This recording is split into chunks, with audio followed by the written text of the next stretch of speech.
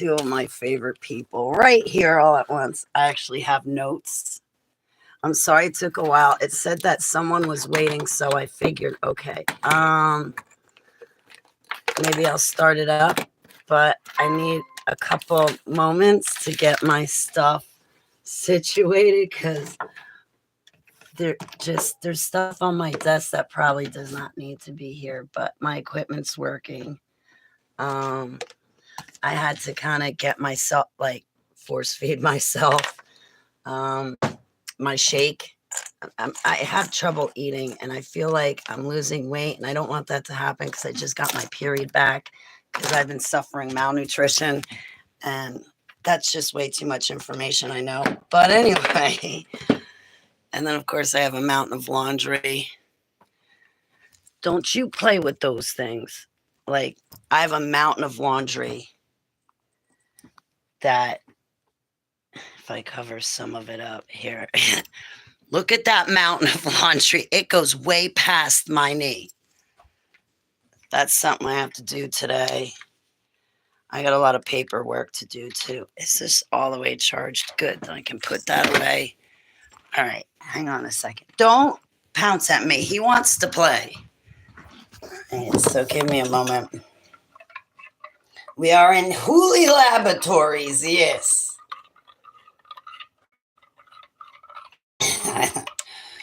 I know I'm late. Joni, I was going to give you a ring yesterday, and I should have. Now it says I have 0 viewers. I scared you guys off. You just got here. And now you're gone. Great. Fantastico. Where are my nukes? I am exploding this place. Yes. I need to nuke the Empress Hooley to feel adequate. Okay, good. So it's Golden Coin that left. Oh, no. Oh, I read that wrong. You're here. It's Joni that left. Thanks a lot, Joni. I got your phone number, Joni. You can't go too far. I'm so glad. You know what? You're my new favorite Golden Coin. That's it. Joni abandoned me. How could she? I'm just teasing, by the way. She's still my favorite. I know she didn't abandon me. But I'm glad you're here. YouTube's lying. Yes, they are. So I had to get something in my belly. This is over 500 calories, over probably about 30 grams of protein, maybe 100 grams of carbohydrates.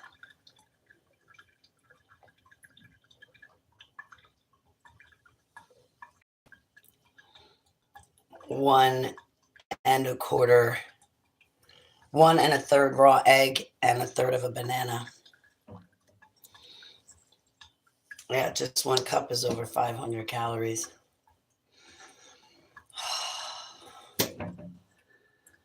Bear with me, and then I'll get started with the broadcast. I'm sorry.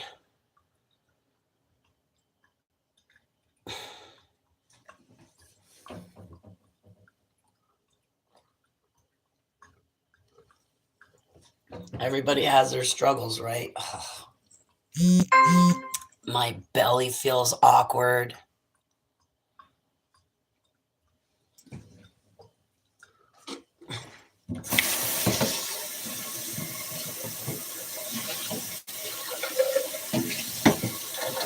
If I had to chew, I'd never get anything in my belly right now. I think that's why I love cottage cheese so much, because I didn't have to chew it. It wasn't really solid. But if it wasn't for those shakes, I just would not eat. I think it's from the trauma and the MK Ultra programming. You know, it has its lasting effects. And I mean, I was trafficked for 37 years.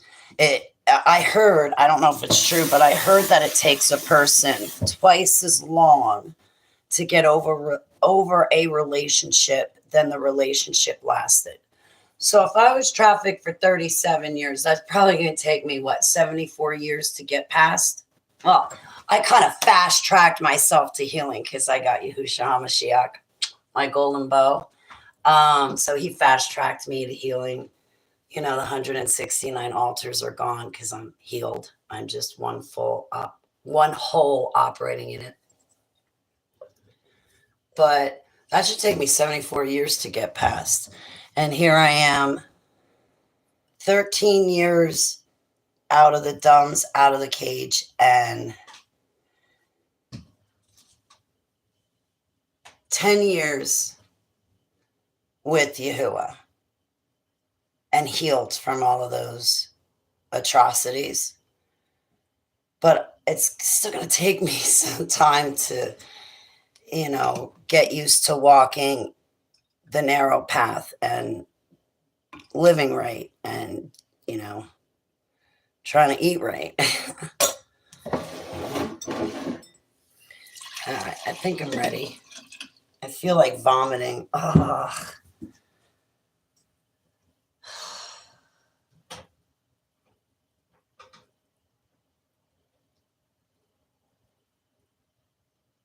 I'll perk up. It just really bothers me. I need a haircut. I want a haircut. When I do, I'm going to get my bangs chopped off to here. I should save a piece of my hair. And then I'll let it grow for another year. It'll grow back down here, and then I'll get it chopped up to my nose again. The rest of my hair I'm going to leave long. But it needs to be straightened out. Do you know my hair? Golden coin. Oh my goodness. It's only a few strands, but nonetheless, I was in the bathroom last night and sadly my really big mirror broke. But anyway, my hair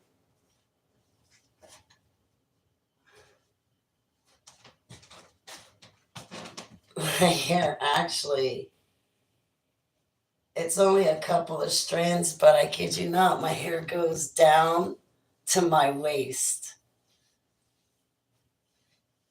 It's only a couple of strands, but my hair actually comes down to there. My butt's right there.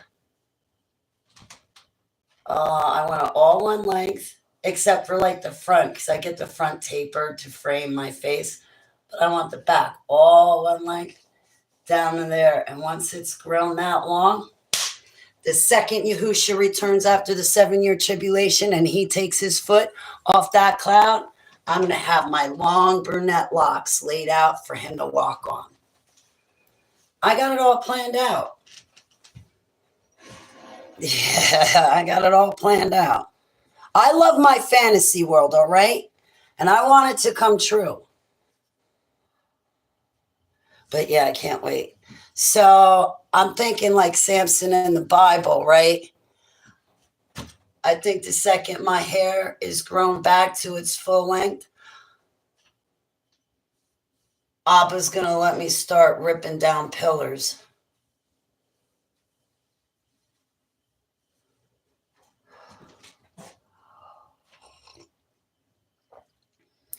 Mr. Me Augie. It's nice to see you, Augie. It's Augie. It's nice to see you. Good day. So I guess I should get started with the broadcast. Thanks for being my breakfast company. I really appreciate it. All right. Oh, look at this. All right. We first. What are you doing? I love you. I love you. I love you, honey. He wants his face rubbed. My little tiger cub. Ow! All right. That's enough. I'm done with you. He bit me. Right? Okay, 3-ton tumble rumble. I gave him a little mafia name. Hey, my dad had a mafia name. There's nothing wrong with my cat having one too. 3-ton tumble rumble.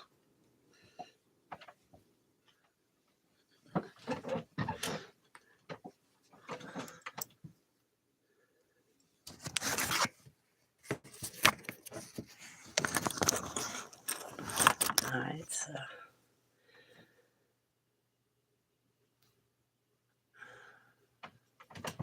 I'm so uncomfortable. Hang on a second. Ah, darn it.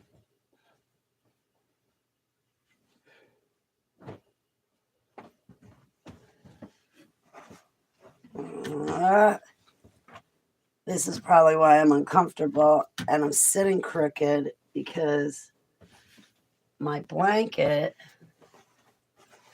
and pillow are crooked. The Empress Hooli has a soft butt. I must cushion it for her, yes. The Empress Hooli has everything nice. Now, see, all nice. No, I have a bony butt, not a soft butt. She has a bony butt. It hurts her. She needs to gain the weight. She's always running away from my nooks, so she can never gain the weight. She's got the bony butt. All right, that's better.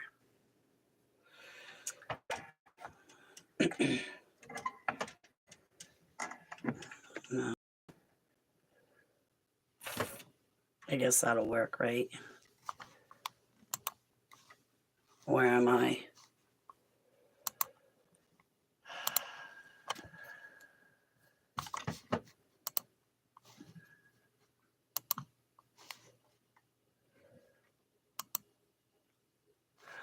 You worked yours off.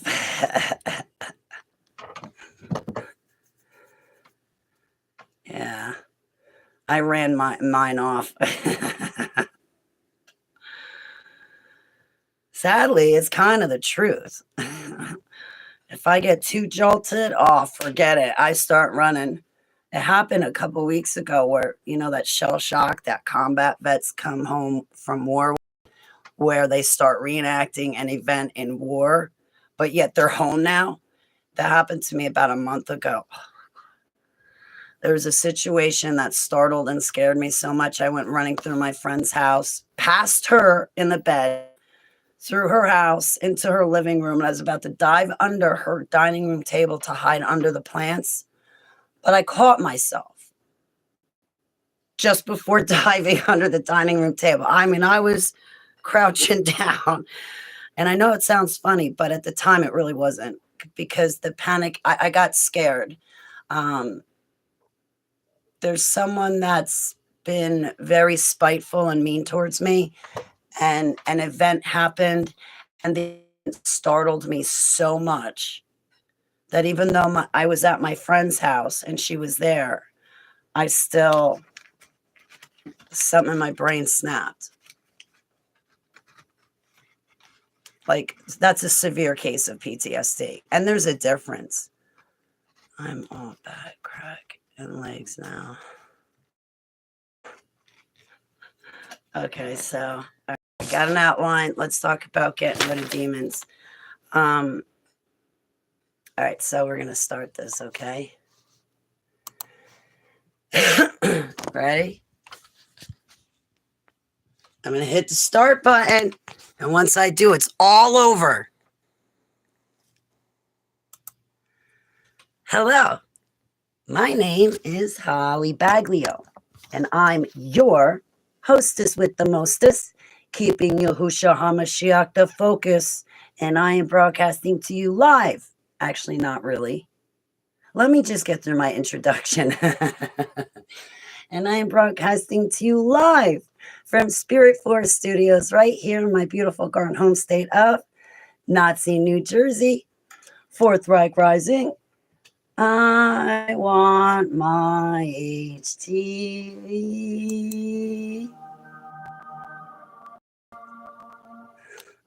I definitely need my sound effects. Yahuwah blessings to everyone in Yahusha's Shem Selah. I believe Shem means name in Hebrew. And Yahusha spoke Hebrew, not Aramaic. Yeah, I got twisted up in that Jewish traditional stuff and the modern Hebrew, but that's not the way of Yahusha. That's the way of the world. Anyway, for iHeartRadio, iTunes, Spotify, Spreaker, Podbean, Podmaster, and all other podcasting platforms, I am pre-recorded for you, but as soon as I'm done with this, it's going to be uploaded. So you're just literally going to miss me, like within seconds. But I am utilizing my YouTube channel and that chat room over there so I can still interact with people. I do not want to take the traffic away from Spirit Force, though. There are some really great hosts on that network, and I really implore you to check out Spirit Force. Michael Basham is amazing. Tim from Jacked Up. Kat, I can't remember his name, and he's my friend. Oh my gosh. Okay. Captain Epoch is awesome. Troy. And there's also, don't forget about also who is our family is fringeradionetwork.com. So, Heavenly Abba, all praise, all love, all worship, all glory and honor be to you and only you in Yahushua's name. Thank you so much for this opportunity for all of us to gather and hang out with each other, but gather because of you. And Abba, thank you for the opportunity for allowing me to share my experiences and share what I've learned with other people. And I pray that they test all spirits. I pray they test things, whether it's nailed down or not, in Yahushua's name. But of course, we do not test you, Heavenly Abba. Let your will be done. I'll speak for myself. I renounce my will and I renounce this world in Yahushua's name. I take up your will and your plan.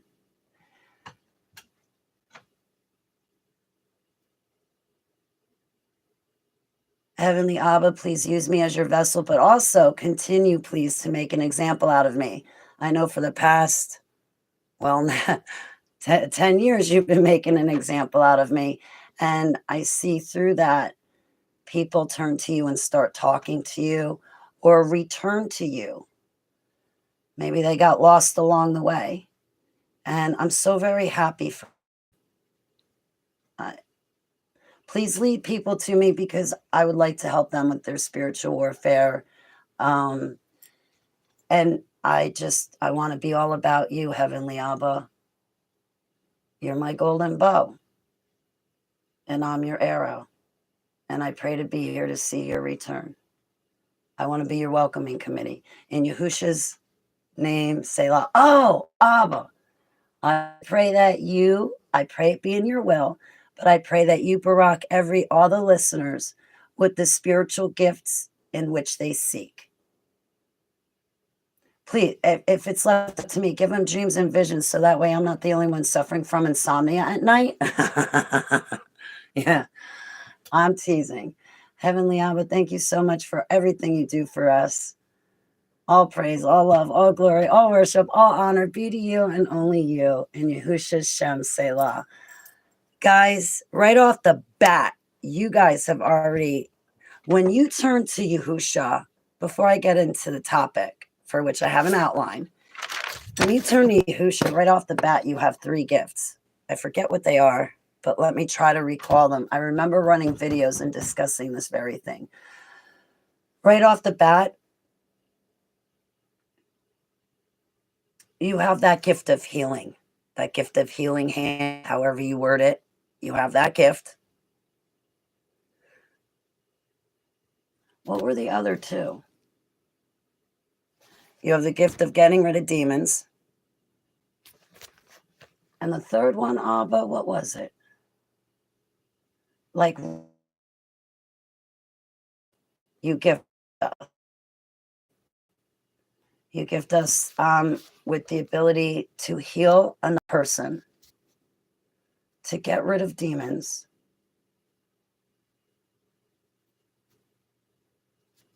and I would have to say maybe give out blessings. Barakas. Barakas means blessings in Hebrew.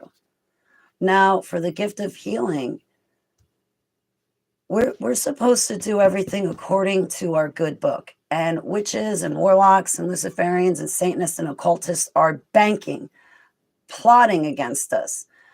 They are banking on you and I not doing things the way Yahusha did them.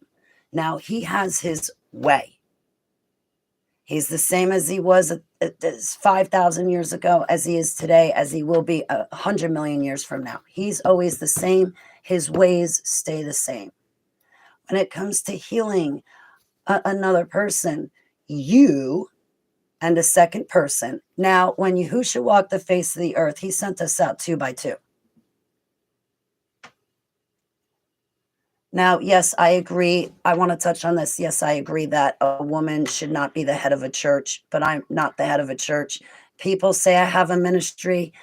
Thank you. I think I just give you my testimony and share my experiences with you. But Heavenly Abba has put me up at the pulpit for that very thing. But he is the head of me. He's not only my Alua. In Hebrew, Alua means God.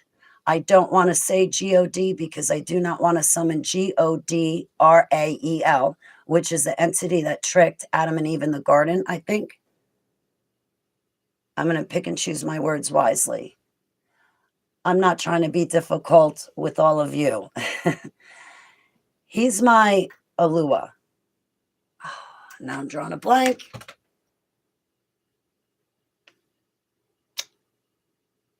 He's my Alua. So my Alua, he's my perfect man. He's my savior, my maker, my husband, boyfriend, best friend, leader, my rabbi. He's my everything.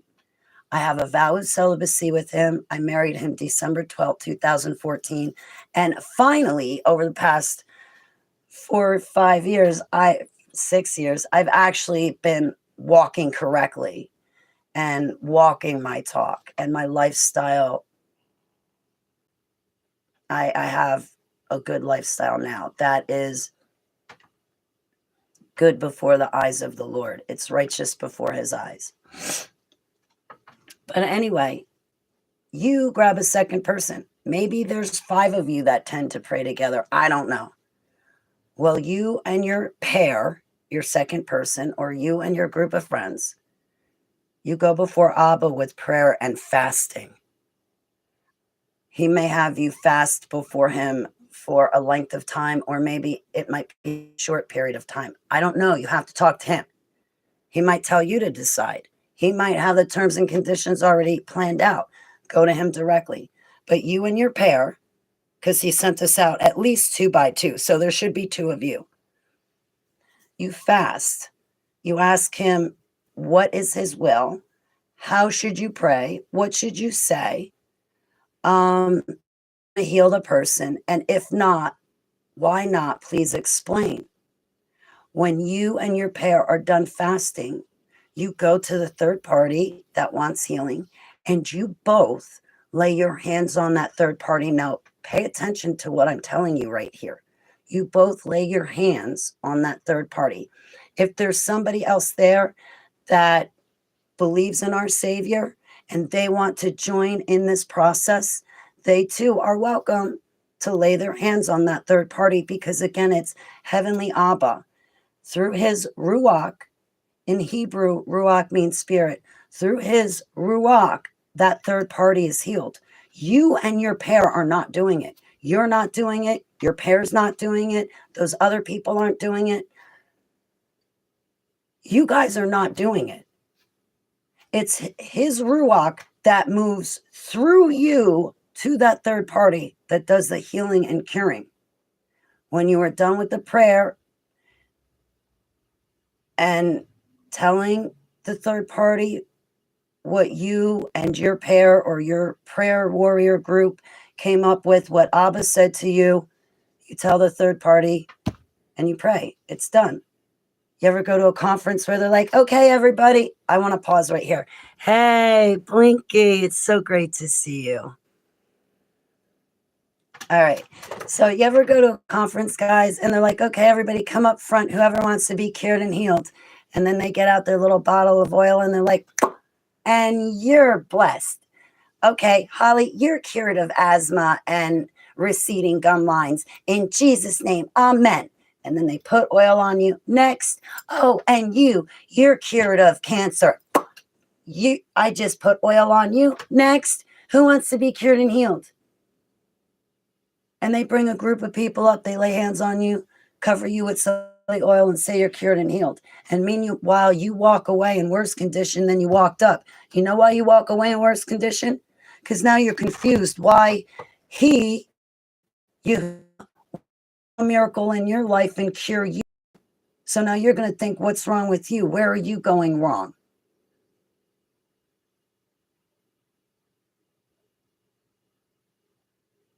Meanwhile, the person doing that to you, they're not in Abba's will or living in his ways to begin with.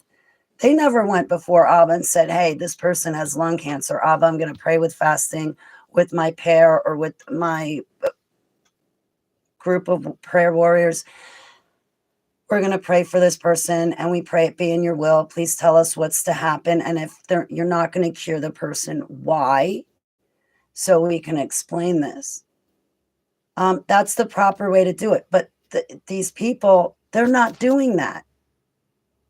There's multiple factors. First of all, the people putting the oil on the audience and saying they're cured and healed, first of all, they're into false doctrine. So they're not in his will. They're not living in his ways. They're believing in NASA over what Yahuwah says in Genesis.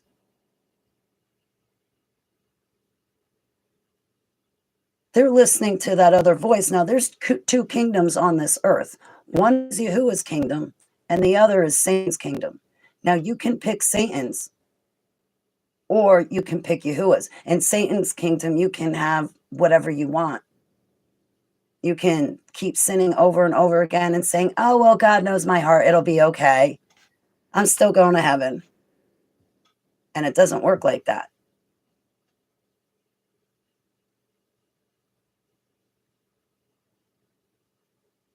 When it comes to the gift of tongues, speak in tongues, there is to be a second person with you that is an interpreter. Otherwise, keep your mouth shut. Plain point, blank, simple. Oh, but Holly, I've been friends with Couch for like 10 years. It's okay, interpreter. He just lets me speak in tongues whenever I want. I don't care who you've been friends with and for how long. I don't trust their judgment. Usually the people that say, oh, well, I've got the gift of discernment are the first ones to fall for the lies. I remember when Coach backed Bill Barr. He never did for that one. That man's not God. He's into a bunch of false doctrine. And to sit there going, sha, sha, sha, sha, sha, sha, sha, I swear I'm going to say something. Ba, ba, ba, ba, ba, ba, ba, ba, ba, ba, ba, ba, ba, ba, sha, ba, ba, sha, ba, sha, sha, sha, ba, ba, sha, ba, ba, ba. I don't know what that is, other than to say it's devil divination. That's not speaking in tongues.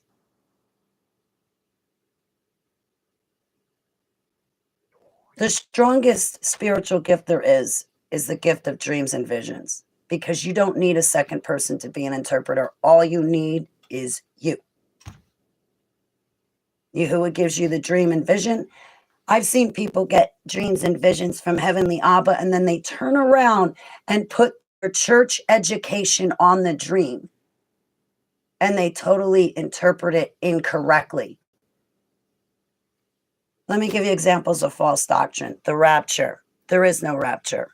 I want to pause here and say, hey, WP, it's great to see you. There's no rapture. There's no secret third visitation. The covering doctrine, it's wrong. The covering doctrine tells people, oh, well, don't go to God. Come to me and I'll pray to God on your behalf. Like the plastic religious fanatics in Germantown, Maryland. Holly, we're going to cover you. So you come tell me and my husband, you pray to us, and then we'll go before God. You tell us what you want. No. The Key of David doctrine. the key of David, just like the Freemasons, they think that a big orgy happened between Adam, Eve, and God Rael in the Garden of Eden. I rebuke myself. I don't want to summon it, and the only name that I want coming out of my mouth is Yahushua's name. And that's not what happened. The book of Melchizedek also confirms it. They were commanded to do something. You and I are commanded to do 10 things. Oh, but Holly, I love him and I love my neighbor. Yeah, the love doctrine says all you have to do is love him, love your neighbor, and that's good enough. No, no, no, no. Everybody's got a different definition of love. And if you really paid attention to your creator like you say you do, then you would know that all 10 commandments tell you how to love your Abba and how to love your neighbor. The first 4 explain how to love Abba. The last 6 tell you how to love your neighbor. You do not get to make it up. Oh, Holly, he knows my heart. Yeah, that's why he said it's evil and wicked, and turn from your evil, wicked ways. So first order of business is you got to get right with him. You have to renounce these false doctrine. You cannot be listening. I refuse to say the word Lucifer, because when that name was given to Satan, it was given to him in honor. It's an honorable name. That entity does not deserve any honor whatsoever. That's why he is called Satan.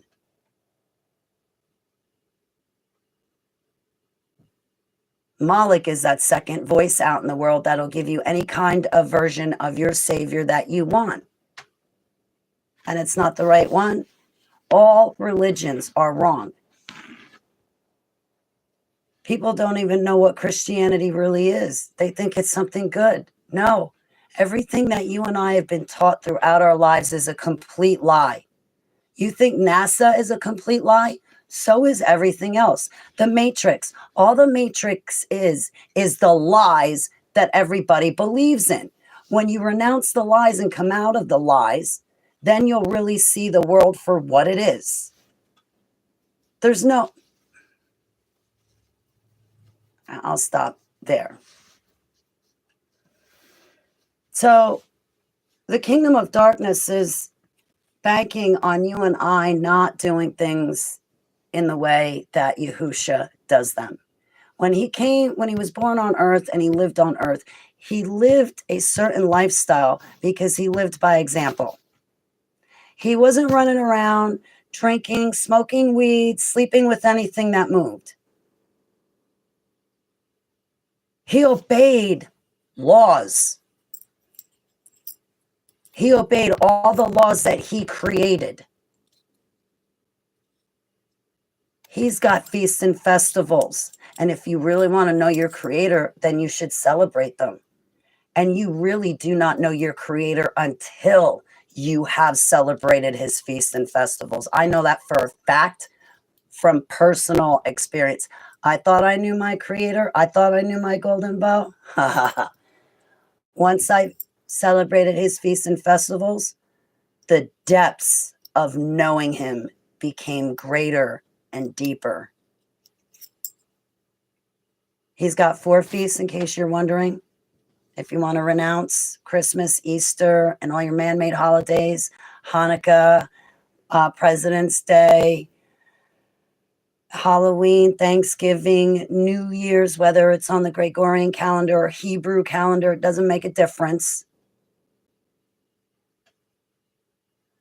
His 4 feasts are, the first one is the Feast of Unleavened Bread and the Feast of First Fruits with the Passover meal. It's an 8-day long feast. Second one is the Feast of Weeks. You may hear Jews call it Shavuot. Third feast is the Feast of Trumpets.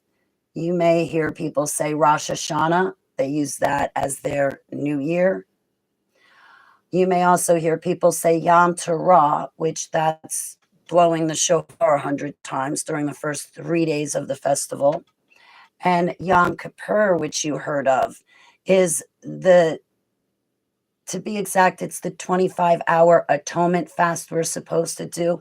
However, during the Feast of Trumpets, It's not only the 25-hour atonement fast, it's also the 10 days we have to purify ourselves through Yahuwah and in Yahuwah. And last but not least, my all-time favorite, the Feast of Tabernacles, where we can build a tabernacle and hang out with Abba for a week. You may hear people say Sukkot. Oh, and finally, as a bonus, do not forget Saturday is the Sabbath. That is hugely important. You're not supposed to work or make other people work. You are not supposed to do commerce. No spending money, no transferring money, no giving money, nothing. We are to enter into rest with Heavenly Abba Yahuwah. But Holly, what if I got to do laundry? What if I like to clean? Yeah, I like to clean too. And you know what? Sometimes I wind up cleaning on Saturdays and I don't feel like I'm sinning. I get relaxation and enjoyment out of cleaning, and I'm in my own home. And I'm with Yahuwah. It's a mini vacation every week. Now, there's some people that are forced to work on Saturdays. All I can say is, guys, go directly to Heavenly Abba and talk to him and let him figure it out. Talk to him about it, okay? And I want to pause. WP, you're not interrupting. I'm kind of doing this off the cuff. I do have an outline, but I'm like right now I'm off on a tangent before I even get to the main topic.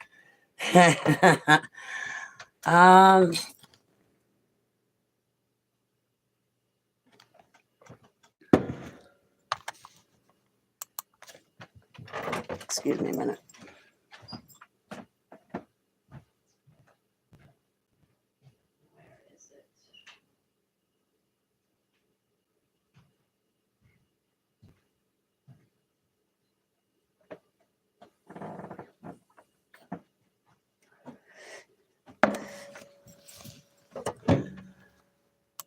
The Trinity is a terrible teaching. There is no Father, Son, and Holy Spirit. There is only, and now hear me out before your panties get in a twist and your head pops off your neck. What was I going to say? There's only an unholy Trinity. It's Tammuz, Sariamus, and I forget the third entity. And I don't want to say these entities' names. I rebuke them. I don't want to summon them, and I don't want to give them any honor or glory for even saying their name. But I'm trying to make this easy on the listener. So there's an unholy Trinity. You can look into what they are. Well, the Catholics, being Constantine, who Christianized everything, the Catholics wanted to get the pagans to switch from their pagan deities over to Constantine's God. I'm going to say Alua instead of that word, if you don't mind. So Constantine has a different Alua than I, Holly Baglio. If you look at my profile picture, that's Yahuwah's Tav. And he spoke Hebrew when he walked the face of the earth. The letter Tav in Hebrew means mark. He gave me a second confirmation set of photos with yet another Tav in them. So, like Jonathan Kleck has a very interesting beginning with Yahuwah with his no lion. Well, I had an interesting beginning too. And I really, looking back, I really should have handwritten my notes of what my days were like back then and of what happened. Instead, I was hopping up on Facebook and typing everything out with what happened. But nonetheless, everybody has their walk, and Heavenly Abba gave me pictures of him as far as I see it. So, but I'm going to try to keep this short and sweet. So I don't want to get off on too much of a tangent. And now I'm forgetting what I was about to say. Baptisms, that's where I'm getting to. So the Trinity teaching is bad. And that's how it came to be, is because the Catholics wanted the pagans to convert. So they came up with the Father, the Son, the Holy Spirit. Now, on a technicality, Yahusha is considered the Son of God, just like at one time Satan was considered the Son of God. And you have the other 2/3 of angels and courts of heaven that are considered sons of God, and you and I would be considered children of God. What is a son of God? Well, these angels are created beings that are not born. Because our Alua is infinite, he was born on earth to come and save us from sin and from terrible mistakes and from being tricked by the kingdom of darkness. I want to eat from the tree of life, not from the tree of knowledge of good and evil. And that second kingdom that Satan offers is known as the knowledge of good and evil. I don't want the knowledge. I want life. I want life. Knowledge brings pain and suffering. That's unnecessary. So these angels are created beings, so they're considered sons of God. Well, in the very beginning, Yahuwah created himself in physical human form. So you could say that his physical form is a son of God, just like, because then after he created himself in physical form, then through his physical self, he created the angels. He formed the earth with his own hands. He put the stars in the firmament. But all in all, to call Yahusha the Son of God is just a rotten teaching. And he says it best. He says, if you've seen me, you've seen the Father. Well, right there, that's not a Trinity teaching. It's also not a Godhead. And I repent for getting mixed up with the Godhead being 9 parts. These are all wedges between us and Yahuwah. If you want to get rid of demons, I'm telling you how right now. We have to renounce false teachings, bad teachings. I want to pause and say, hey, B. Eastwood, it's so great to see you. Yeah, when it came to Jonathan Kleck, when he had his stories about the name tag in the back and how Yahuwah was leading him through the hotel to get out, I had the similar experience, except Yahuwah gave it to me with pictures. Wes, it's good to see you, Wes. Yes, he is. That's the big mystery, is that our Savior is actually our Alua in human form. It's not somebody else. It's not a cousin. It's not different but the same. It's not a son. That man who was crucified on the stake or tree, I don't want to say cross because that goes back to the Roman Empire, and I'll get back to Constantine because I was ripping him apart, and I'm not finished ripping him apart. That was our Alua. That was our God that was crucified. It was not somebody else. It was him. He came himself to fix a problem that Adam and Eve started. Do you know if Adam and Eve did not sin in the Garden of Eden, that if they made it past that temptation by Satan, do you know that the New Jerusalem, not new, but do you know that Jerusalem would have joined the earth right then and there? It was more than just Adam and Eve sinned, not following a command that brought death into the world. But it's that Jerusalem never joined the Garden of Eden, being earth. I think earth wasn't fully formed. I don't know, but I'm sorry. Hang on a second. Get out of here, demon, in Yahusha's name. I'm not fumbling over my words. But if Adam and Eve had not sinned in the Garden of Eden, Jerusalem would have joined the Garden of Eden right then and there. Now, let me tell you what Jerusalem really is, because you and I have been distracted and taught wrong. You and I have been distracted by the country of Jerusalem. The country of Israel, the capital, is Jerusalem. You and I have been distracted by the Jerusalem over in Israel. Heavenly Abba Yahuwah called heaven Jerusalem. You and I call heaven heaven. Heavenly Abba calls it Jerusalem. Now, if you read in Revelation chapter 21, verses 2, 9, and 10, actually just read the whole entire chapter. I love that chapter. It's my favorite. I understand the whole thing. It makes total sense to me. It always has because of my dreams and visions. The New Jerusalem is the bride to Yahusha. The New Jerusalem is not the church. The church is completely fallen and run by Satan. You and I should allow Heavenly Abba's Ruach, and in Hebrew, Ruach means spirit. I don't want to say H-O-L-I or H-O-L-Y because I don't want to summon an entity that goes by H-O-L-I-K-A. I don't want to summon these things. And again, I only want to give glory and honor to Yahusha, and that's all. Now I'm off on that tangent. What was I saying? The church is fallen. It's run by Satan. All religion is wrong. Let his Ruach teach you and guide you, and let him be your rabbi.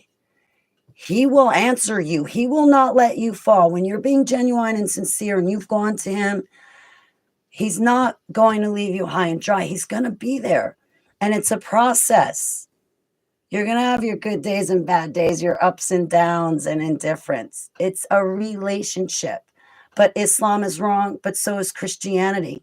Because Constantine served a different Alua than I served. Constantine asked his Alua to give him a sign, and his Alua gave him the cross. And then Constantine went out and murdered in that cross. That cross goes back to the Roman Empire. Now, I'm going to tell you, this took a few years for me to actually swallow and come to terms with. I'm not heretical. I've really thought on these things and really gone before Abba, and I implore you to do the same. So Constantine served a different deity than I serve. You and I have been taught so wrong by this world.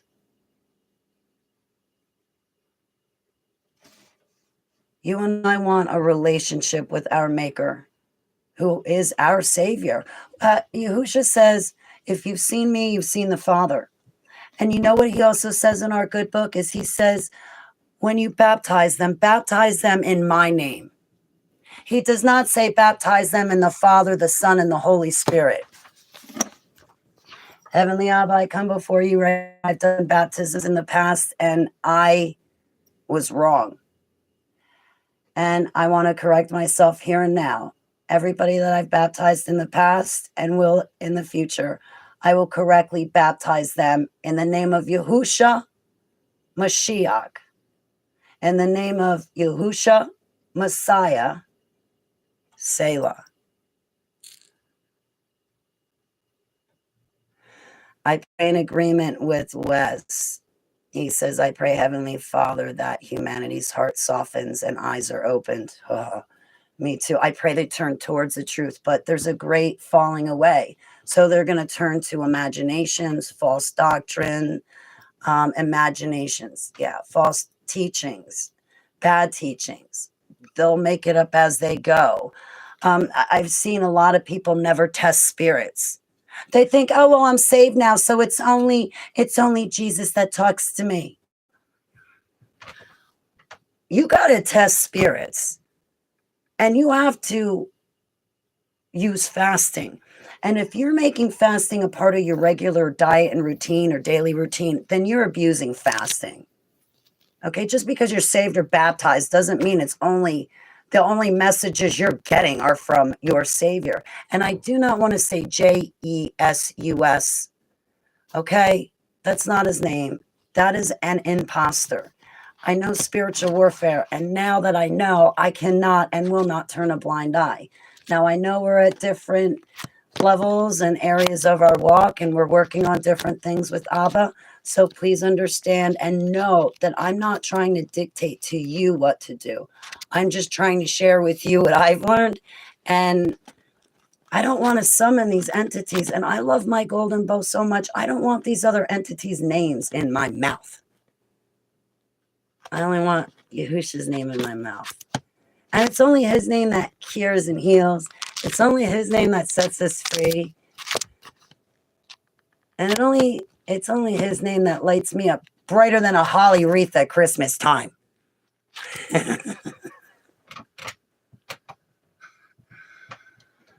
And they took his name from us for that purpose. And once we know the truth, we cannot turn a blind eye, because then we're backslidden. How about Holly? I know his name is Yahushua, but I'm gonna keep saying Jesus. And when I say get out of here in Jesus' name, oh, those demons go. No, they don't. Instead, they just transfer to another area of your life and are ripping holes in that. They're still here. You know better.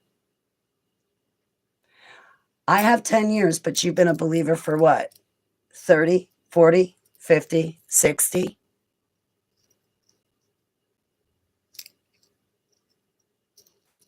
You got that look in your eyes that you've been driving on a highway for too long when it comes to you talking about your creator.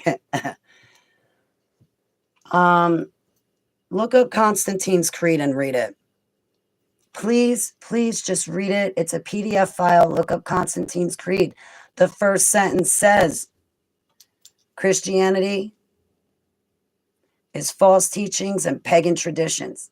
And to be a Christian, you have to renounce Yahushua and take up the Roman Empire's religion, period. When I read that, I renounced Christianity, and I took up a real relationship with my Creator.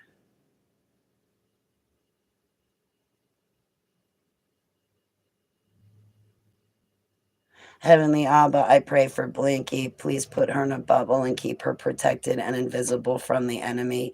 And please hold her in your hands and comfort her and talk to her and give her the answers in which she seeks.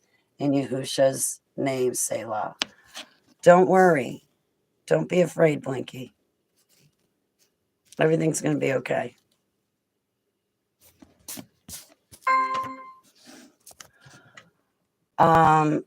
So there, I got off now on a 37-minute long tangent. So for baptisms, he says, baptize them in my name, Yahushua. So he does not say, and we're supposed to do things his way. Now to say, in the name of the Father, in the name of the Son, Yahushua, in the name of the Holy Spirit, that's not doing it his way. And that's not baptizing people in his name. He keeps it short and sweet.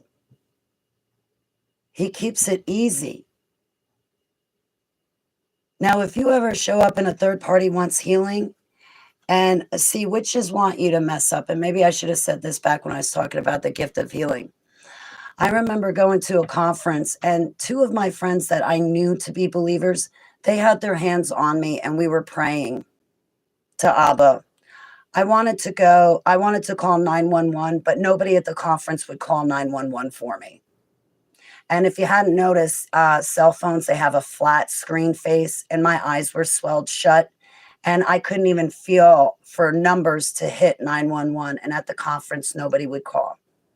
So two of my friends came over and were talking to me. I had popped 2 Benadryl, and they started working, so my eyes opened a little, but I still needed to go to the hospital. Nonetheless, a witch comes over. And because she was just in with the guy at the pulpit, you know, the guy running the conference, because she was in with him, she could do whatever she wanted. Now, she was a full-blown witch that took an initiation, and she came to this online ministry. Well, this online ministry ran a conference. She came over, had my 2 friends take their hands off of me, so only she could then put her hands on me, and then she prayed to Jesus, and then all of a sudden, it literally felt like like an invisible hand reached into my torso, into my chest, and took out my esophagus that was closed up and the excruciating pain that I was having.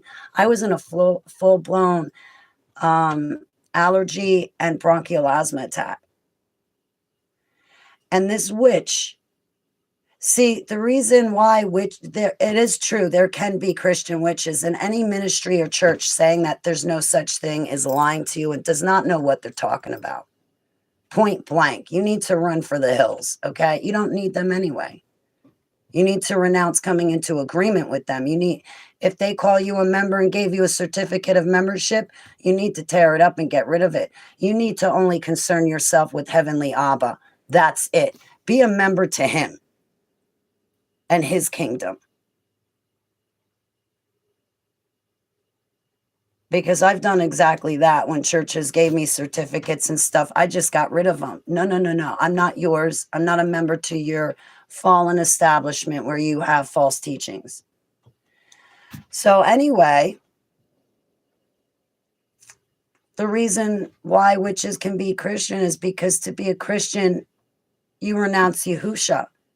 Oh, Holly, when I walked into my church, they didn't say I'm renouncing Yahusha.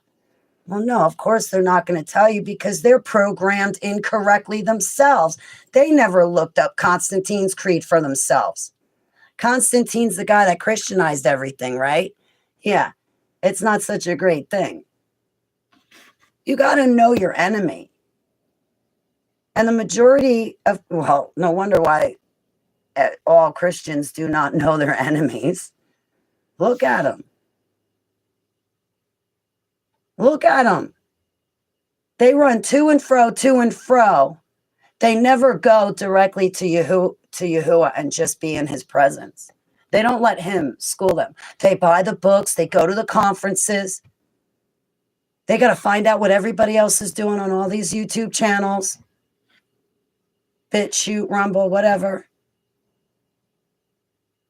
And they never go to Yahuwah. They're concerned with what Alberino's saying or what this one's saying or what that one's saying. But they're not going to Yahuwah to find out what he's saying. Ever.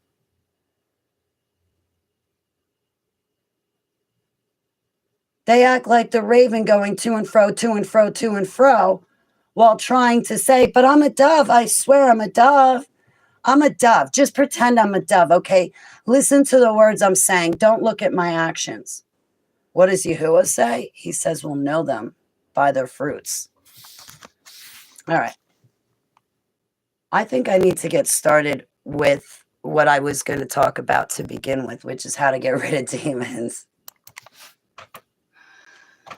All right, guys, can you give me a minute? Like, I need 2 minutes. They're on pause, but they're pre-recorded. Can you please give me, like, literally just 2 minutes? I'm going to stretch for a minute.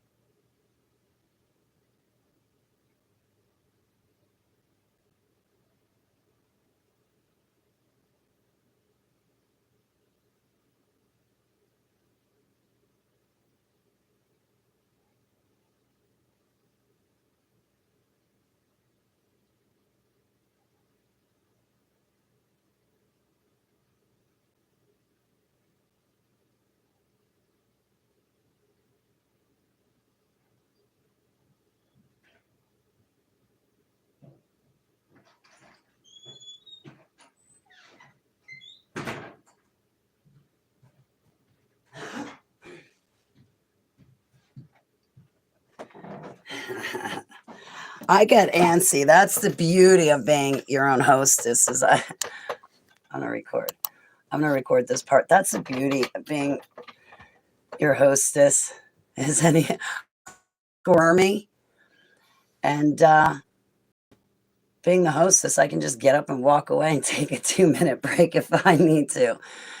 And the best being pre-recorded is Nobody on internet radio has to deal with me being away for those 2 minutes. All right, so how to get rid of demons. Now I get to tell you guys more stuff that you do not want to hear. Get out your list. More reasons why to hate Holly. No sugar. Doesn't tiptoe through the tulips. She kicks them. I would have thought she would have picked them, but she kicks them. Throws bricks in glass houses. So,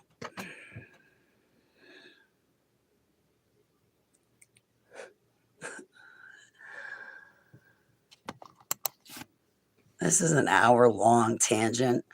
I could keep going. All right, I'll get started with the main point of this whole video.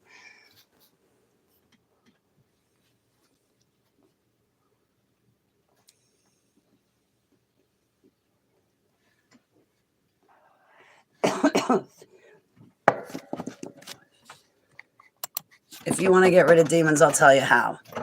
Some people, like for me, I can see them. I can see these ugly, nasty things literally transform into shiny light beings. There's only one name that gets rid of them, Yahusha. To get rid of principalities that have legions, the only way you're getting rid of them, as well as powers, is with fasting. First and foremost, you need to know Yahuwah's power. You need to know his authority and how to wield it. There's only one way to get rid of them, and that's with Yahusha. Demons play games. For instance, Pope Francis, what does he do? He doesn't barack people. He adds more demons to the problem. You can tell. I've heard famous online ministries, which names I won't use. I try not to anyway, but I know this famous online ministry does conferences, sells books, everybody talks about them. And he's like, well, you know, Pope Francis at the beginning of his Sunday masses, even though he's saying, now the guy says the name, but I'm not going to say the name. I'm going to spell it out because me personally, I'm not summoning that entity. Oh, those hymns that Pope Francis sings before his Sunday Mass, even though it has a Lucifer in it, they're not singing hymns to him. No, it's just in Italian. That means light. They're singing about the light, not Lucifer. You know what, dude? Keep floating out in the air because you're always talking about being in it, on it, and out in it, and going up and coming down and going up. Just stay out in the air, okay? Your head's too big for the earth anyway, dude. Straight up. Yeah, it's exactly, B. Exactly, Mr. Eastwood. Holly, you had Clint Eastwood in your chat. Yes, I did. So?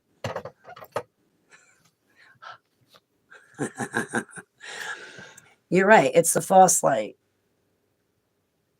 And who wants the bearer anyway? I want the actual living light itself, and that's Yahusha.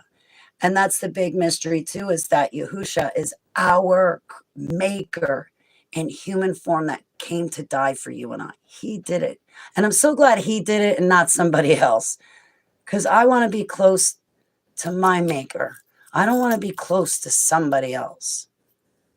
Get a relationship with your maker. And it turns out he's the same person, same Alua that's on the throne that came in person and who's returning.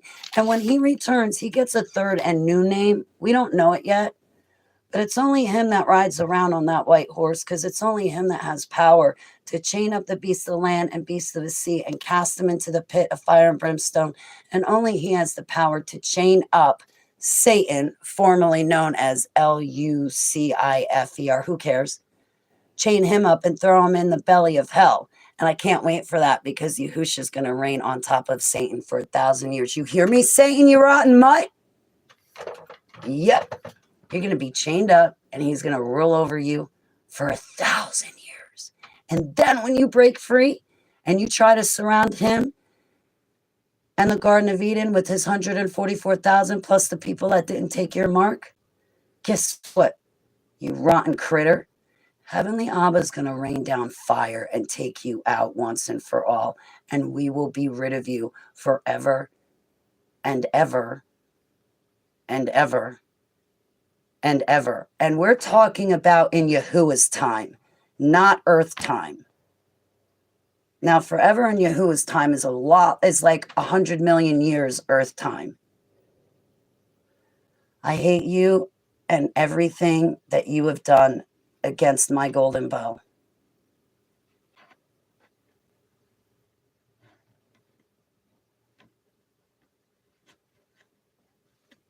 And anything I can do to get rid of you and your rotten mutts, I'm going to do. So, guys, honestly, there's only one name that works. Yahusha. Yahusha. You can say, I rebuke you in Yahusha's name. Get out of here in Yahusha's name. I renounce you in Yahusha's name. I bind and cast you away in Yahusha's name. You have your own voice with Yahuwah and in a way that you want to say things, then say it. If you get stuck and you're in a bad attack, add fasting.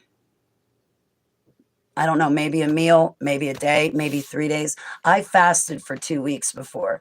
It depends what you're dealing with, the situation, and the person. The stuff I tell you about is personal experience. Now, listen, a lot of people say to me, Holly, I don't know how to get rid of these things. Listen, if you mess up, you're not going to mess up that bad. You're still going to wind up crushing a demon. You're still going to wind up stepping on that thing and crushing it. You'll find your own voice. You'll find your own way. And remember, Abba's not going to abandon you. It's a process. It's a relationship. You build with each other and you grow and the loyalty comes, the passion comes, and it's him that's giving it to you and helping you with it. But first, know Yahuwah's authority. Second, Yahusha. Get used to that name and use it. With these principalities that have legions as well as powers, you're going to have to fast. And if you're making fasting a part of your daily routine, then you're straight up abusing fasting and you're incorrectly using it, and shame on you. You say you have the gift of discernment. You say you're a teacher and a prophet, but yet that's how you treat fasting. I'm going to know you by your fruits. And tradition does not save you. Neither does a routine. So don't be afraid to wield his power. Yahusha. Typically, I say, get out of here in Yahusha's name. There have been times that I have been so startled, and I'll be honest, scared, straight up just scared. And the only thing I could say was, Yahusha, Yahusha, Yahusha. I don't know what other people do when they just start going, oh, Yahusha, Yahusha, Yahusha, Yahusha. And it's like they're crawling around on a bathroom floor, just crying out his name. Stuff like that doesn't make sense to me. Now, when I could only call out his name, oh, I was scared off my rocker. I was trying to keep my soul inside my body because my soul was running faster than my physical body could take me. Okay. I lived in Long Valley on Snowbird Farms, and I don't know, about 35 years ago, there was a horrible fire on the property. A Kentucky Derby winner, man of war, died. It was a terrible, horrible fire. Horses were found half hanging in the window and half out of the window. And if you've ever been in a horse stall, the windows are really up high, and that's because horses kick. It was a brutal fire. It was brutal. A young couple with a newborn was living in an apartment above the stables, and they died. It was a brutal fire. And after that fire, it was so brutal that a portal was opened. So the horses are dead, okay? But demons came and took over. They had a Wendigo on that. I think a Wendigo.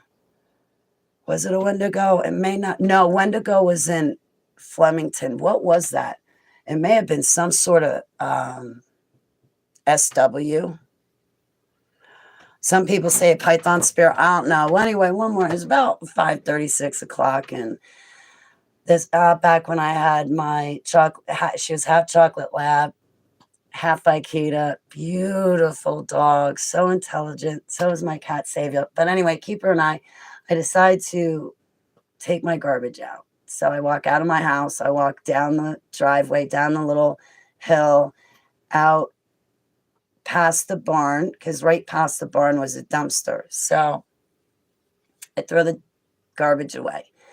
The Keeper and I turn around and we start walking back to the house, and all of a sudden I hear, ah! Well, instantly I think somebody got bucked off the horse. So I run over to the barn. Now, let me explain the barn. It's huge. When you're looking at it, there's a few entrances in front, like the sliding barn doors. But when you're looking at it, to the right side, when you walk in, there's a big staging area. So it's just a big open room. And then beyond that is an indoor horse arena, which is huge. Okay. But to the left, if you walk in to the door on the left-hand side, you're actually walking into the horse stables themselves. So anyway, as Keeper and I are walking, we hear, ah! So I run over to kind of the right side where the staging area is. And I'm at the doors and I'm like, are you okay?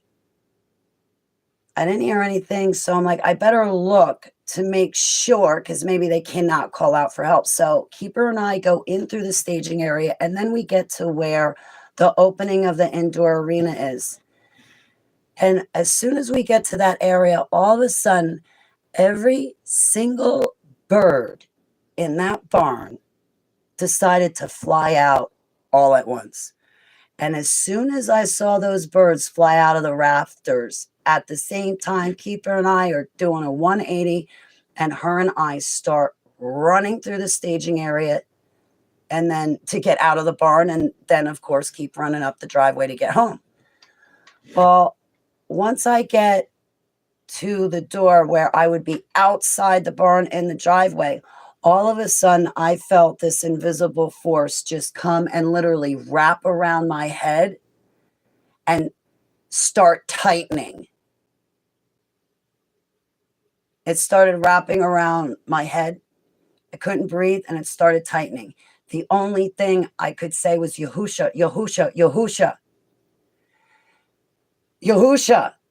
And finally, I said it so fast, finally, I think after like literally 2 seconds, this thing got off of my head and left me alone. But boy, I started booking, and when that thing hit my head, I was still running, but I'm saying Yahusha, Yahusha, Yahusha. And when it finally let go, I was like, Yahusha, please pour the blood of the Lamb on Keeper and I. Repent for my sins, known and unknown. Wash me in the cover me in the blood of the Lamb. Wash me in it. Abba, put my full armor on. Abba, I bind and cast that sucker away. Do not ever let it touch me and Keeper. I pour the blood of the Lamb on my possessions, my home, and what is mine to rent, so that thing can never touch me again. Wherever I go, the ground I stand on is my ground, and that thing is never touching me. I bind and cast it away in Yahusha's name. Guys, you got to be careful, is all I can say. But once I can start talking, that's when I will say, Abba, pour the blood of the Lamb on my room or on my house. Clear my atmosphere. Please fill and overflow my home with your Ruach.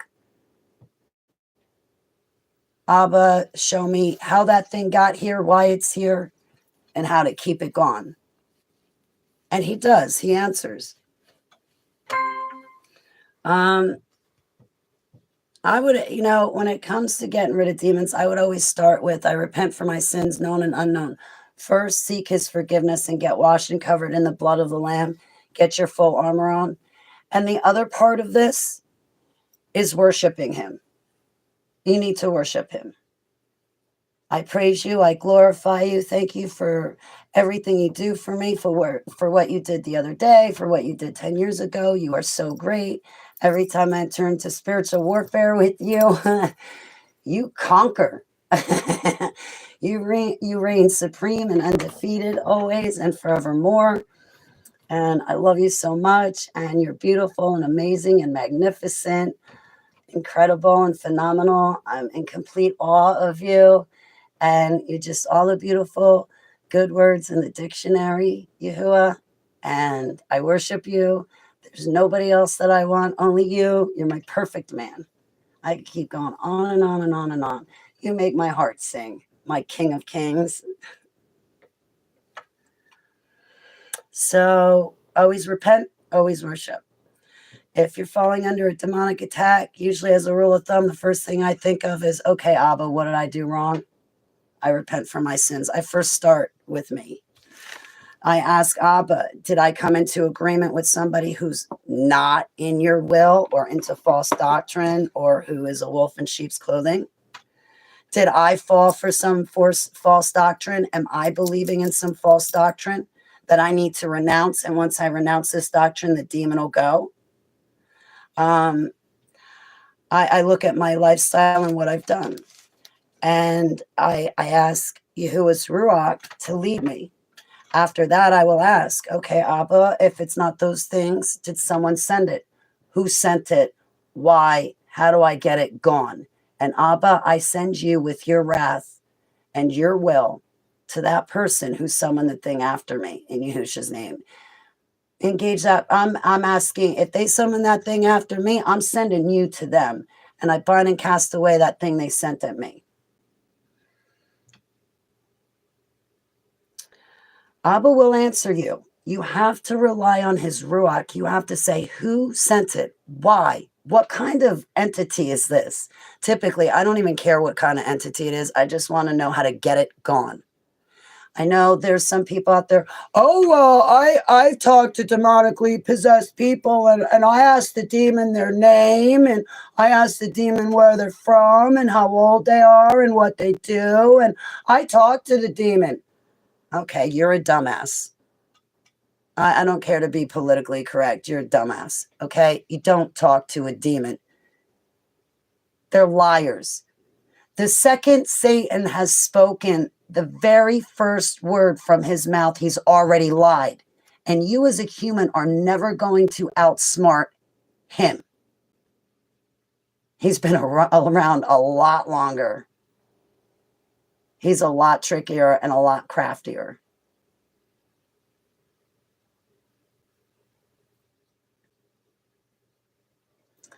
The only thing you want to know, if somebody is demonically possessed, the only thing you want to know is,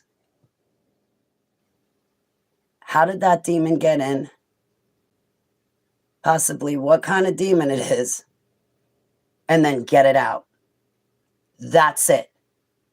How did it get there? Then you want to close the door and get it out. It could have gotten there through trauma, abuse. A person could have opened a door, played with an Ouija board. Whatever the reason, however it got there, you just want to get it out. You want to know how it got there so the person can repent and then renounce it. And then the person needs to change their ways. Every person in every situation is different, but you do not want to talk to demons and engage in conversation. That is the wrong way to go about it. And if you start doing a demonic, if someone's demonically possessed and you start a freedom deliverance, you do not stop that freedom deliverance until every single last one of those demons is gone. And if you have to spend the night at someone's house to keep an eye on them because you're both exhausted, well, then so be it. You do not leave that person alone until every demon is gone. I know a lot of ministries. Oh, well, we got rid of 30 demons, but those voices in your head.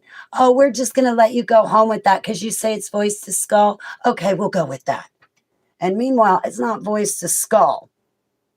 Those voices in the person's head are demonic possession. You know, these targeted individuals, TIs, they got to live on the run because the government and people are after them and cops are in on it and judges are in on it. Yeah, that's a mental illness called paranoid schizophrenia. I gave my testimony to President Donald J. Trump when he was a sitting president in his first term in 2018 on X. And I have lived in my home here for the past 5 years with no problem. So it's beyond me when these people, oh, I'm being gang stalked. It's the cops. It's the FBI. Oh, it's people on the internet. They sit outside my house. They're trying to trigger me. Oh, they point direct energy weapons at me. No. See, that's people who love their demons. They don't want to get rid of their demons. And that's the problem, is it's these demons.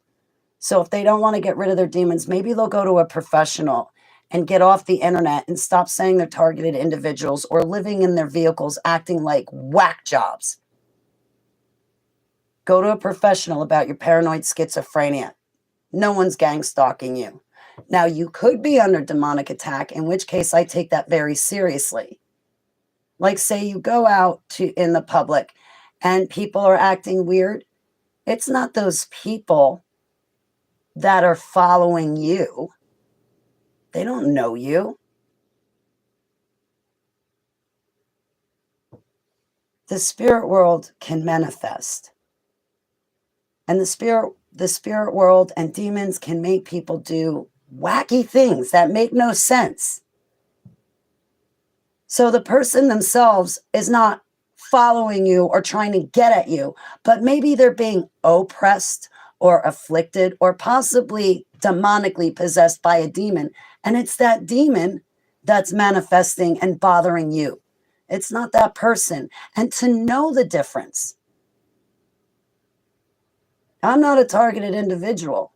Targeted individuals are paranoid schizophrenics that need to get off the internet and stop thinking that they're just so special above and beyond everyone else. Guys, everybody's ears ring. Everybody is being affected by direct energy weapons, not just you people.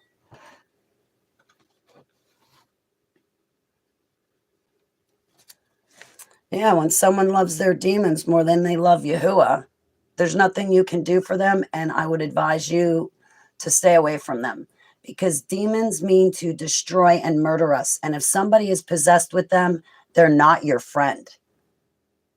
Oh, but Holly, I love you and da-da-da-da. No, you don't. Well, you yourself, you might, but you're harboring demons and they mean to murder me and destroy me. In fact, your demons keep stealing my super soldier testimony about when I was trafficked in the dumps. I exposed George Bush Sr., Jr., Barry Obama, Hillary Clinton, Hunter, Joe Biden. I told all that to Trump. And I have a normal life.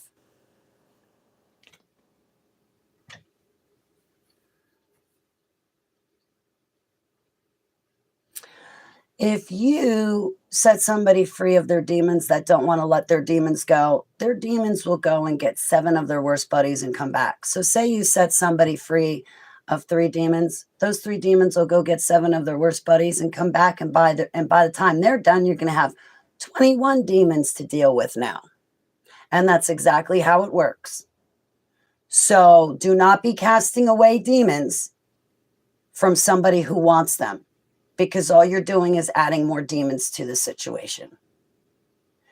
You have to rely on Yahuwah's Ruach.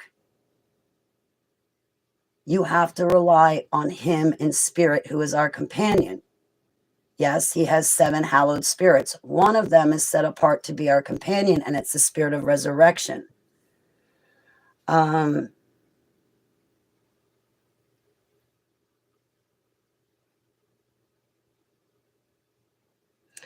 it comes to your homes, Like, personally, I cannot bless a home if it's filled with relics that are against Yahuwah. What's inside your home should be becoming of Yahuwah. You should not have crucifixes or stars of David. And those stars of David have nothing to do with David. Those stars, they're called stars of David to deceive. That Star of David has everything to do with an entity. I'm sorry to say it, but it has everything to do with the entity Remphain. And wherever that star is, Remphain's going to be there too. You cannot take the blood of the Lamb and pour it on the Star of David or a crucifix and make it holy and take it back. You cannot pour the blood of the Lamb on a Christmas tree and make it holy and take it back. You cannot pour the blood of the Lamb on Easter or Halloween, make it holy and take it back because you like it. Yahuwah said these things are evil and to stay away from them. The items in your house can attract or can be the home of demons. Demons can be attached to objects, and certain objects we are just not supposed to have. I know I got rid of all of my sentimental objects and it ripped my heart out, but I was happier to go through that than to have these objects in my house and be surrounded by demons, because when I die, if I would have stayed like that, died, those demons dragged me off to hell because I was choosing those things over my creator. I had the crucifix, my grandmother's coffin, as well as my papa's coffin. Well, my grandparents are not in those crucifixes, and those crucifixes are against my Yahuwah. Those are idols. I got rid of all of that. And yeah, I'm better for it, because now I'm attached to Yahuwah, not these objects. My house could not be properly blessed with all of that garbage in it. Abba Yahuwah is not a symbol or a sign or a cross. You cannot say, oh, all religions are bad except for Christianity. It doesn't work like that. All religions are bad, period. Christianity is no better than Islam. To be a Christian, you have to renounce your Savior. That's just as bad as Islam.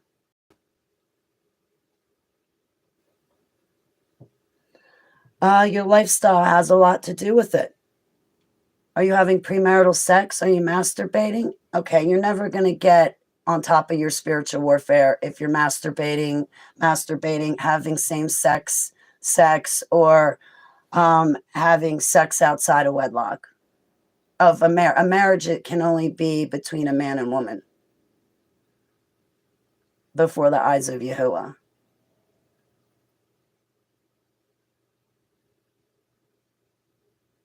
You want to keep up with those things? I know people at pulpits, oh, I used to be into porn. And all they do is talk about how they were into porn. Yeah, guess what?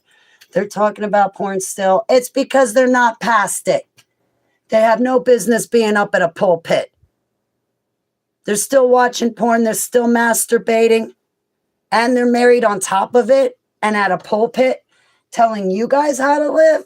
Yeah, see, I don't go for that. I don't. I know a famous guy. He was fornicating for years. Fornicating. And everybody doesn't care. Out of the blue, a couple of years back, out of the blue, all of a sudden on his Facebook page, he puts up, oh, I got married.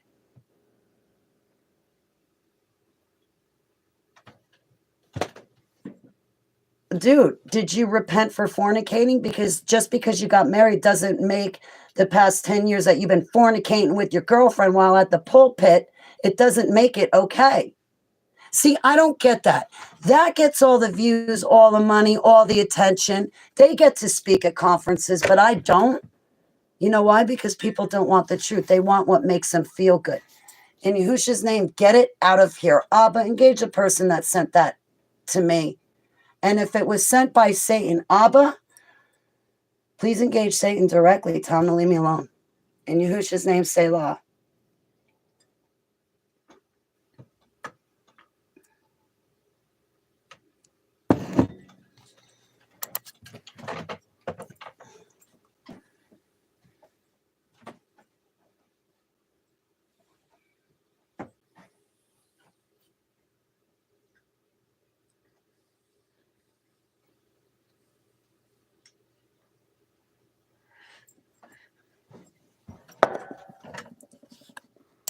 Tell me about your lifestyle, and I'll tell you about your demons.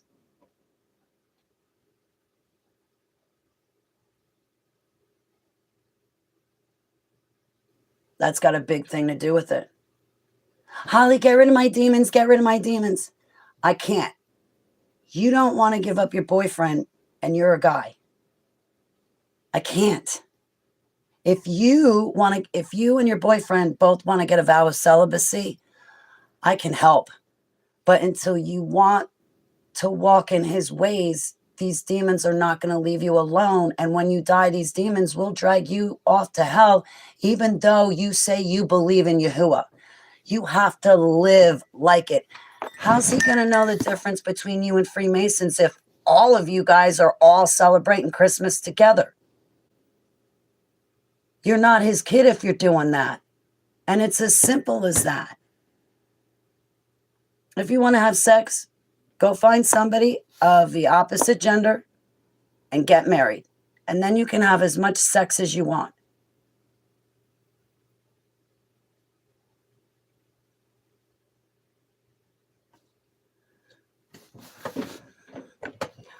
All it takes is the tip to set up a soul tie.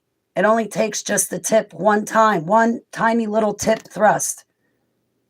Oh, Holly, it takes about 10 times of having intercourse to set up a soul tie. No, it doesn't. You know what else sets up a cord? Say one person is daydreaming about Holly and then masturbates to Holly. Do you know what happens? We're going to talk about this stuff, okay? And excuse me that I'm so blunt, but let's talk about this stuff. I want to pause and I want to say, hey, the beer's pit. And Greta's here. Oh my goodness, I'm so happy to see you both. I pray Heavenly Abba gives you the interpretation to your dreams.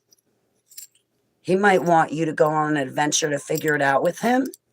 So that way you know interpretation always, because he does that with me, and I still feel like I'm learning it. I'd be happy to help you. Let me finish with this. What was I saying? I'm drawing a blank now. What was I saying? I'm sorry. This part I didn't have written down.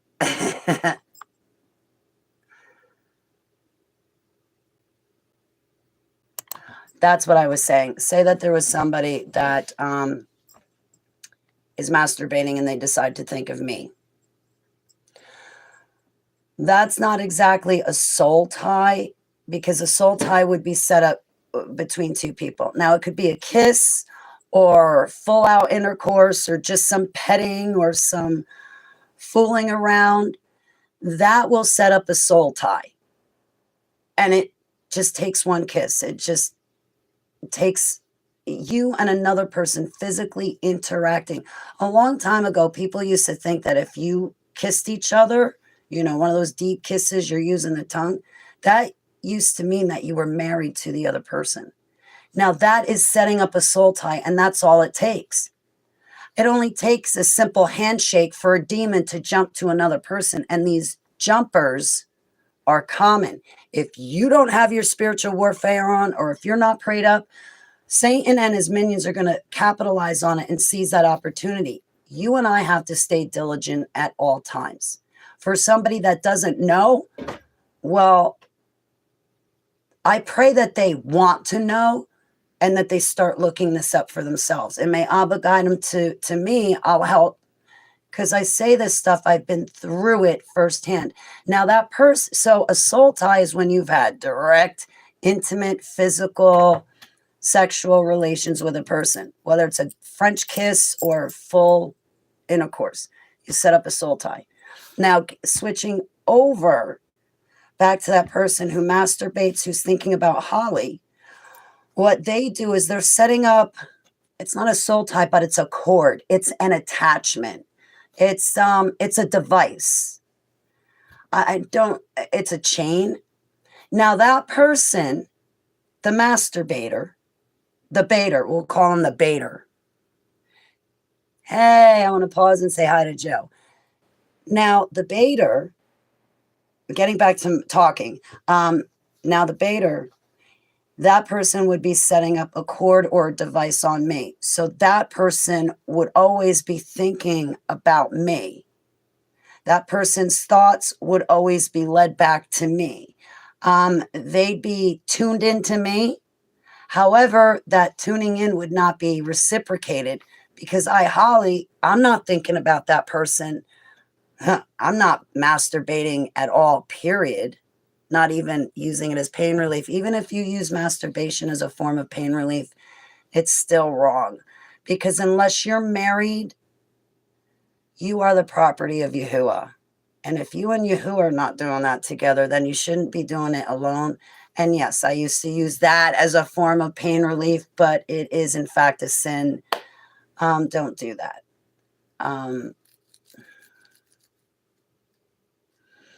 Now, the person setting up the cord, they're tuned into me, but Holly, I'm not tuned into them. Now, the problem is that Holly, have spiritual gifts. Oh, well, you're married. I don't know.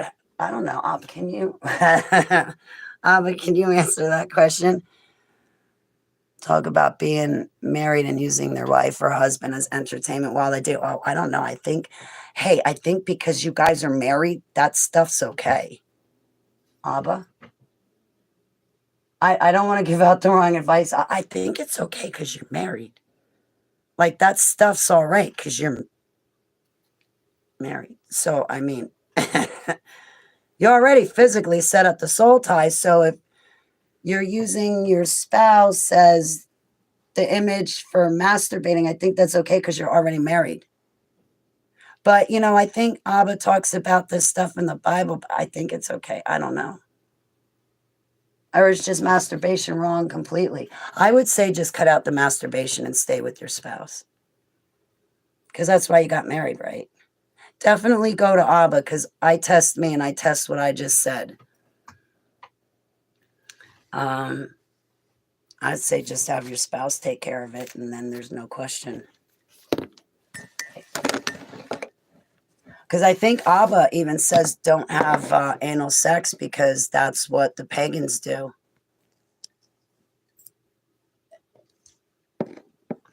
I forget where in the Bible it talks about that.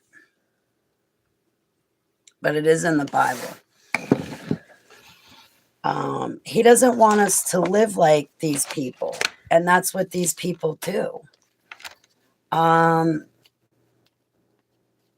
Like these people, meaning the pagans, the lying Jews, the Sadducees, the Pharisees, the sexually depraved. He doesn't want us to live like that. He wants to protect us from all of it.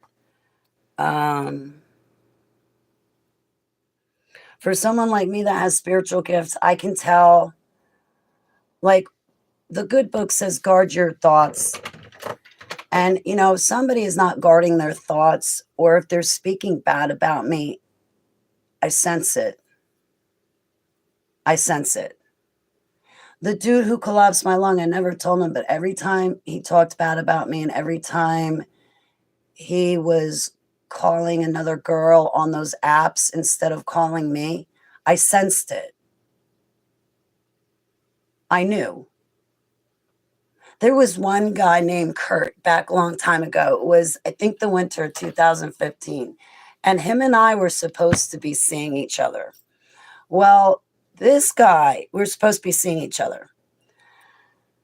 This guy comes to visit me at my attorney's office and tells me that he's driving in a snowstorm out to New York City to see the Intrepid with some girl that just flew in, that he used to know a long time ago back in high school. Wait, what? Kurt? So I'm thinking to myself, Holly, let it go. And I said a couple things to him, like, maybe you shouldn't go. Maybe you should just stay with me and stay here and stay here with me. Nope. He drove through the snowstorm, went to New York City to see the girl, and they went to the Intrepid and had a whole adventure and dinner. Hey, I want to pause and say, Bill, it's great to see you. Well, the two of them had more than dinner, okay?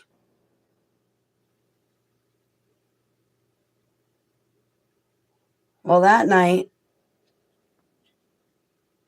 it was not just Kurt that saw her breasts.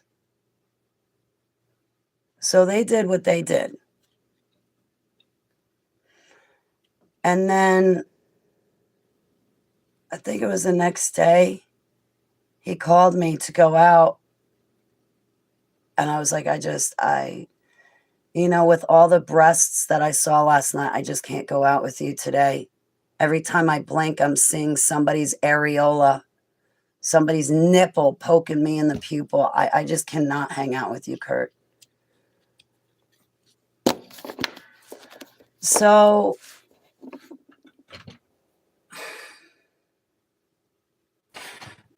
Beer's Pit, Beer's Pit, with your dreams, I've asked Abba for interpretation, and I never want to do something out of Abba's will. I always want to be in his will.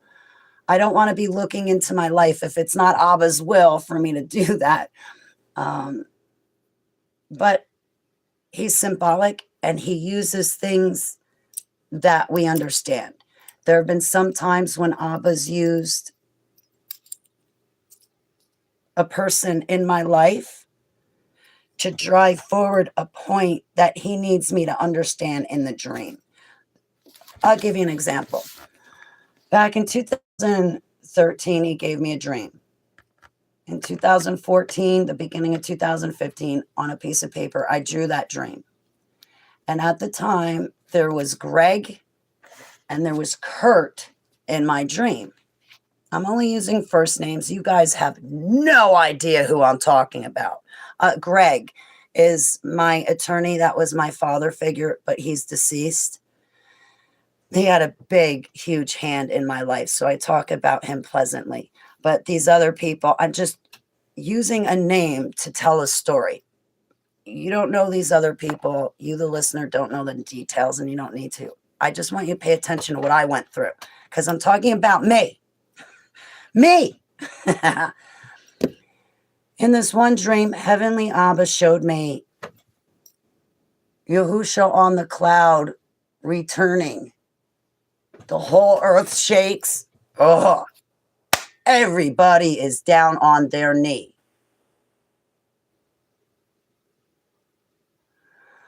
Now, it was strange because in that specific dream, the first thing I saw was I'm floating on a raft. There were people with me on the raft. The raft came to a landing. I got off the raft. Well, there were people before me that got off the raft. I then got off the raft, and Flora, was behind me. We all got off the raft. We're on land at this point. That feeling is building. That feeling's building. It's Yahusha time. And first I see Greg dressed like Rambo come out of the bushes. And then I see Kurt come around from the side of bushes, and he was dressed normal. And that's when Yahusha, he's returned, and he gathers us. He gathers us to him, and we're all there. Okay, well, back in 2015, Greg was alive. Greg died 2018. Well, I got to tell you, it was not until 2018 that I figured out that Heavenly Abba was showing me the New Jerusalem and the room that Yahusha had built for me in it. That took me 4 or 5 years to figure that one out. I mean, I had the dream instantly, but sometimes it's all in Abba's timing, right? Okay. Well, now you fast forward to the year 2025 where we sit now. Now, I look back on that dream. Yahusha returns, right? He returns. He sets up his kingdom. First, the people that do not take the mark of the beast, they're resurrected from the dead. After that, Yahusha gathers the 144,000 seals. And there, all of us live with Yahusha in the Garden of Eden, which is Rupas Nigras, known as Black Rock.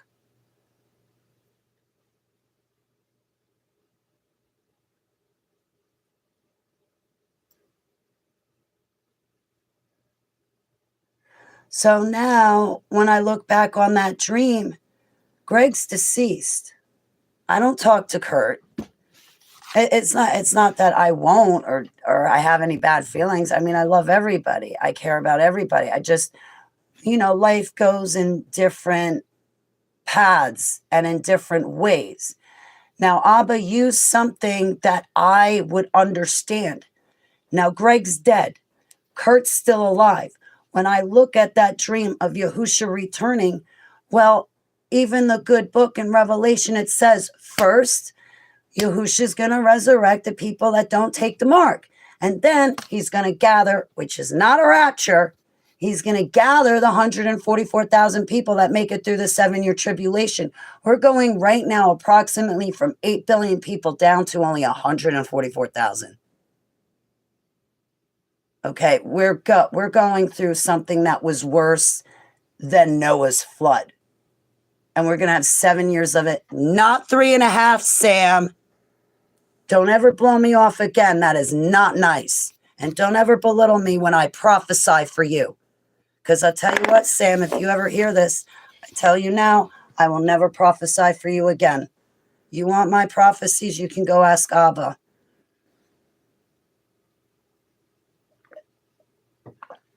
For yourself. That hurt me. And it's not the first time you did that. Brushing me off while I'm prophesying, trying to expose the false doctrine you believe on. So trying to give you a leg up, Sam, so you quit with this false Messiah that you call Jesus. That's gotten you nowhere but in trouble. You've made rash decisions because of Jesus.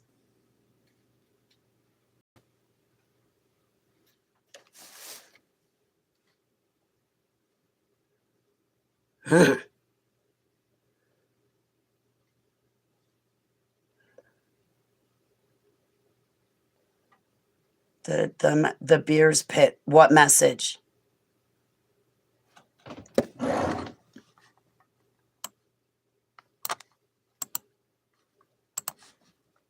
Oh my God, I almost put my phone number in the chat room. That would have been a bad idea. Here. Hey, Renata, it's great to see you, sweetheart. And I'm not trying to get on you guys. Like, I'm really not trying to get on you guys. I just want to share what I've learned. I love you so much, sweetheart. It's so great to see you, children of God.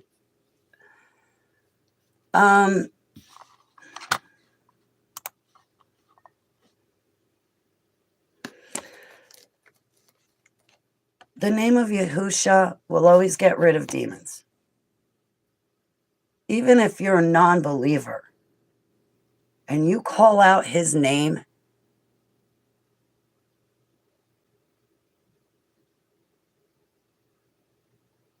he'll get rid of that demon for you. His name does not come back void.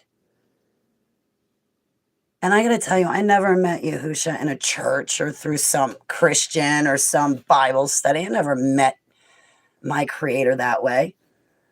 I met my creator in spiritual warfare.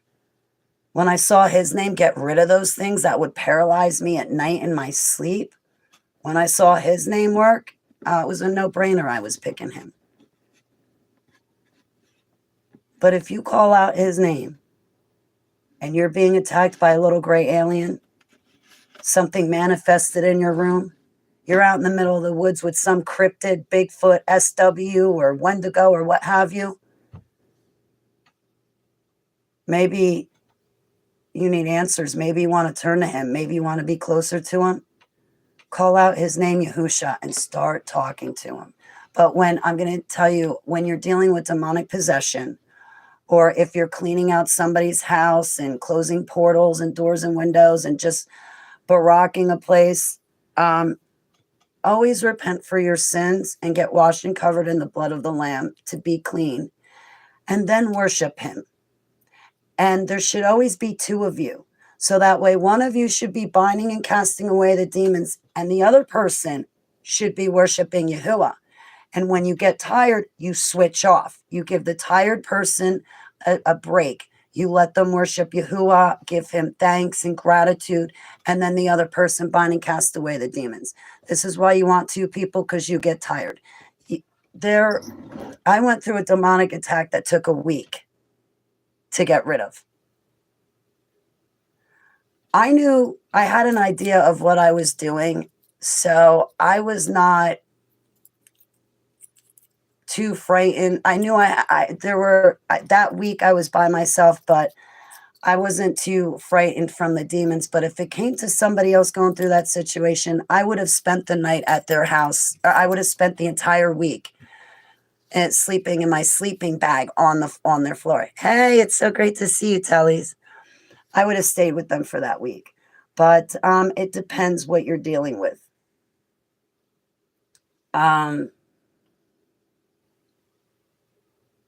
It depends what you're doing.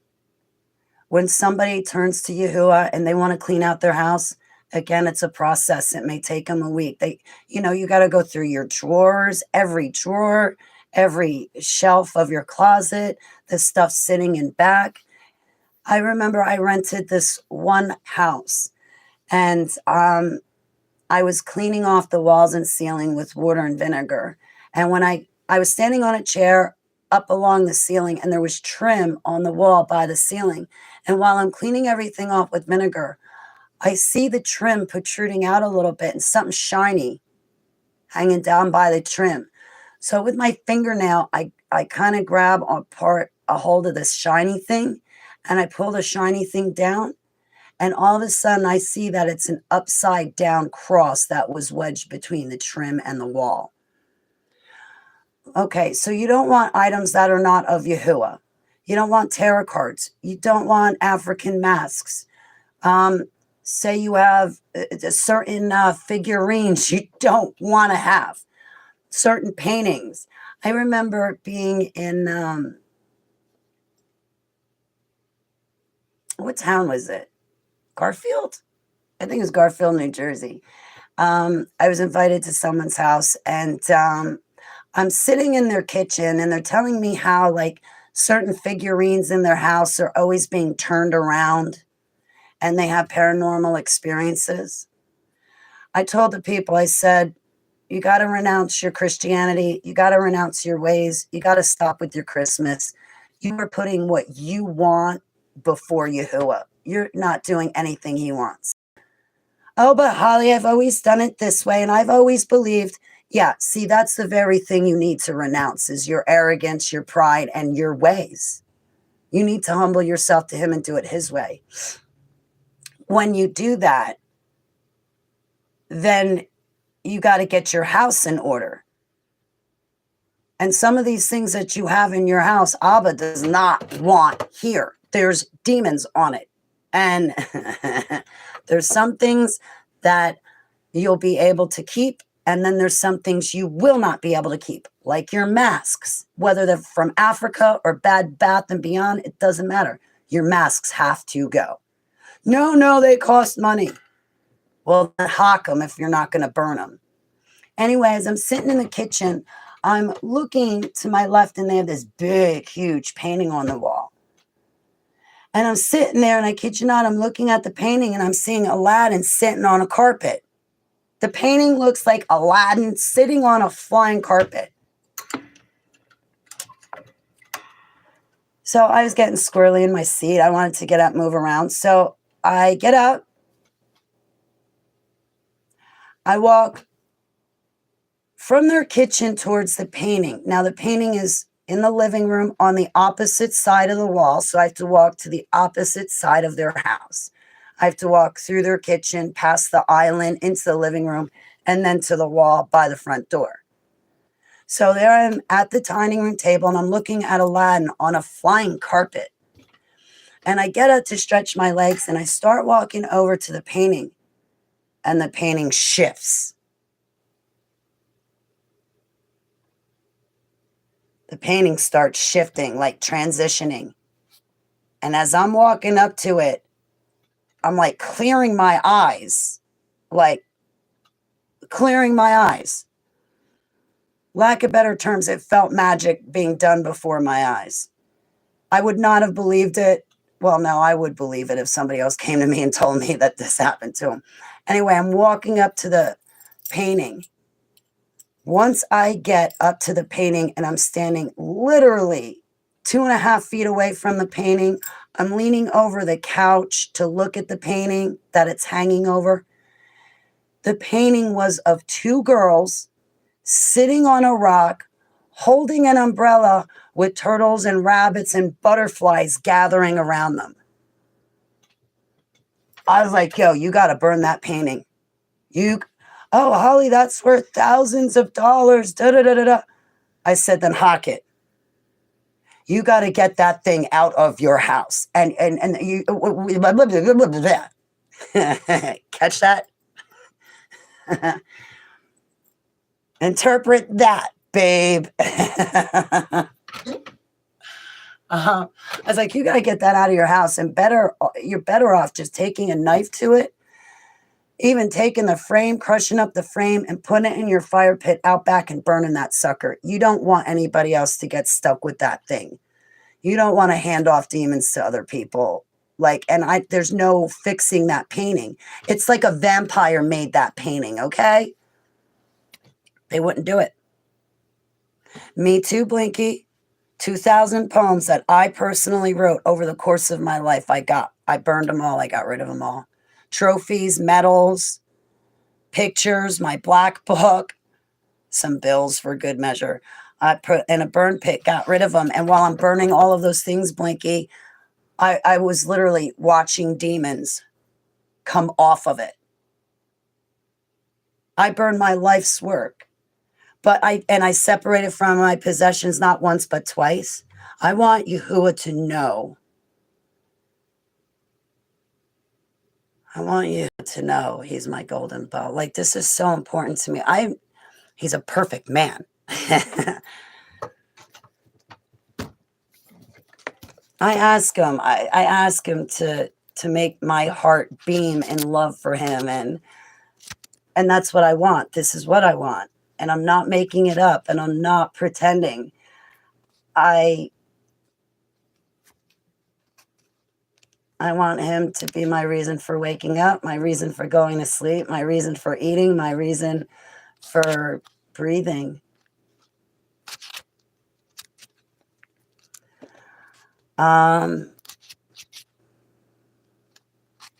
With a giant devil that I threw out is less evil than that insidious painting, right? Yeah, I got rid of my posters and stuff. I got rid of 600 CDs. I even got rid of playlists on YouTube. I have one on YouTube, but it's only got like 10 songs on it. But yeah, all my techno music that I loved, I got rid of. 2,000 poems. I got rid of my martial arts belts. All my martial art belts, everything that I put before Yahuwah, I got rid of. But with demons, be very careful. If you come into an agreement with somebody that's in that fake, false light, you could be taking yourself out of Abba's will and putting yourself in their will. And you'll hear a lot of clanking and clamoring. Like when I was wound up, when I was affiliated with those 75 online ministries and face-to-face churches, when I was speaking going to different conferences, back when I was able to find a sponsor to be able to go and then speak about the kids in the cage and give my dumb testimony. Yeah, my dumb testimony, my deep underground military base testimony. I'm an ex-super soldier, darn it. I come from black operations. Yes, I do. And you can laugh all you want. You can mock me all you want, but it'll never change the fact that I've got 37 years military service. I made it through 2 human hunting parties, one Buckingham Palace, the other Castle Amaroy, which you guys call the Mothers of Darkness with 1,000 points of light. I made it through Bohemian Grove, Montauk, the deep underground military bases out in Texas and New Mexico, DUMS out in UK, above ground government facilities in Canada. Plus, I was out, I think, in a deep underground military base out in the Gulf of Aden.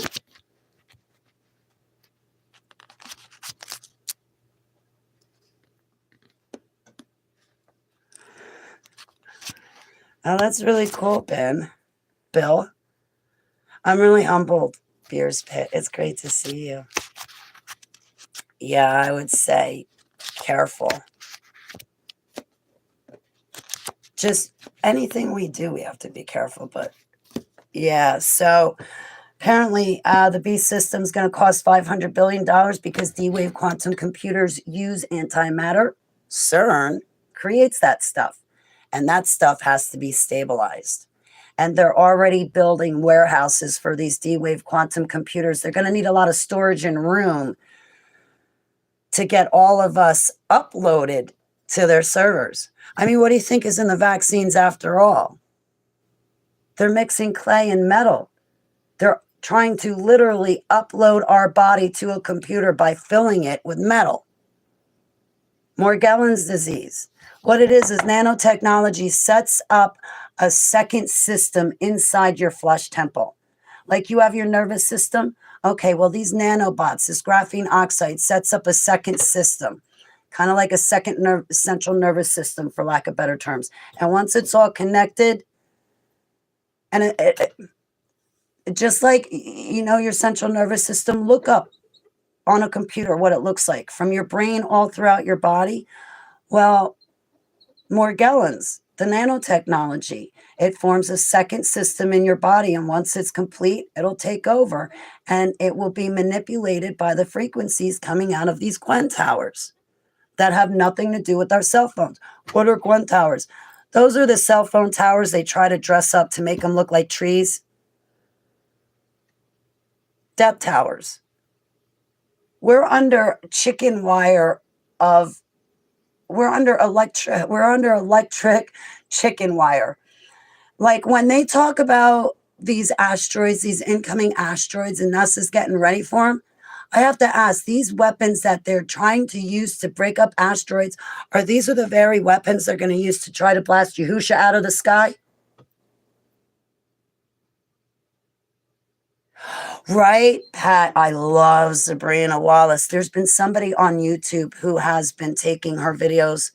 What is she on, Rumble or BitChute? And bringing them over on YouTube.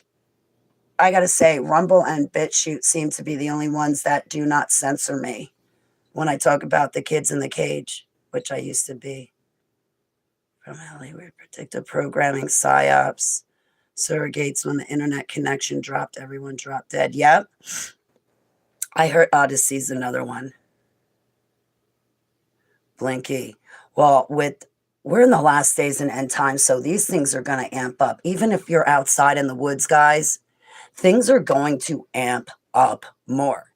So like when we were kids, we might have one paranormal event happen to us in 3 years. Yeah, it's going to amp up and it's going to be like, we're going to have a paranormal event happen to us like 3 times in one day. That's like what I really foresee. Plus, like the 4 angels locked up under the Euphrates River. Right before their release, everything's going to be amped up. So the kingdom of darkness is... Can I throw this on the table? Here's a rabbit hole. I believe America is ancient Egypt before Noah's flood. Now, even gopherwood, the only place that is found is in the Florida area of the United States, and Noah's Ark was made of gopherwood. I think we were ancient Egypt. Cleopatra's grave, whatever it was found in America. And then there were some others who I can't remember the name of. Now, the Euphrates River over on the other side of the country, this is not the first time it's dried up. I got a question. Now, Heavenly Abba is the one that started this as to why I have the question, because I remember going to Heavenly Abba. Abba, the Euphrates River's drying up at this time. And it's not the first time it dried up. It's just that everybody's paying attention now. But this time they're saying noises are coming out from it. Now, guys, I really, really thought that I heard Abba say, not yet and not there. Now, I have to test the spirits, and I'm still before Abba doing this. We're on an adventure to get me the answer. He's not going to outright give it to me. What if the Mississippi in the United States of America is where those 4 angels are locked up. Places on the surface of the earth have had their names changed on purpose.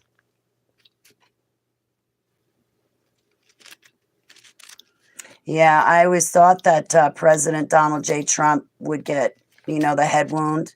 They'd fake Yahusha's resurrection, leave Trump dead, and then 3 days later use Elon Musk's technology to reanimate him and put Osiris's spirit in his body. But then I'm starting to think, wait, now in my dream it was a white guy. What if it's Elon Musk? With all the stuff he's doing, he's such a blatant liar. And what if, the 666, I guess X equals 6 or something like that. He's got Twitter, which is X. He's got a son called X, and he's got a company called X. You believe it to be the real Euphrates River? Yeah. I will say this. It's not yet, though. Those angels are not going to be released just yet. But look into America being ancient Egypt. I'm talking before the flood. Our history has been hidden. Technology has been hidden from us. And when they take out this, for instance, these drones have advanced technology on board. And now that this advanced technology is being used, people think it's a fallen angel or an entity. No, it's not. It's advanced technology. When these drones shoot up a plasma shield, everybody thinks it's an orb. Oh, gosh. No, it's not an orb or an entity. It's advanced technology. It's just when this advanced technology is exposed to us, you and I think it's an angel or a demon. No. Plus his arrogant look, right? What if it's Elon that gets whacked in the head? They leave him dead for 3 days. He's already most likely demonically possessed. Now, Osiris, okay, Heavenly Abba Yahuwah only has one name. It's these fallen entities that have 72 names. These pagan deities want you to think that Abba has 72 names, so that Yahuwah has 72 names, so that way they will be more apt to misguiding you away from Yahuwah. Yahuwah only has one name, and that's it. Those pagan gods and goddesses, they each have 72 names. The beast of the sea is also known as Osiris, who's also known as Apollyon, who's also known as Abaddon. Right there is 4 names for one entity. Who's Baphomet?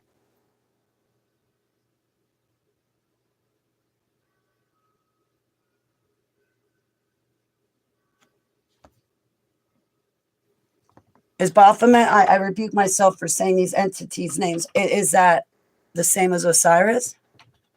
I don't think so. Well, what if it's Elon Musk? I know that they're going to fake Yahusha's resurrection because Yahusha died and 3 days later he resurrected. Well, with advanced technology, Elon Musk's chips, demonic possession. People underestimate demonic possession. Now, you could be exposed to someone like Chris Angel who starts walking up walls backwards and hanging off ceilings because he's so demonically possessed. Or you could have bumped into someone like me who was programmed and used as a super soldier. You guys would not know that I was used as a super soldier and that I was demonically possessed. You guys had no idea for 40 years of my life. You guys would have no idea now unless I told you.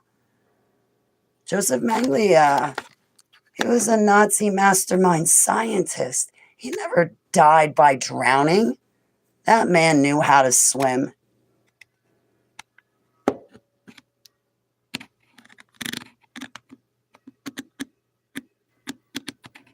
Like Greta.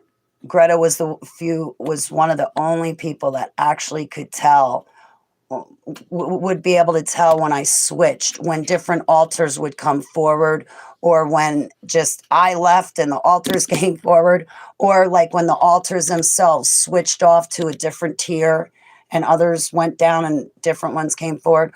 Greta was always able to tell with me but you got to know what you're looking for.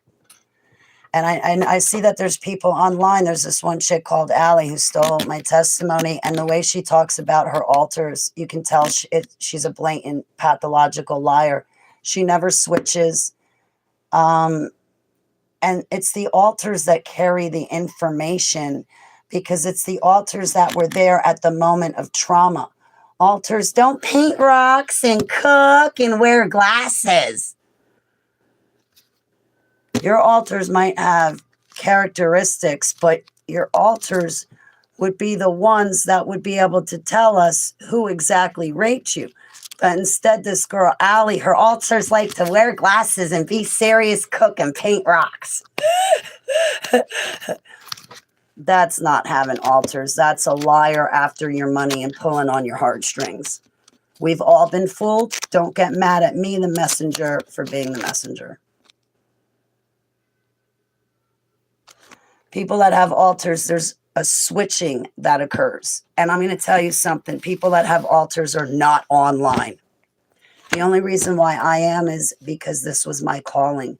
Abba had me put my recovery up online because he healed me real time in front of everybody. My 169 altars are healed and gone. I'm one whole operating unit. He healed me in front of all of you so that you would know that he's still willing and able to perform miracles. You just need to go to him, not the imposters of him. And all the real victims that I know, they're not online. They're not putting up posts. They may be watching videos, but they're not making videos. They're not putting up posts. They're not doing anything online. So the people who are online, the majority of them are fakes, frauds, and liars, or they're mentally insane, paranoid schizophrenia. And these so-called believers that, oh, I've got the gift of discernment. Obviously you don't, if you're being taken by these fakes, frauds, and liars. Stop taking other people's word for it and educate yourself. Grab Abba and educate yourself. Yes, they do. I came forward finally. I started to come forward back in 2020 and 2021 when I caught Allie stealing 2 sections of my autobiography. And actually, I come to find out, she stole a lot more. She stole the part where I made a pact with 3 other boys when we were kids. Should any one of us get out, the others would come back to rescue each other. Well, those 3 little boys got out. And in December 2011, those men came back to get me. The altars, because I was running videos with my altars online from 2016 until 2022. And I was running videos every single day talking about altars, how to deprogram, how to heal. And Abba was leading me and guiding me. And I know that was around the time I met those 2. I know that they were watching my videos, because then when I did finally tune into them, I was like, what the hell is this garbage? Anybody in their right mind should be able to tell that these are this is just garbage. Pathological lying drug addicts is all it is. Any believer should be able to see this. Turns out, nope, they fooled thousands of people. I went to Safi. I was like, yo, Safi, she's taking parts of my testimony. Safi didn't care. You know why?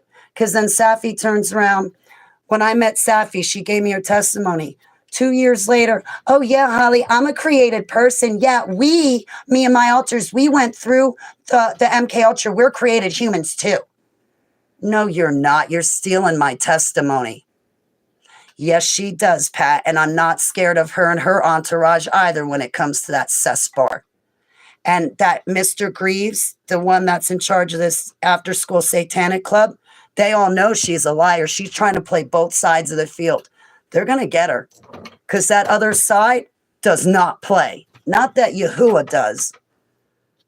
But those Satanists are not going to put up with her being that, playing both sides of the field.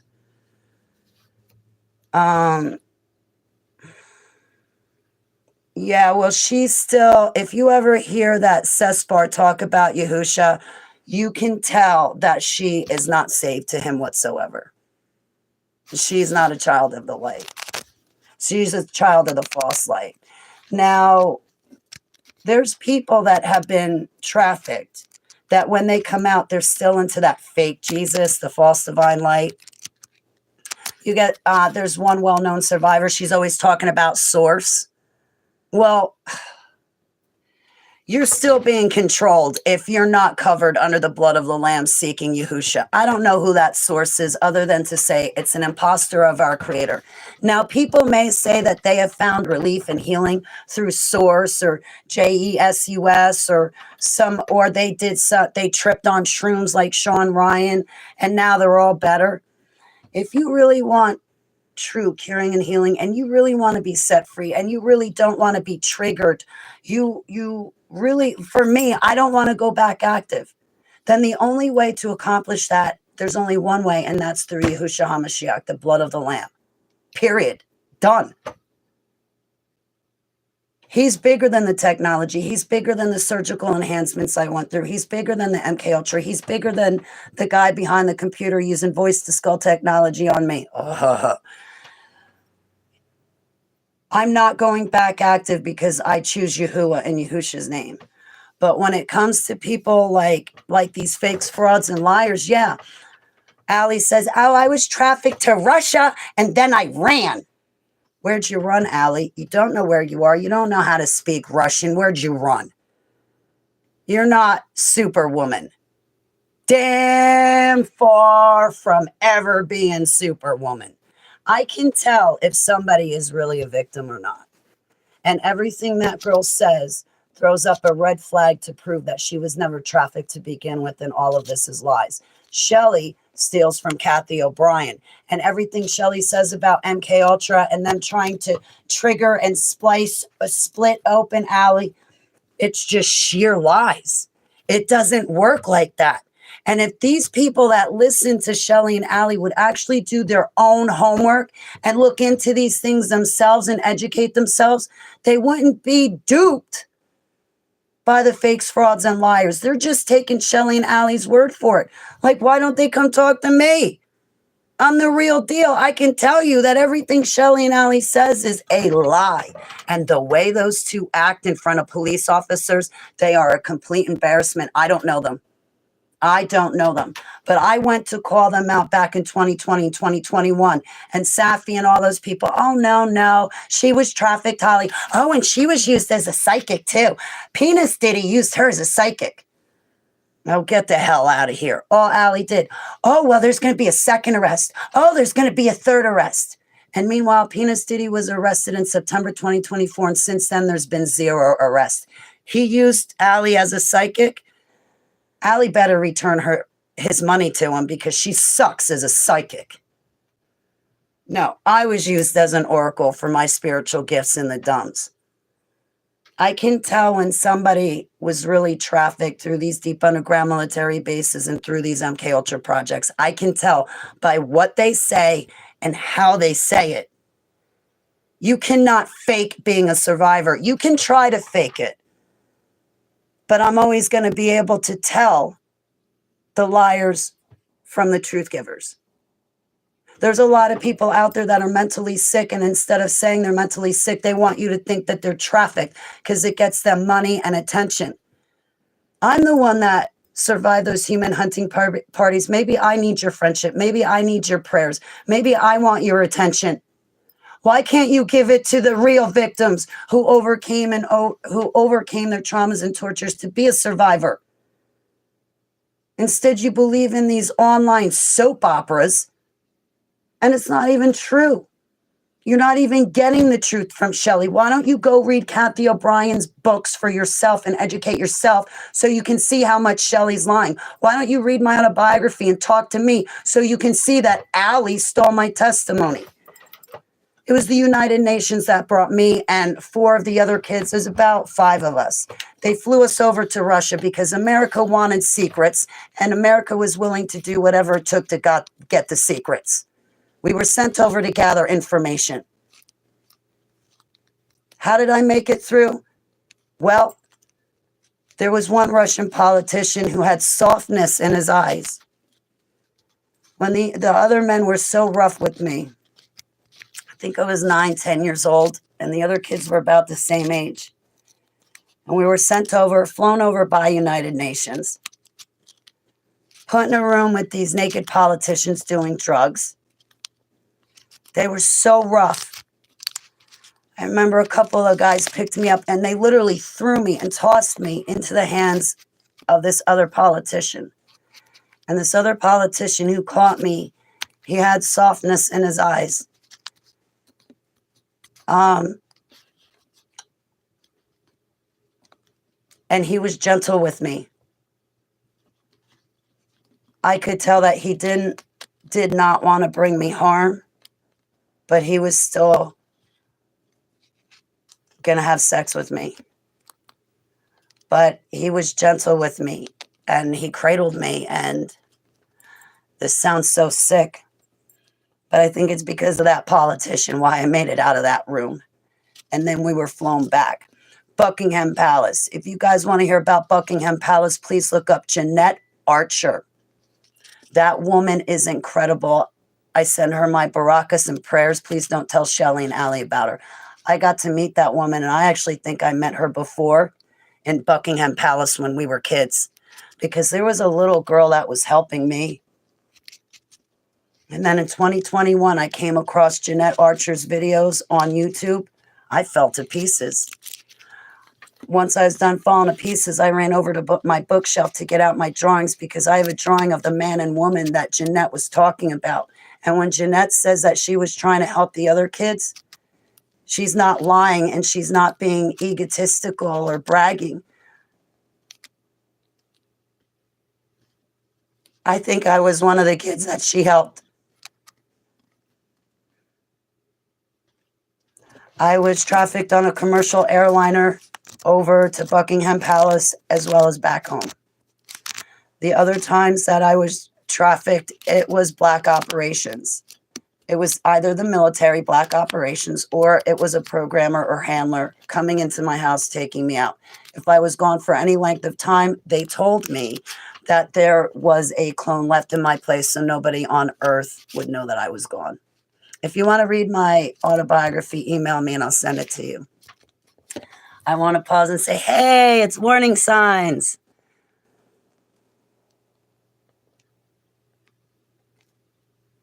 Oh, get out. Yeah, warning signs. We got to keep our eyes on everything. Thank you for putting that in my chat. Thank you so much, honey. SDS safety data sheet. Vitamin D is a rat poison. Page 6 of 8, and Trump has several patents for vitamin D and chemo. Trump's pulling a fast one on people with vitamin D, and so is Ivanka. Says warning signs. I want to read this. She has 17 patents in China. PDF that. One is sunglasses to block our vitamin D. Joe Imbriano said to ditch the sunglasses. Whoa. Thank you, warning signs, for letting us know. And thank you, warning signs, because this will be uploaded to, internet radio. Kim Paddock taught me this. Oracle knew she does natural vitamins. Thank you so much, warning signs. So hopefully my listeners will look into that. Kim Paddock, P as in Paul, A, D as in Doc, D as in Doc, O, C as in Charlie, K.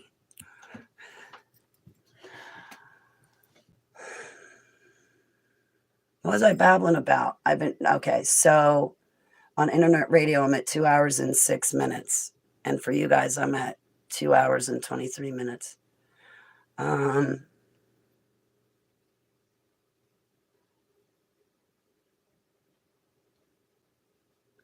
Totally forgot what I was saying.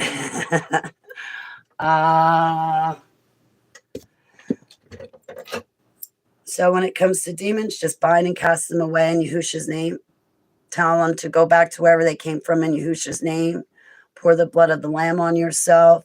Ask Abba to fill and overflow you with his Ruach.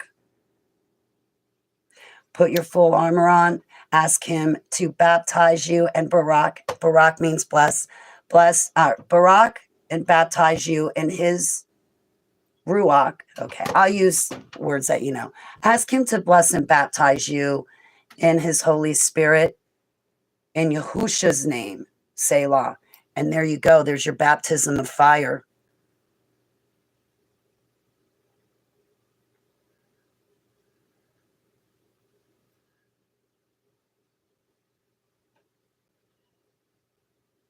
Wow.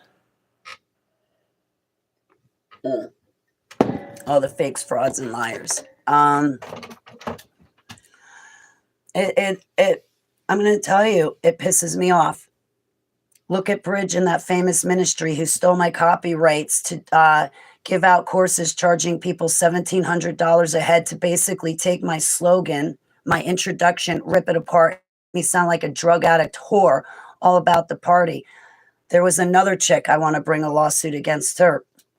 She wrote a book and published my name in her book and dragged me through the mud. I want to sue her personally as well as the publishing company. The publishing company should have known better. So there's Bridge and her ministry. And then there's people like Ali, Shelley, and Safi who steal my testimony and try to pass it off as their own. Meanwhile, they try to say they're my friends and send me money. Yeah, to shut me up. No. Back when Keeper and Seva were sick, I had to ask people for help.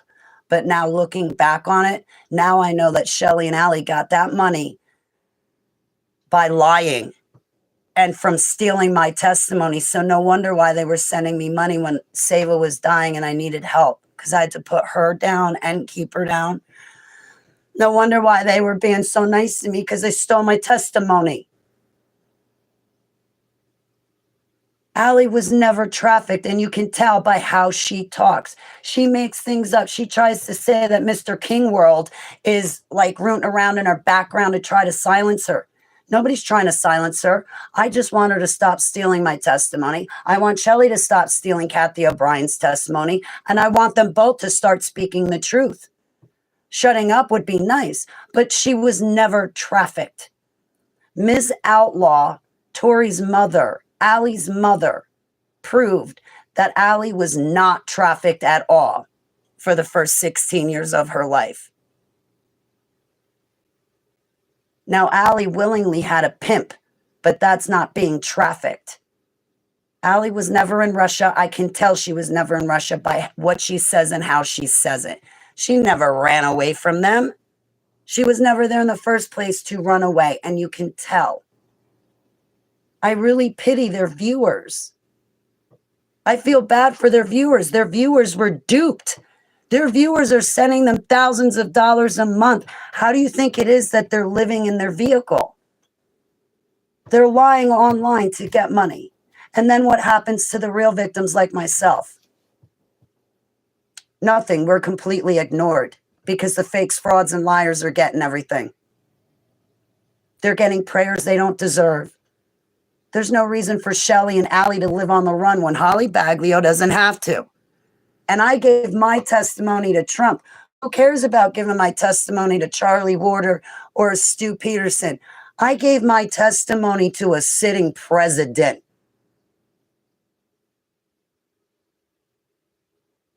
Speaking of which, I would love to do interviews to give my testimony. But now that Dave P's property, I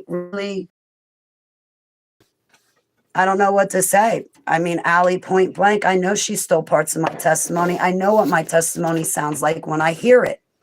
And back when I did first start watching them, she was not saying anything that she's saying now. I know she read my autobiography and I know she stole it. My autobiography has been copyrighted to me twice now. And when I finalize it, I'll have a third copyright for my book, Kids in a Cage. My book's been out since 2019.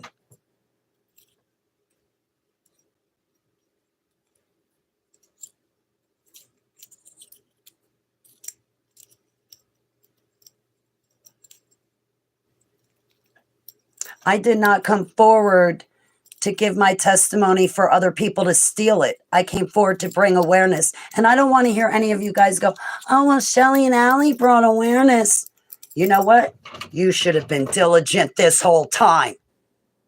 You should have known about the world around you this whole time.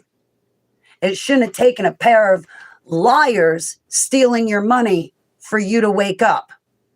You should have been on it to begin with. And if you are praying in agreement with people like Shelly and Allie, I can tell you right now, you are not in alignment with Yahuwah and his ways. For as much as they talk about their Savior, they're only using his name because it sounds good. On Judgment Day, they have a lot to answer for, because I know I'm just one person who they stole the testimony of. And if you watch her videos, she doesn't talk about anything.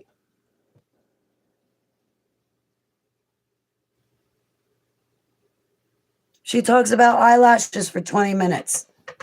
Anyway, I don't want to talk about that stuff anymore. Yeah, Shelly and Allie Carter. I'll tell you what, when I did finally look her up again last year in 2024, when I saw her go, oh, Tupac's my father, I was like, oh, there's something wrong with this chick. Anybody claiming to be the love child of a celebrity, they are mentally ill with a drug problem, is my personal experience. Because Allie's not the first person to say she's the love child of a celebrity. What gets me is why their viewers are not smart enough to wake up and realize there's something wrong with her instead of believing that crap. Miss Outlaw, Allie's mother, proved that Allie has a father and it's not Tupac. And all these people see that Allie lied about that, but they're still gonna, oh, but she was still trafficked. No, she wasn't. If someone's going to lie about a small piece of their testimony, they're going to lie about everything else.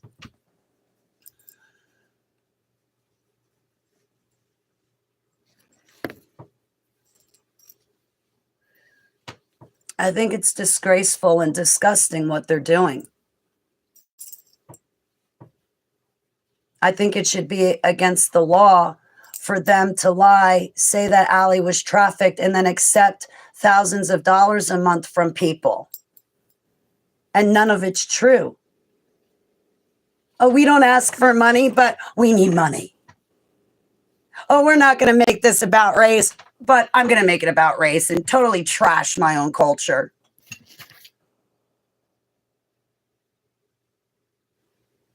I can tell that girl was never in Buckingham Palace by what she says. She doesn't even explain it correctly.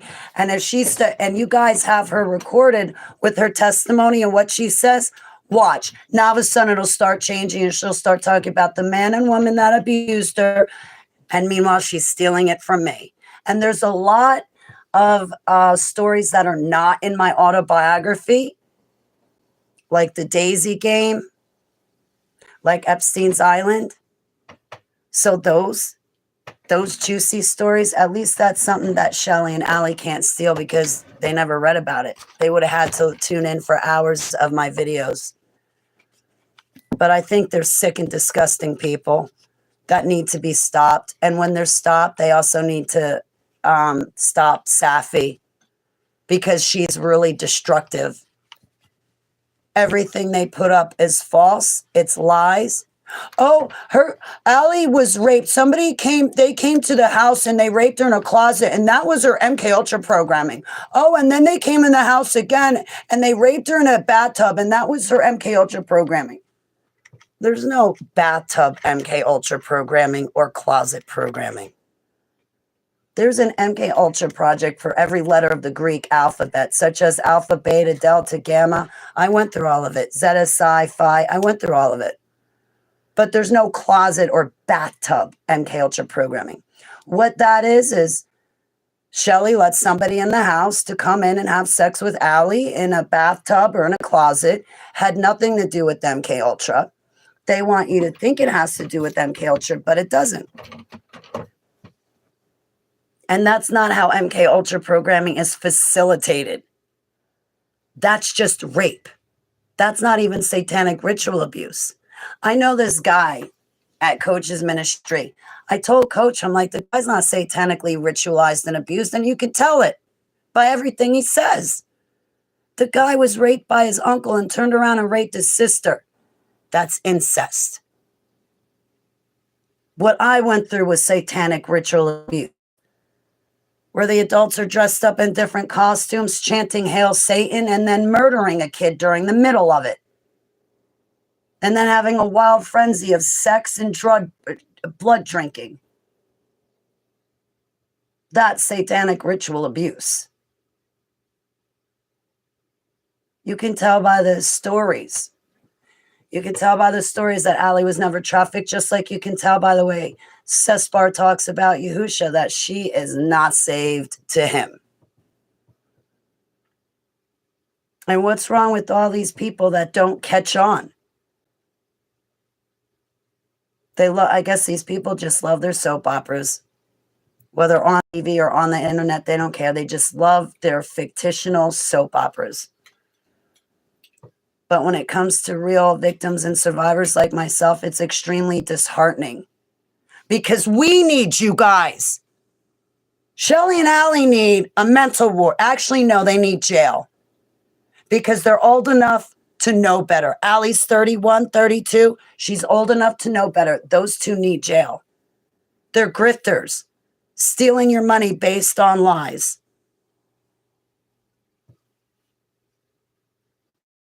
They need jail. And someone like Safi needs a mental ward for stealing my testimony. Friends with me for 2 years. Oh, yeah, Holly, I was just sex trafficked. The elite sex trafficked me. Well, give me details. But Safi could never give me any details. Then a little while into our friendship, oh, yeah, I'm a bloodliner, Holly. Oh, yeah, we're a created human, too. And I have altars just like you. I have 169. No, Safi, you heard my testimony. For some reason, you got glitz and glamour in your eyes, thinking that to be a super soldier is something glamorous. And it's ugly and sick and twisted that you're like that, Safi. Safi, Kleiman, Patsy, Wendy. What names you go by now? Pedo Huntress. Yeah, you go by a bunch of names, but never your real name. Just like Shelly and Allie don't give you their real name. They're trying to outrace their lies. Meanwhile, Safi's living on daddy's trust, living at her brother's house so her brother can take care of her. Just like the lady Susan. Her parents bought her a house, but she's online telling everybody that she's a created human. She's an Uberman and the government's after her and they're tracking her and they sit outside her house watching her all the time. And meanwhile, she's mentally ill. Her parents bought her a house so she'd have a place to live and they wouldn't have to worry about her. But yet she comes online with these crackpot lies. Same thing with Safi.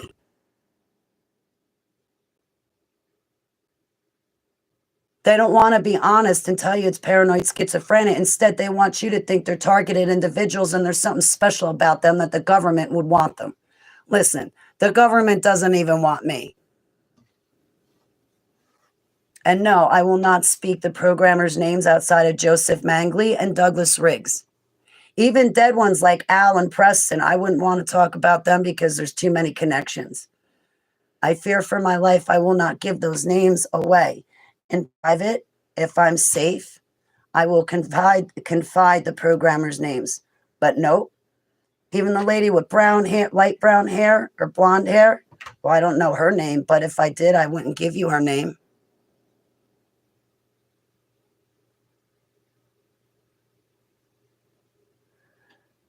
Now, I gave Trump my testimony about what Barry Obama did, George Bush Sr., all of them. They were never brought to justice. I did do something about it. Holly, why didn't you call the cops? First of all, I did better than call the cops. I gave a sitting president my testimony and still nothing came of it.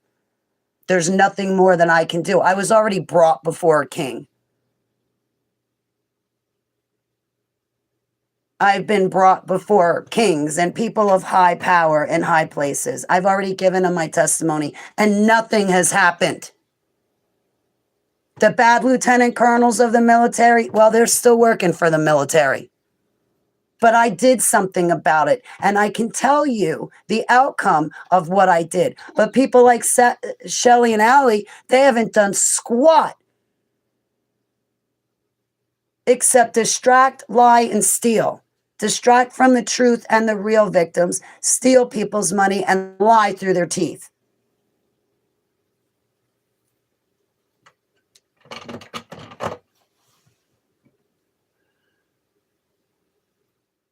Yeah. Oh, well, I know you hate Allie, but we got to do it for the kids.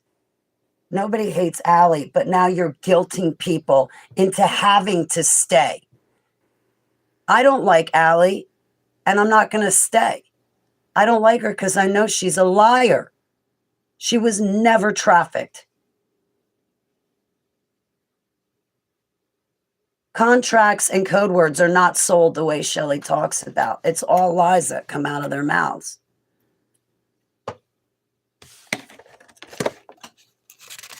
So they're going with their lies, but they sit there talking about Jesus, and we're supposed to believe that they're believers because they're throwing down Jesus's name.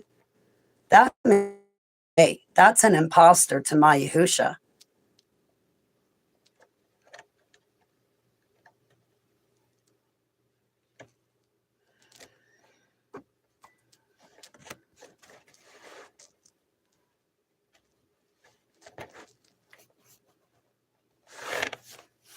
All right, guys, I'm going to let you go. Thank you so much for your time. I really had a great time hanging out with everyone.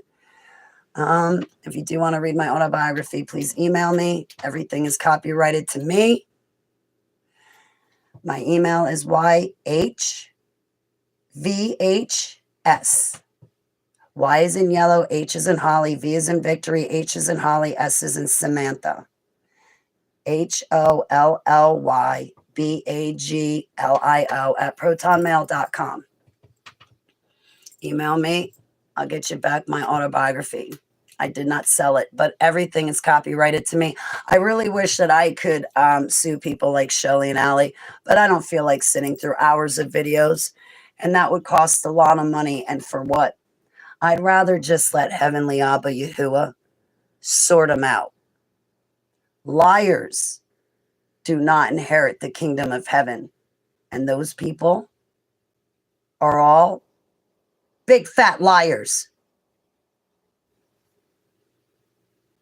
All right. I love you guys so much. It's great to see you. And that's a wrap for I Want My HTV. Thank you so much for letting me go on a tangent for an hour, talk to you about how to get rid of demons, and then just hang out and talk shop. I really enjoy your company. All right. Publish. We'll publish it. To get rid of demons with Holly Aglio. I'm taking my title, ex-super soldier. You know why? Because I earned it. And somebody like Allie and people like Safi, they can never call themselves a super soldier. And if they ever did, they know they're lying. They know that they're stealing valor. Allie's stealing my valor. I went through those human hunting parties. I went through the dumbs. She didn't. And you can tell she didn't. And you know what else I'm pissed off about is what she said about Joan Rivers. I want vindication for Joan Rivers. I think Allie and Shelley should spend as many years as they were online lying through their teeth taking money. I think is as many years as they should sit in jail. Not around electronics either. Stealing my testimony. I ain't putting up with it anymore. I should have actually put my foot down long ago, but it wouldn't have made a difference. It wouldn't have made a difference because they'd still be going full steam ahead.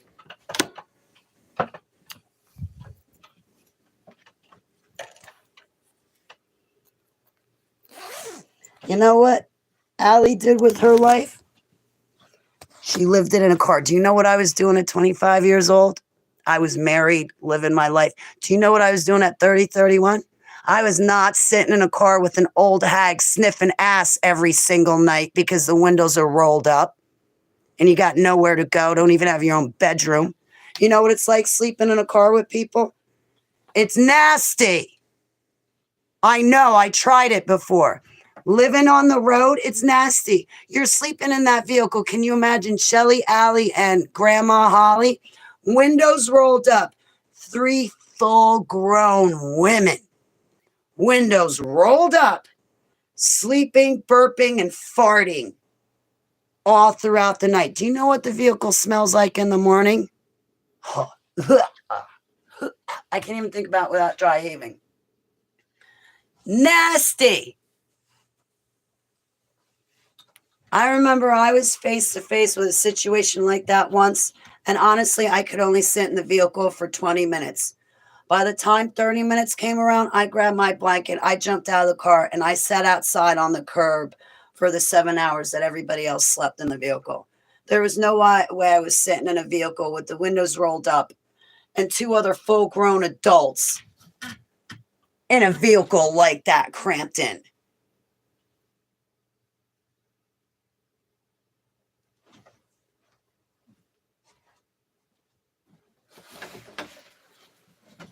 That's no kind of life. And the fact that they said they live on the run right there, they're liars. It makes no sense why I don't have to live on the run, but they do. I called out Biden, Joe and Hunter Biden. I've talked about Epstein's. I talked directly to Trump. I've lived in this home for 5 years. And I'm going to keep living here too. So it makes no sense that anybody else, James Casbolt, the myth, the man, the legend. James Casbolt is still living in the same house he's always lived in. He doesn't have to live on the run. Max Spears never had to live on the run. But yet there's Shelly and Allie, so famous, so popular that they have to live on the run. That makes absolutely no sense. Going through these super soldier projects ruined my life. But then to watch these people come along and lie about being one, lie about being trafficked, it's horrendous. Abba, you stopped them. And Yahusha Shem Selah, you know what? On Judgment Day, when Yahuwah stops them, it's going to be too late. Because on Judgment Day, they're not going to be able to turn back time to correct themselves or repent. And for Shelly and Allie and people like them, like Safi, they would have to go back to everybody they lied to, return the money they took, and then say, I'm sorry, I lied to you.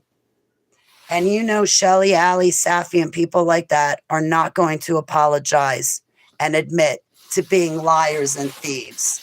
They want you to think that they're children of the light when they're not. All right, I'll stop. Forgive me. It's upsetting, though. You can't blame me for feeling this way because put your feet in my shoes. Or actually, better yet, you go write a book. You're going to deal with probably the same type of crap I did. But when the hell ever did I get so popular that discovering... I'm not going to finish. When did I ever get so popular that some ministry stole my testimony? There's a lady that works for this famous ministry making $92,000 a year through this online ministry. There's another lady making $90,000, and these 2 ladies at that ministry stole my copyrighted work to create a course to charge other people $1,700 per head to take. When did I get so popular that online ministries like Discovering and, Fern Gully and Bridge, Tina, Safi, Shelly, and Allie, when did I get so big that people like that are stealing from me? They're benefiting from it and making money off of it. And it's my work in my life. What the is that? Any one of you would be pissed off. You cannot blame me, man. I have every right. And you know what?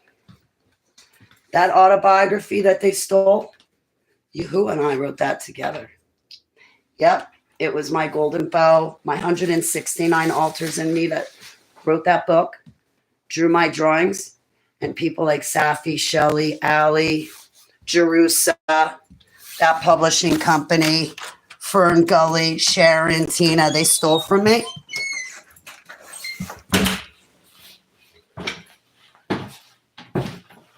And then they think they're going to heaven.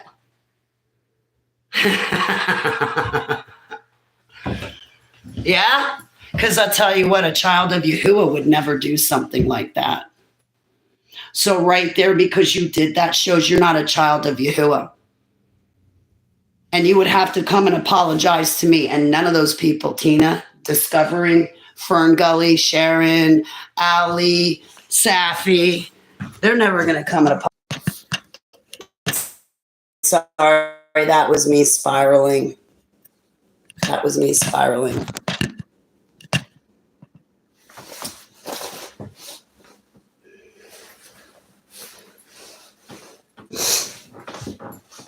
But you know what? I'm storing up treasures in heaven, and those people are getting their worldly rewards. And that's the difference between me and them. They're never going to get what's coming to me. They're always only going to get what's coming to them. And stealing my autobiography is not going to stop what they got coming to them. It's only going to make it worse what they got coming. What do they have coming to them? I'll tell you. They're going to be judged as goats. Tina, Shelly, Allie, Safi. You got Jerusa. You got that Cispar and Cisco and even Riggs. I question if they're not children of Yahuwah. You can tell by their fruit. You can tell by the false messages they're preaching. You can tell by their false prophecies.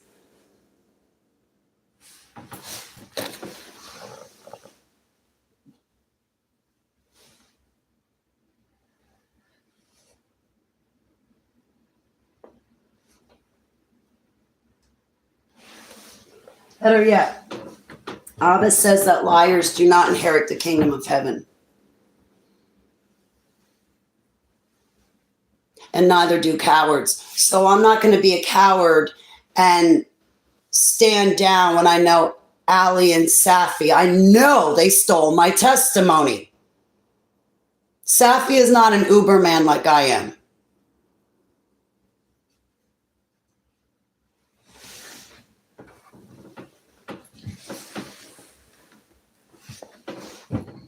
And I know she's not a bloodliner, because if she was, I'd be able to see it with my gift of sight. And I did tell Safi that on several occasions. I said, if anybody's a bloodliner, I'd be able to see it. And everybody in my chat room right now is not a bloodliner.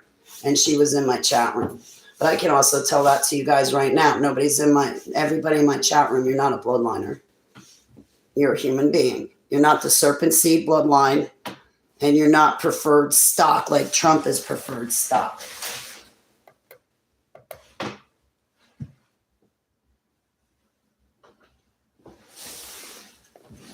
If you were an actual bloodliner, for instance, in my creation, Anunnaki DNA was used. It goes back to Thoth. For instance, if you were a bloodliner, I met somebody whose bloodline went back to Kali. The second I laid eyes on her, I could tell she was a bloodliner. She had stars all through her. I'm like, you're a bloodliner. She goes, you cut to the chase, don't you? I was like, I can't help it. I noticed. I can't not notice. I mean, I noticed. And she had only typed to me, but through her typing, I could tell she was a bloodliner, just like that. So for someone like Safi to come in, oh, I'm a bloodliner. No, you're not. Stop listening to your imagination. I can tell you're not a bloodliner. You don't have any markings of being a bloodliner anyway.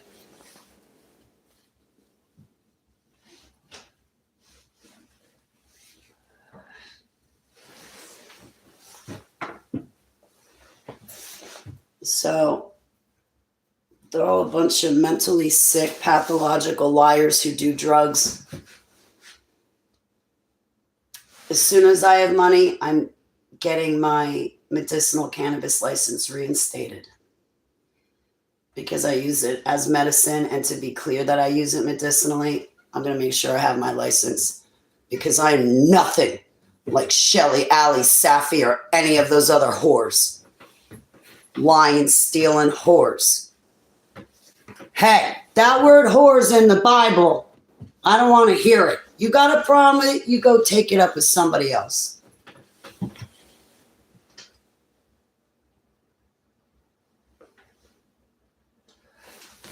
You know what? I feel so much better being able to say how I truly feel. And it has nagged me for years about Safi. Years it nagged at me and ate at me. I wanted to tell some of my best friends for years. But instead, I bit my tongue, kept it quiet. But once I saw Jaguar Wright call out Allie, I'm like, ha ha ha, I'm taking my shots now. I've been wanting to call her out for so long, and now I'm just going to do it. Because cowards don't inherit heaven. And if I don't stand up and say, yo, you stole from me, then I'd be a coward. I'm not backing down. I'm spending eternity with you, Yahuwah. I'm doing everything I can to align myself with you, your will, your plan, your ways, and you.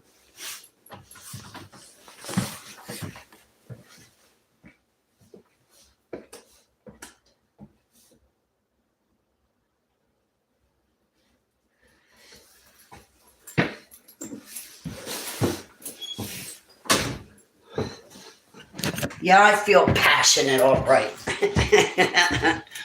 You guys are getting like the after party.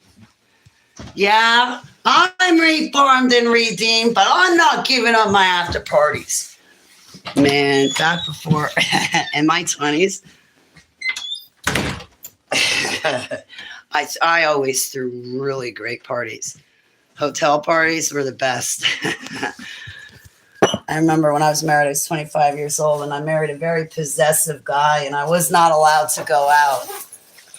So since I wasn't allowed to go out, I had all my friends come over. So by the time he came home at 5:30, 6 o'clock on a Friday night, there were 15 people at the house hanging out. I'd play like volleyball, horseshoes. I'd have like the barbecue going. Better than sitting in the bar and stuff like that, you know? Like, I like being outside. So my friends would just stay, and I'd be like, don't drive. You're going to give my grandmother a heart attack. Just camp out. So my friends would just stay, camp out. It was good. He didn't like it.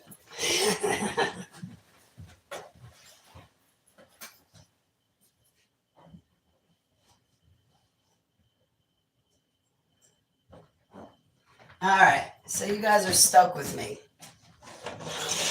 Yes, you're stuck with the Hooli. Hang on a second. Do I still have my chat room up?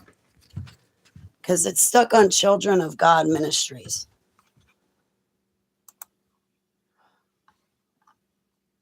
Okay. I guess it's not stuck. Nobody wants to talk to me. Yeah, just keep letting me roll and act like a jackass. That's fine. Why stop something I'm good at? No, I'm kidding. I don't know. Just turn to Yahuwah. He's actually really cool.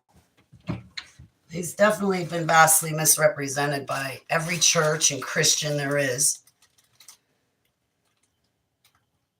I was really in dismay when I read Constantine's Creed and found out what a Christian is. But then it answered so many of my questions, such as why do Christians celebrate Easter and Christmas? Well, why? Because what a Christian really is a person who renounces Yahusha to take up the Roman religion. So, yeah, of course it would make sense that they celebrate Christmas and Easter because they're not following Yahusha's ways to begin with.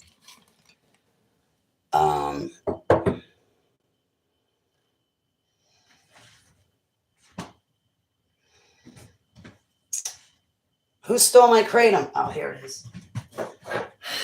Where's my kratom? 9. It is my cocaine nut. Yes, I just color it green. No, it's actually kratom.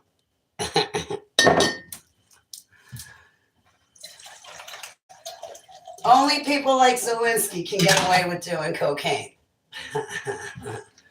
It's the truth.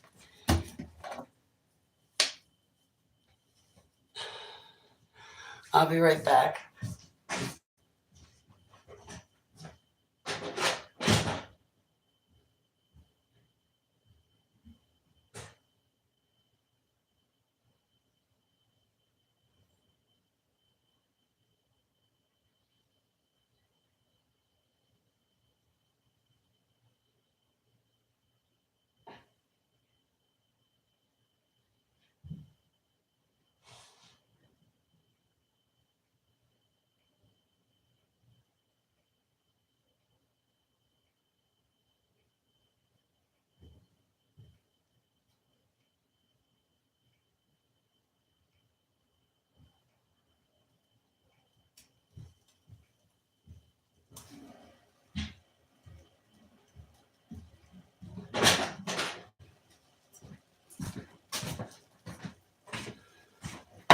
Hi, Lily Jane.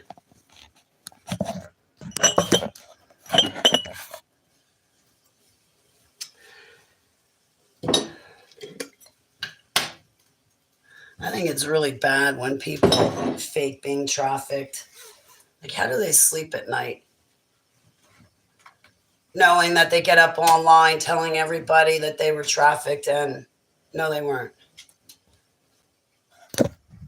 Like, what is it about MK Ultra that people actually want to be a super soldier?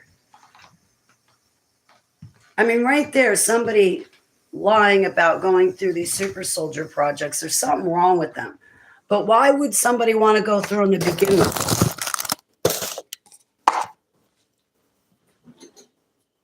Makes no sense.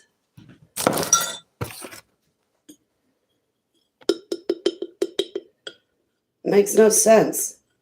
I think people are sick to do that. I mean, why can't people just be themselves and say, yeah, my parents treated me bad growing up and it screwed up my adulthood? I think people are beautiful people when they just are honest and stick with the truth. I'd rather have somebody say, yeah, Holly, I was never in a cage like you were, but, I was put through incest in my own family and it felt like I was in a cage. I can understand that. I get that. But to lie, like Debbie and Susan, Allie, Safi, and these other people, I think it's just a sign of how disgusting and putrid they are. Oh, Holly, just the fact that they're lying, it shows that they went through something hard and everybody needs love.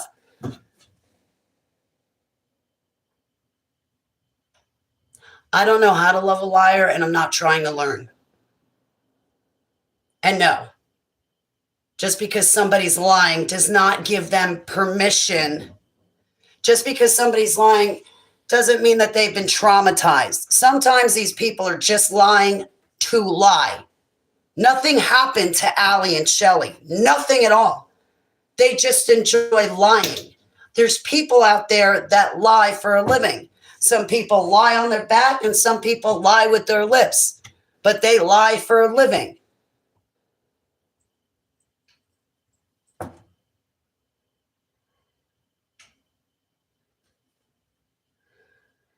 Yeah, I'm still here making my kratom. I got stuff to do. I got to take a shower, go to the store, and then do my laundry. I'm not sure in what order. I think maybe I'll do my laundry and then save the store for the very, very end. I'm going to get a late start on my Sabbath, but I'll still enter into rest. Maybe we'll start it at 7. That way I can get everything done.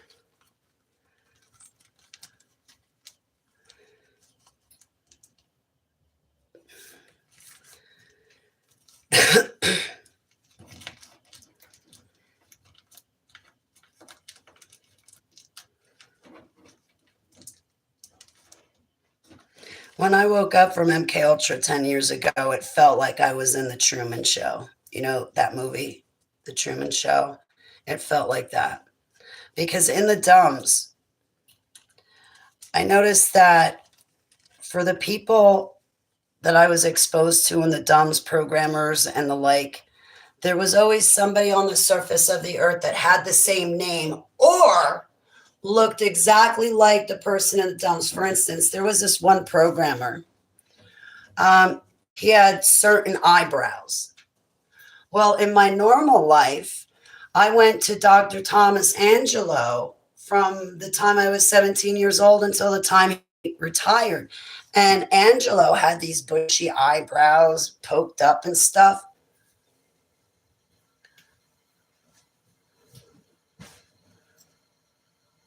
But you know who there was never a person that always stuck out in my head was Aaron. Because there was never a person on the surface of the earth that I knew with the name of Aaron. And I remembered him the whole time. But see, for James, I had an Uncle Jimmy. There was a kid that I was trafficked with, and now on the surface of the earth, out of being trafficked, I call him Jimmy. Well, I had an Uncle Jimmy. I had a doctor that looked on the surface of the earth, I had a doctor that looked just like a programmer. So that just went to reinforce the programming that I went through. But also when I woke up from the MK Ultra, it made it harder to wake up because it was like, the best way to explain it was I lived a double life. And whatever was in the dumbs was also on the surface of the earth. I already did say hello to you.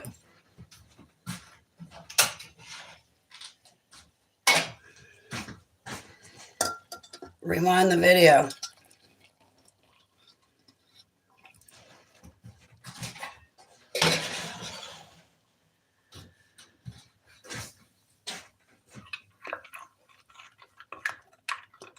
So I gotta get like motivated to wash laundry, go to the store, wash my dishes, eat.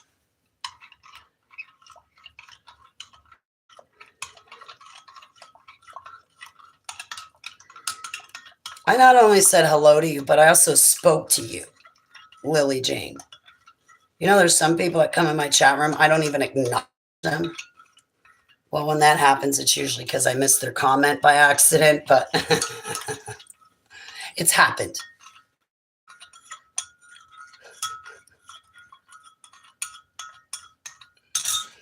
Thanks for hanging out with me. I want to get broadcasting every day.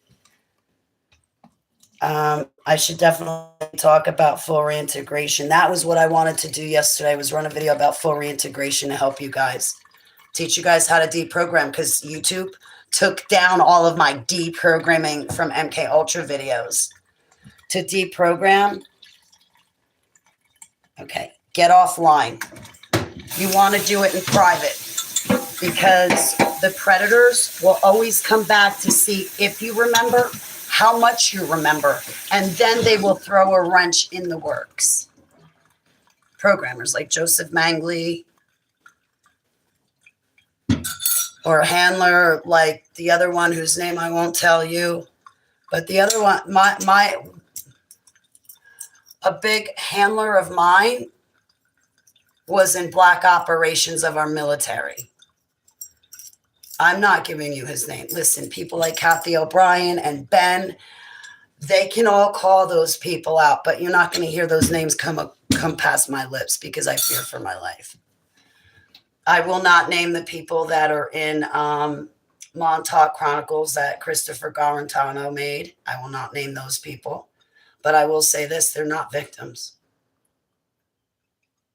The ones that he interviewed, they're not victims.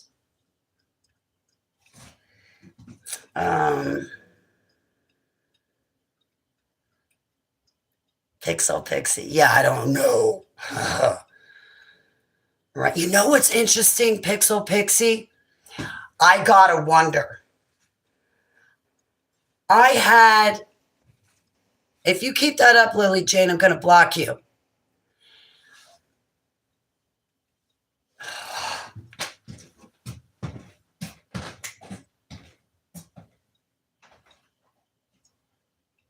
What was I gonna say?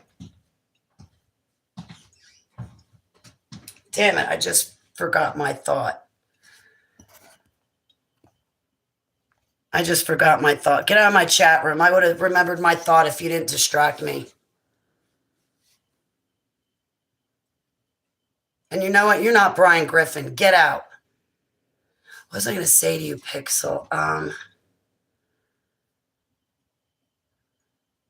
It was about the dumbs. It was about something that I just thought of recently about the dumbs. We were talking about the programmers. What was I going to say to you? We were talking about how it seemed like whoever was in the dumbs, there was somebody on the surface of the earth with either the same name or the exact same appearance as them.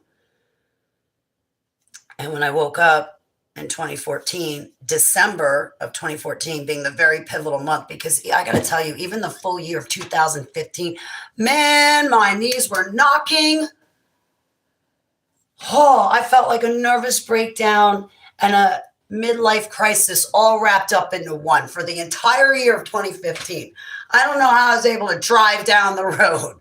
Like I was just a nervous wreck.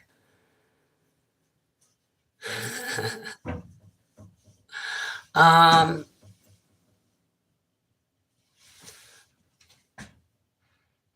I was saying how it felt like the Truman Show, that movie, and it made waking up a lot harder because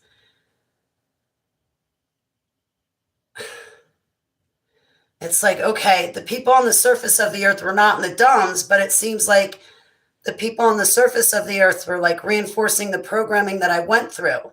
So it was harder to remember what happened in the dumbs because there's somebody on the surface of the earth that looks like them or has the same name. That's what I was talking about, deprogramming, right? So when you're deprogramming, you want to make sure you stay offline, write and draw everything that comes to mind, no matter how fantastical it sounds.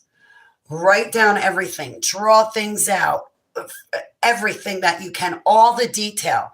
Don't just say, I'll make a note and then in a week or two I'll draw it. No. Write down all the details, every single thing. Draw it if you can.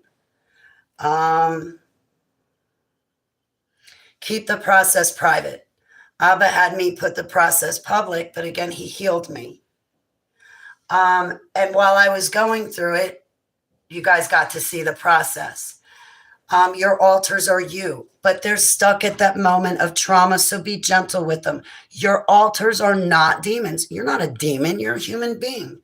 So treat your altars like they're human beings. Allow your altars to form bonds with other people. Thank you for the emojis. Let them form bonds with other people and friendships. When an altar comes forward, get the information from them. It's your altar that carries the information of what happened to you at that moment of trauma. So for like Allie to get on, hi, this is Maddie, and I wear glasses. Let me get my glasses. I wear glasses. I'm the smart one. Okay, I'm not going to switch. You're just going to cut the tape. Okay, hi, I'm Tellys, and I'm the fun one. I don't wear glasses, no. See, I smile, though. I paint rocks.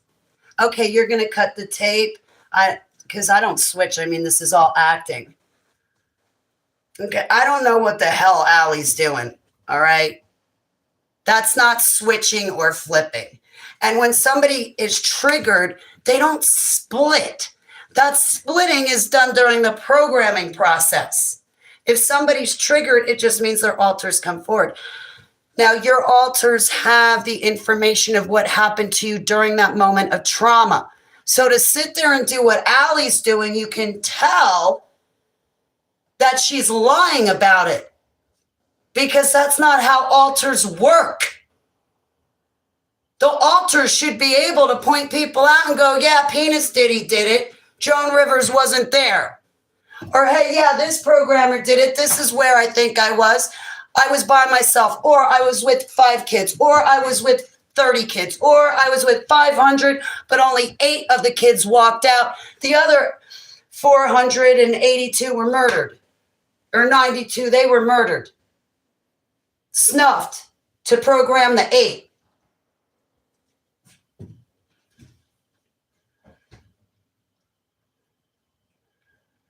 You can tell that she's lying.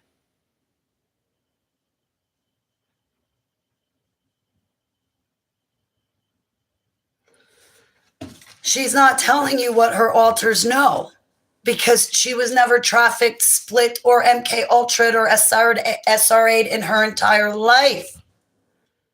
And you can tell that in her videos.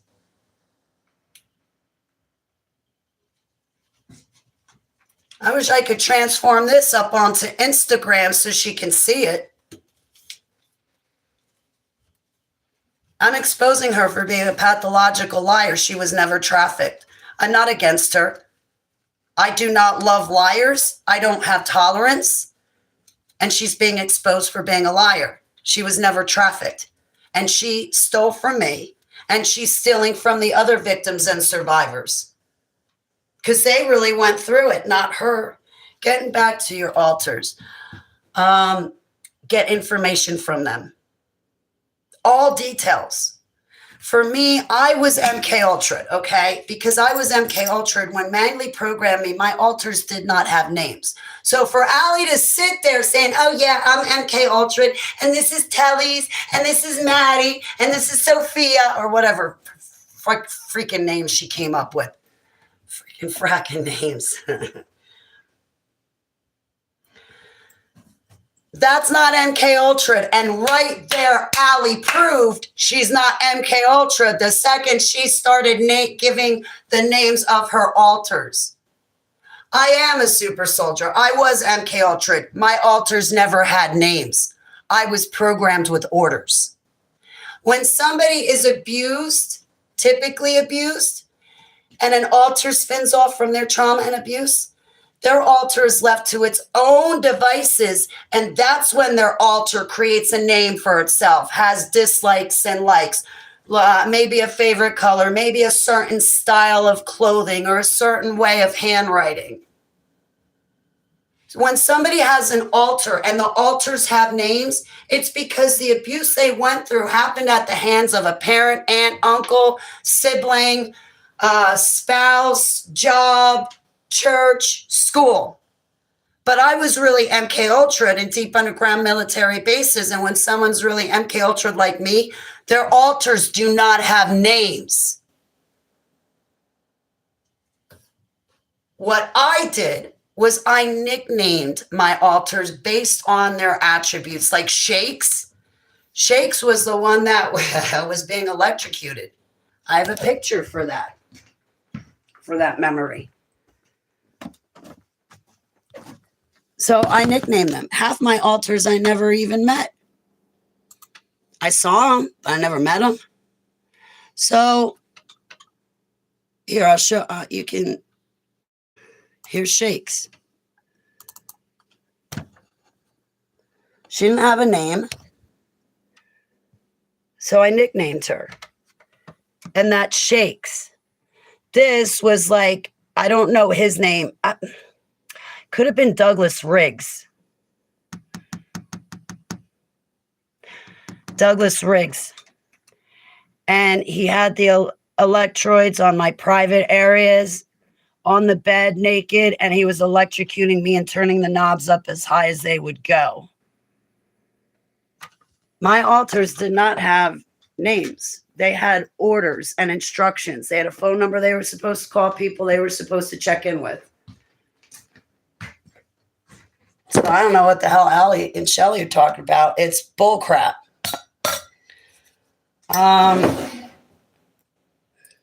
When your altars come forward, right off the bat, introduce them to Yahusha, your golden bow. Tell your altars how great he is to you and how he's healing you. And you want them to meet him because you want him to heal your altar. And he's not going to lie. He's a lot of fun and funny. Every tier of altars that would come forward, it was always 3 altars at one time, a tier. Whatever tiers were forward, I would always introduce the altars to my golden bow. And they were tired of the lies and the darkness. And my altars were opened up to the spirit realm so they could see his ruach. They could see his ruach. My companion, the spirit of resurrection, him, and I can see, my altars could see him. So that made it easier.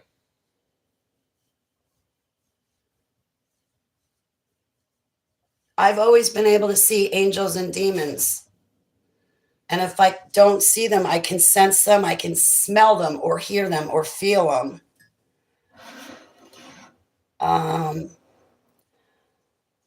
went through hell in those domes. I was with the entities. There's giants and different alien species in the domes, reptilians, your tall grays, little grays, giants, your cryptids. That's all in the dumbs. Those dumbs are not there to help you and I for a catastrophe. Those dumbs are there to warehouse all the horrible things they're doing against Abba. In the dumbs, it's like another Atlantis with all the experimentation that's going on.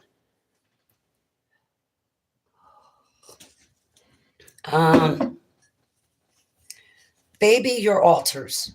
Take care of them.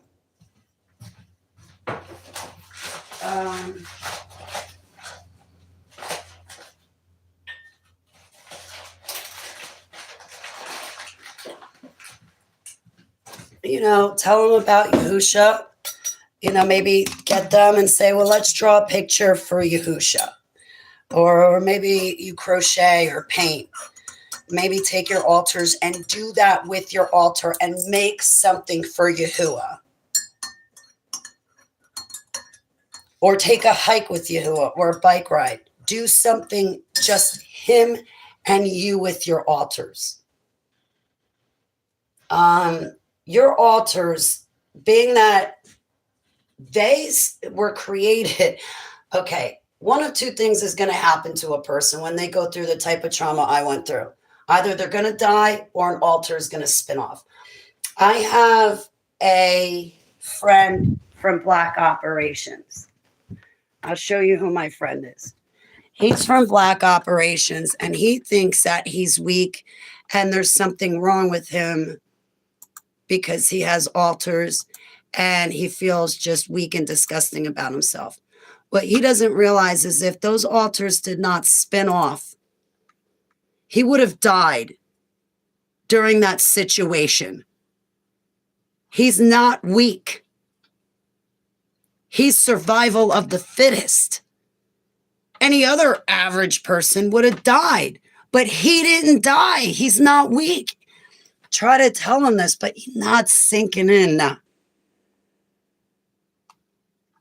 Any other regular person would have died.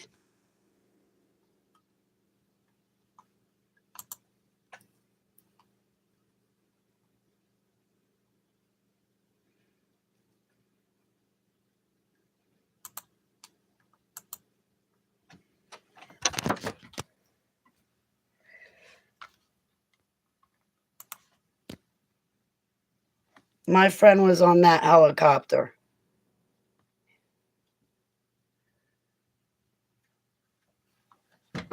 That helicopter, in the bottom of the screen, my friend was on that. My friend was in this fight.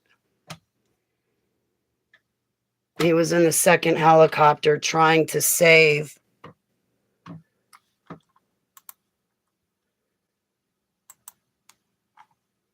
Trying to save.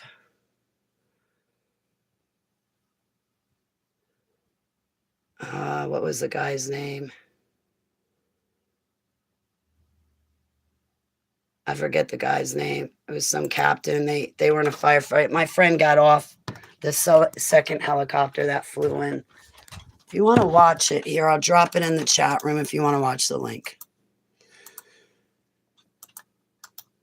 I'm dropping the link into the chat room in case you want to watch it afterwards. So he's not weak. He's not lesser of a man. He's survival of the fittest. He didn't die. And that was something I had to get through to my head. When I was a teenager, I always thought, like in high school, going to high school, when people said, you know, they heard voices in their head or they were depressed and they went on psychotropic medicines, I always looked at them as being weak and something wrong with them. So this was something that I had to get over with myself. There's nothing weak about me. I'm not mentally sick. I've had a natural reaction to a really bad atmosphere that I was trafficked through. There's nothing wrong with me. There's everything wrong with the people that put me in the cage.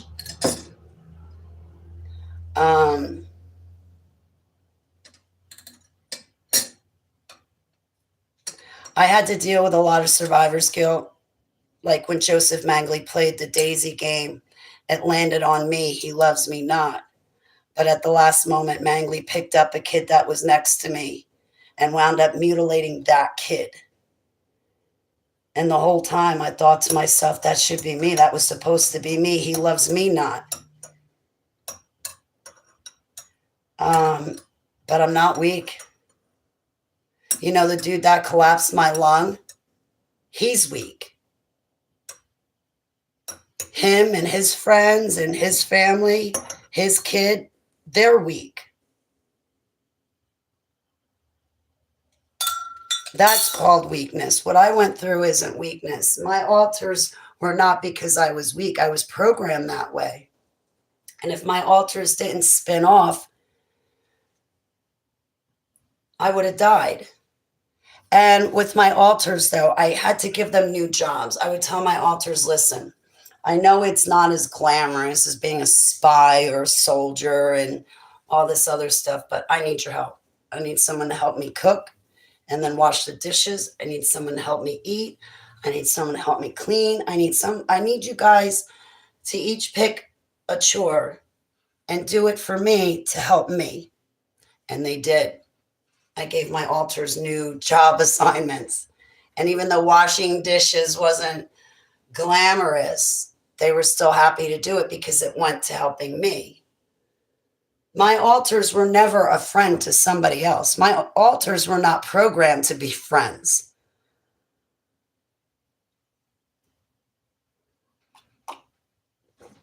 But Yahusha showed my altars a new way, a pure, innocent, right way. And once they started living in that way, before I knew it, I was fully reintegrated. 8 years from start to finish, full reintegration. I was hoping for 4 years, but I'm good with 8. And then the past 2 years, I've been getting used to being fully reintegrated. It's different. I have a robust personality, that's for sure. But it's a different way of life. And it feels different. But I like it a lot better. And that's another thing that's beyond me. Why people like Safi and Ali, all they do is come up with drama to keep people's heartstrings, like they pull on people's heartstrings. They keep the drama going. Oh, Holly, I'll never be fully reintegrated because we're scared of it. We're used to being ripped apart, so we're always going to be ripped apart.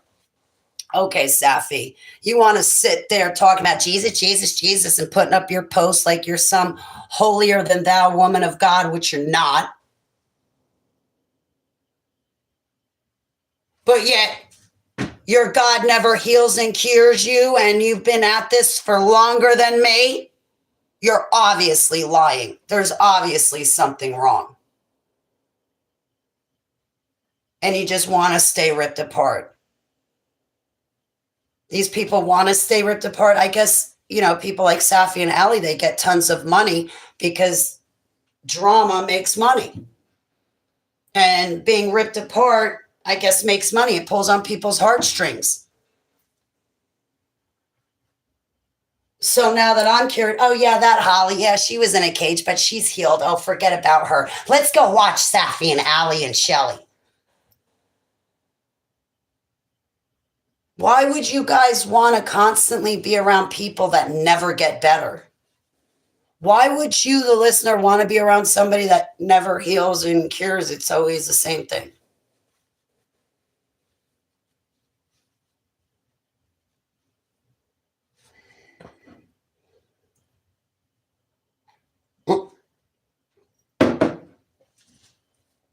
It's good to see you, Victory. Hey, it's Vicky. Great to see you, sweetheart. You know what can I be honest with you, Vicky? Shelly's too stupid to be a handler. My handlers were really intelligent persons. I think what Shelly is, I think she came up with this lie and she's running the lie. And Allie's along with her. Like a handler, as far as like a handler that I had, Shelly would never be able to do that.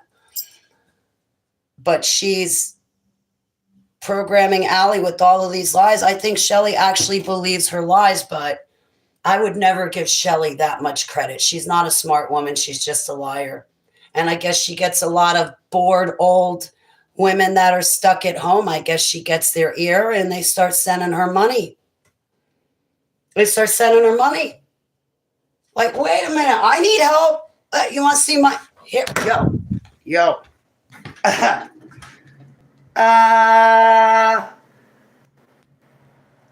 a real survivor. I'm not lying to you. I'll share my spiritual gifts with you. I'll clean your house for you. I'll do your dishes. I'll even think about cooking for you. But that, you might be pulling teeth on that one. What do you want? Don't give your help to them. They're liars. I'll clean your house. I'll clean your car for you. Help me. See, Shelly and Allie and people like Safi, they stole from the real victims. They stole from us, not only our testimonies, but they stole the help that we need. Now all those people are flocking to Shelly and Allie. What about the real victims? We're left out in the dust. No, they did not bring awareness to child trafficking. They stole from the children that are being trafficked.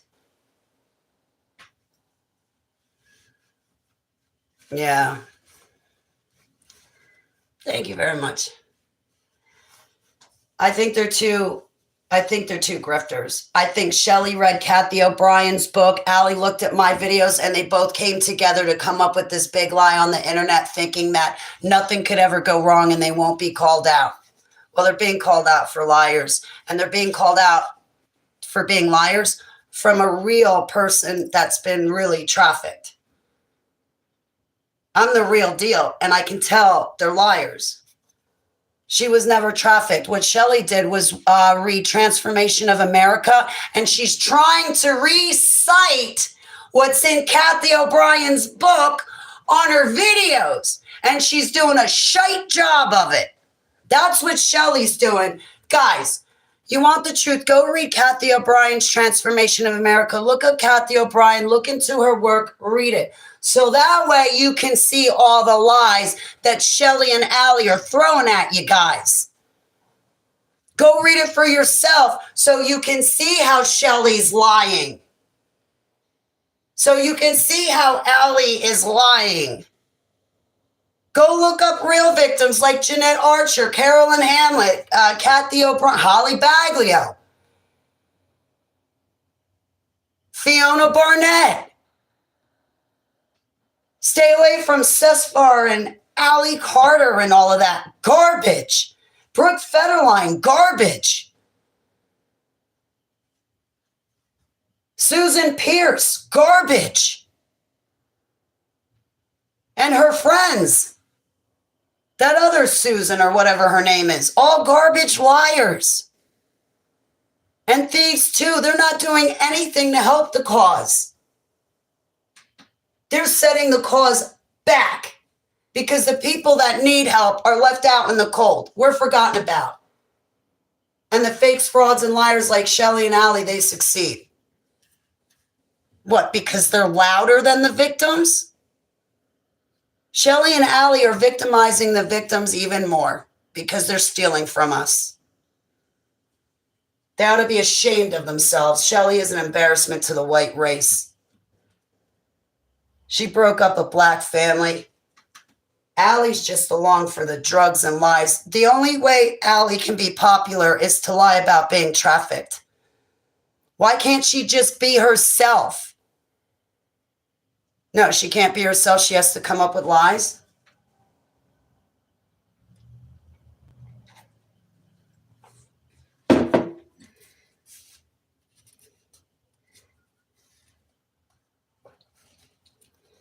But read Kathy O'Brien's work for yourself. And then you'll see how Shelly and Allie are just lying. Go look up Max Spears and James Casbolt. Listen to their testimonies. Look up Aaron Rothschild. Listen to those testimonies. Those are real survivors. Oh, it kills me with this.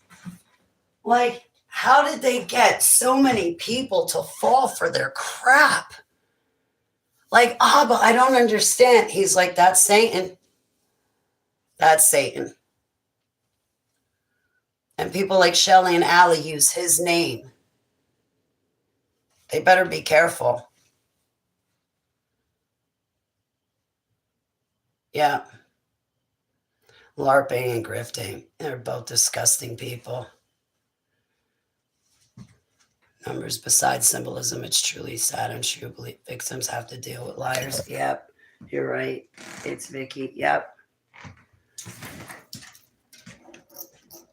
It's a shame.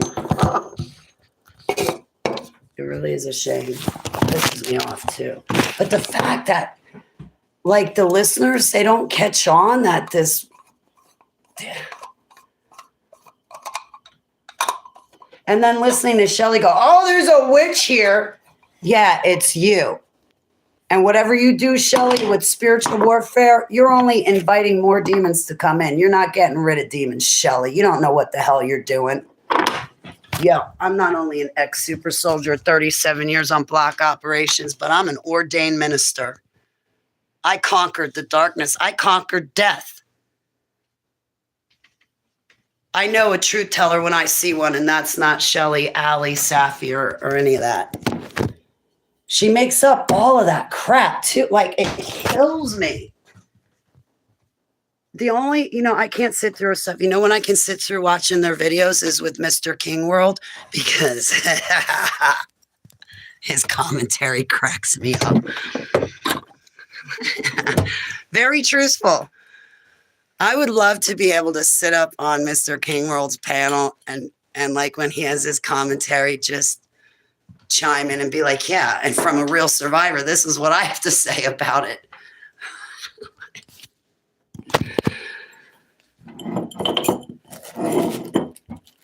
I knew that they were liars and all about the money when back in 2020, I said, yo, Shelly, Allie, why don't you come on my channel? I'll put you on internet radio. Oh, no. I'm very particular who Allie interviews with. Yeah, because my friends being the real victims, they would find you out in 3 seconds. And then they would call me up and go, Holly, why'd you have Allie and Shelly on your channel? They're liars, right? My friends would have had Shelly and Allie found out within seconds. Like my friends. And I got to tell you, my support system for the past 4 years kept calling me up. What do you think about this mother-daughter team? What do you think about this mother-daughter team? You know what I think about it? Why is it that Allie's the only so-called survivor that has to have mommy by her side? Casbolt, Spears, McCollum, Rothschild, Baglio, Marrow, Adams, Allgood, We never had our mommies by our side, so why does Allie need her mommy? It's because it's a mother-daughter tag team.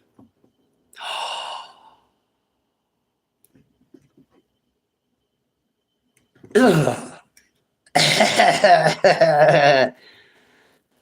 all it is a mother-daughter tag team. When I tell you my testimony, I don't need a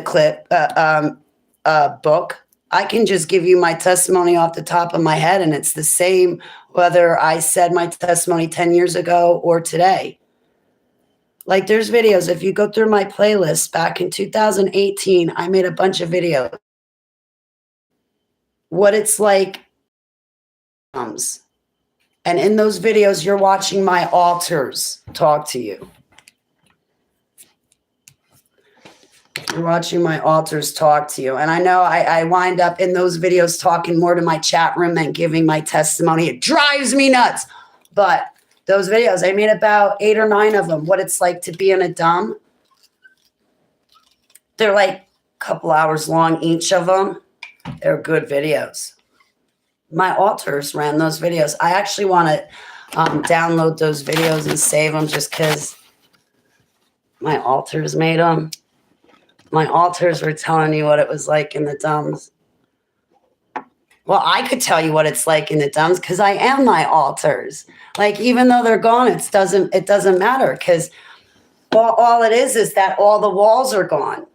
I have all of their information at my fingertips. I don't have to wait for them to come forward to get their knowledge.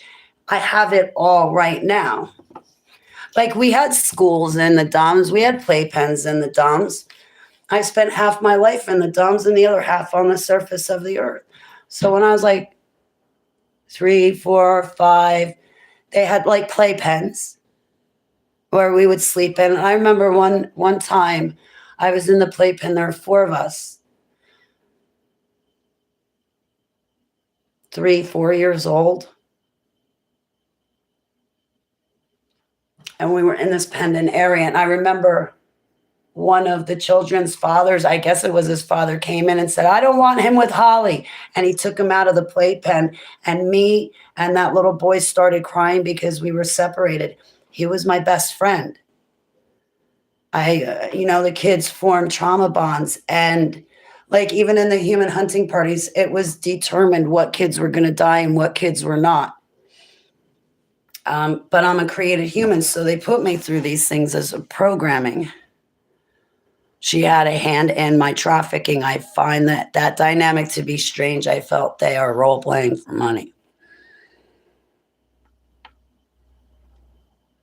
I think my biological mother reinforced the programming because she was just so nasty and cold-hearted, but she was not in the projects herself. They could have just hypnotized her one time and that be enough. But she wasn't in the projects herself. But she's also not a believer. And because she never raised me up in Yahusha, it was very easy to get to me. But the thing is I think we have to keep in mind that I was born into these projects. So like, they didn't show up and, take me in the dumbs for a month and program me to be a shooter or program me for a month like they did the Montauk boys. Big deal. You're in the dumbs for a month. Get over it. I was in the dumbs for 37 freaking years.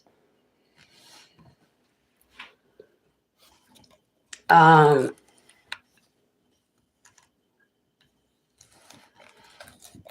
was I saying?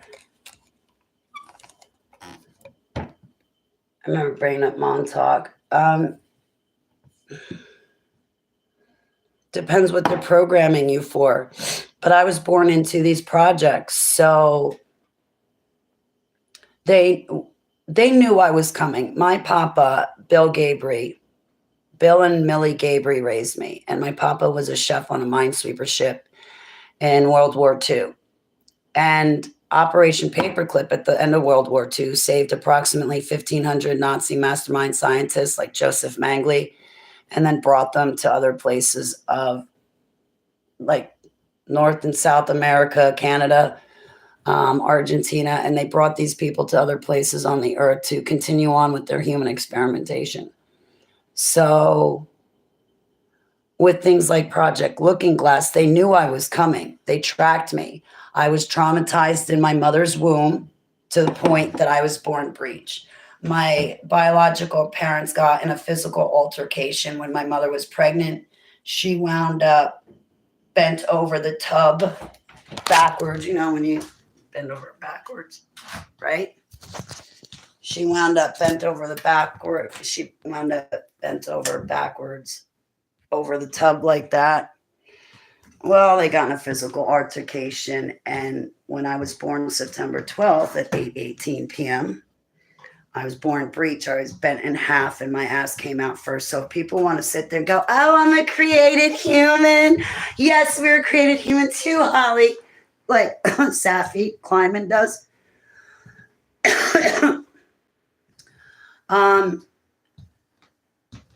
Tell me about the 9 months that your parents were pregnant. You weren't born breech, were you? Okay. Well, if you were born regular, Safi, you're not a created human, asshole. I feel so much better letting that out. You know, I got some pent up aggression from years of my testimony being stolen. And Allie, Shelly too. Anyway, I'm an engineered human. I was born breech. I was bent in half. My butt came out first. My programming started when I was in the womb.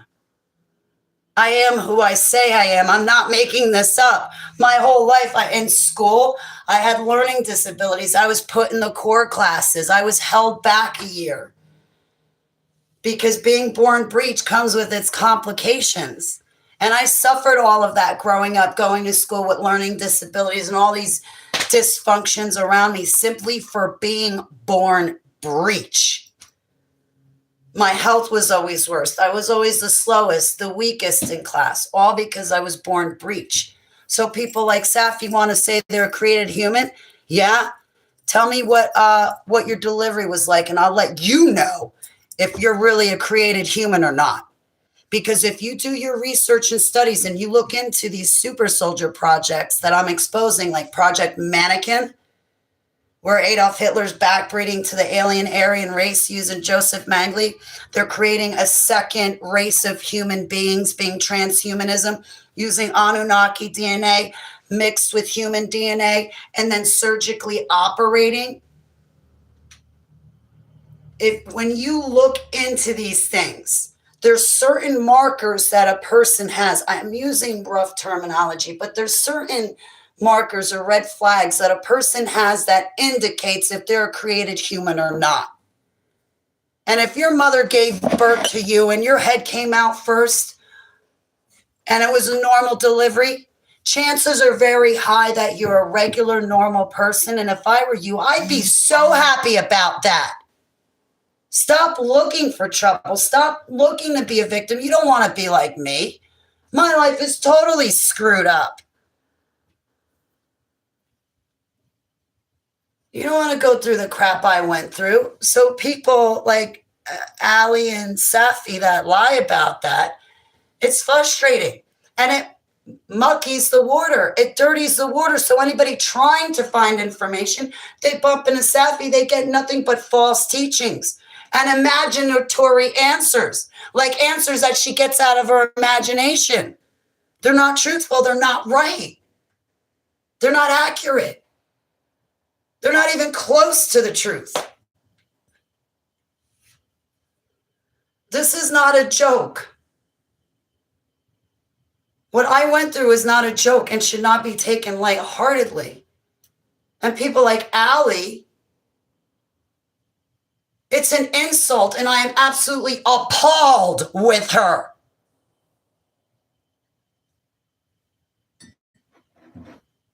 She is no super soldier. I can see that from here.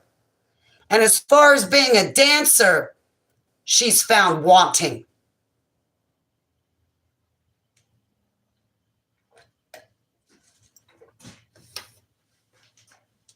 Right, Allie?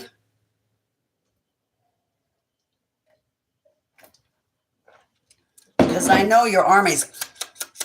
What's Holly saying? I'm not being a coward. I'm not backing down. Those people stole my testimony. They're liars. I know it. I serve the kingdom of heaven. Cowards don't inherit heaven. I'm not going to hell for those people.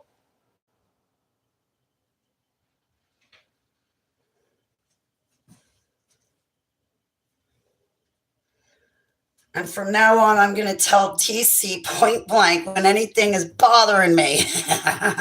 I'm not going to hold it inside for years. I'm just going to tell her point blank. Something happened to me. I'm not going to be afraid to talk to my closest best friends. I'm not going to be afraid to stand up and say that's wrong or that's not right. Or, hey, you stole from Kathy or you stole from me. It's in our 10 commandments. Don't lie and don't steal. And what's Allie doing? Everything. Thank you for the emojis. To come forward stories, only a few chosen people have the guts to talk about the programming. Yes, Pixel Pixie. Most, the real victims that I know of, they're offline. They might have a profile, but you would not dare see anything like this on their profile. I know a woman, it took her 5 years when she woke up, and it took her 5 years to be able to tell her husband. And when she told her husband, he fell to pieces. He kind of questioned his faith for a little while, but everything's okay in the end. But this woman, my friend, her grandfather was on the boat with Mangley in Operation Paperclip being saved. And that's how come my friend was put through these projects. And my friend, I remember in these projects, they put like a Skinner box over her head and started messing with her. They put bugs in it and spiders and like other things. I don't even know the name of it. They put it, it wasn't like a full body Skinner box, but it was just over their head. And it had like different doors. So they could open up like the side and like stick things in her ears and like cut her on the side of the face and then close that door and then go in the front. They would burn her and oh God almighty. Like Joseph Mangley.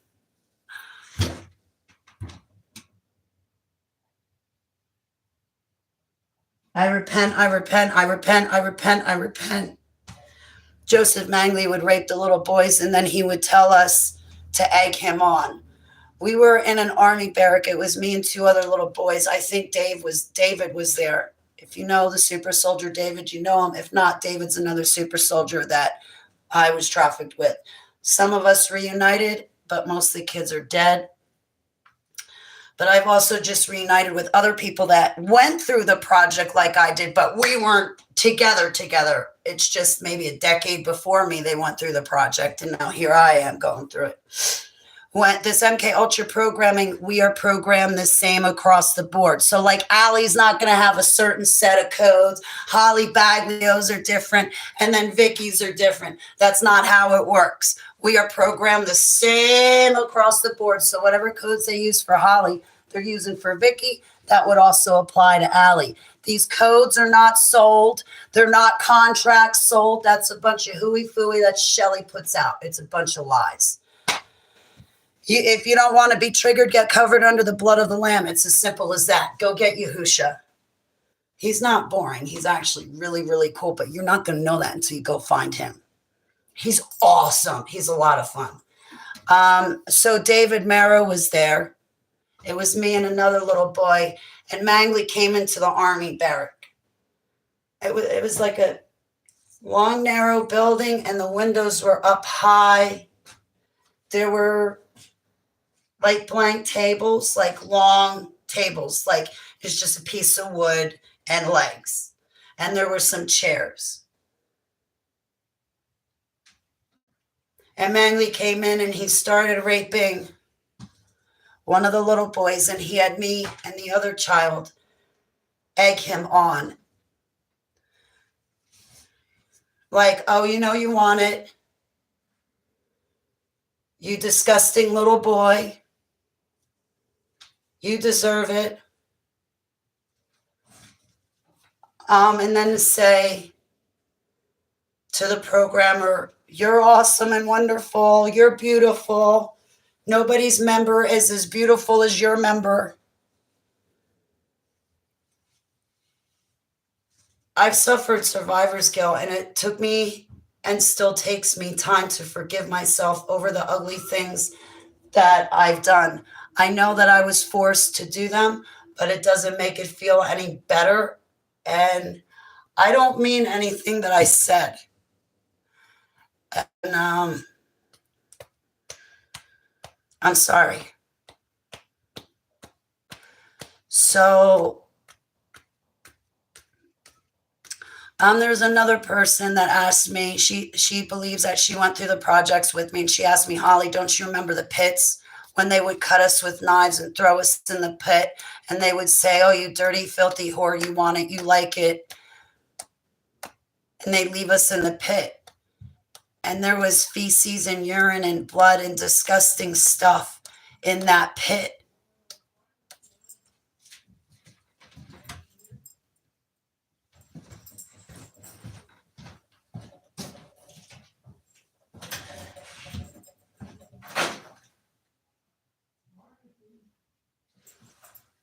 Oh, okay. It's the pharmacy making.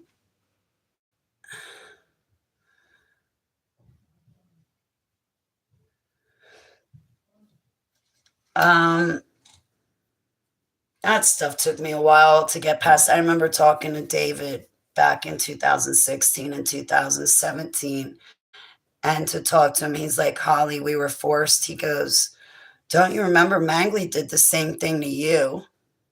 I'm like, no, Mangley never raped me. I'm still going on with the story, by the way. I'm like, no, Mangley never raped me. And David was like, yeah, Holly, when he was done with me and the other little boy. Oh, Vicky, I am so sorry. Vicky, you did not deserve that. You did not want that. He projected onto you. It's not your fault. You didn't deserve that. Everything he did to you was wrong. And I know you know, but you need to hear it. You did not deserve that. You didn't want that. And what was done to you was forced on you. And I'm so sorry. So I woke up in 2014 and I had Stockholm syndrome over Mangley. I still to this day click my heels. When I would do martial arts and they'd say, attention, I click my heels.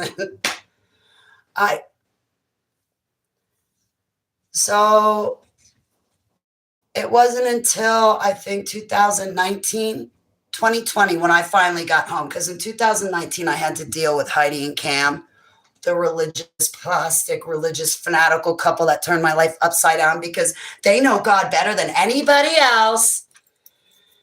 Oh, Holly, if I give you money, that means I get a prophet's reward and I get your spiritual gifts. No, there's a story in the Bible, Heidi. Try to buy spiritual gifts with money and you get yourself rebuked. That's a big no-no. And you ought to know better as being a believer at 30, 40, 50 years. Trying to buy spiritual gifts with money, you'll never have spiritual gifts, Heidi.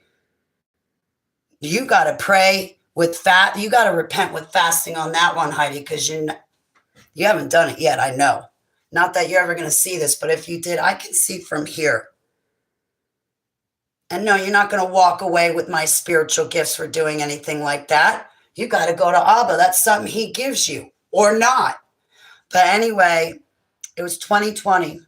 I woke up in 2014, 2020. I get home. I'm back in Jersey. I'm away from a bad relationship, away from these other people. And I'm safe and sound in my own atmosphere. Well, my memories became a lot clearer. And that's when I remember that, yes, I was also raped by Mangley. But he liked the little boys. It took me a while just to remember that and come to terms with it. because Mangley was nice to me. Like when he let me go, like he stayed for a while to make sure I was okay. I didn't want to leave. Like when people say, oh, well, I just got out of MK Ultra. I just ran and I'm out. They're a bunch of liars.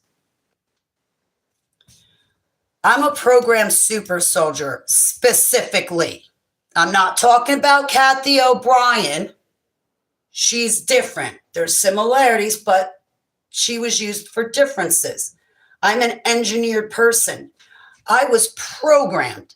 So to get me out of the dumps, I literally had to be programmed out. Because if I was not programmed out, I would have constantly been called back, called back, called back. I just would have kept doing it on my own. I would have on my own kept going back because I was programmed. In 2008, Joseph Mangley spent 3 weeks programming me. And it was an astral world event. Every time I went to sleep, but even during the day. When I went to sleep, Mangley would put me in the chair and he would work on me. You know, the Montauk chair. And he'd work on me. And it was for 3 weeks. And the reason why I nicknamed him Joe the Mechanic was because if I had a problem, he'd fix my wagon. Whether I was the problem or not, the problem was fixed. Even if it was somebody else's fault, my wagon was fixed and no more problem. But when he would work on me, he had all these strange tools and things I don't understand and things I don't even want to know about. So I nicknamed him Joe the Mechanic because it looked like he had me in a mechanic's shop. When he was done over that 3-week period in 2008, he said to me, I was sitting at a table. On the table was a bunch of weapons in between us, and he was on the opposite side, and we were talking when he was finished. And he said, Holly, you cannot come back because if you come back, they will kill you. And I remember getting up and walking away from him, and I was so distraught. I literally turned around, ran back to Mangley. I was like, Joe, I don't want to leave. I don't want to go. And I gave him a hug goodbye.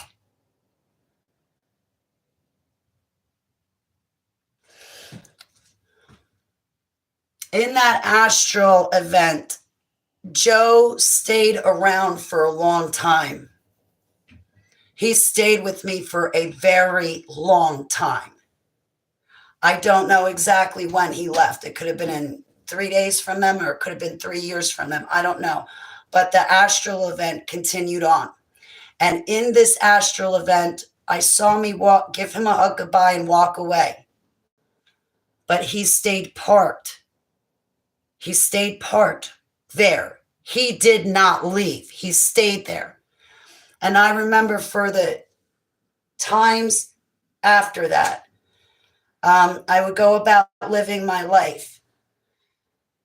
And I didn't want to leave.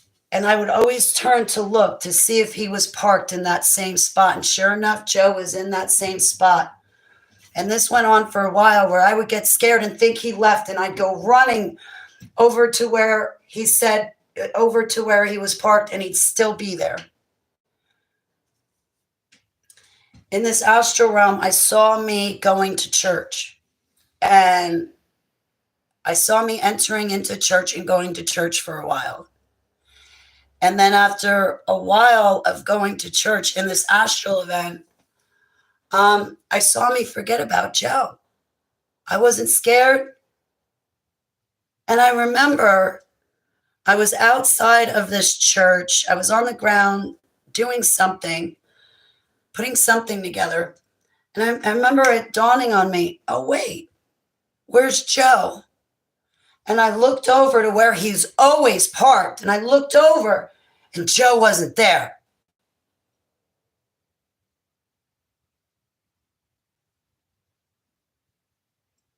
Well, I'm okay. Even though Joe's gone, I'm okay. I'm okay.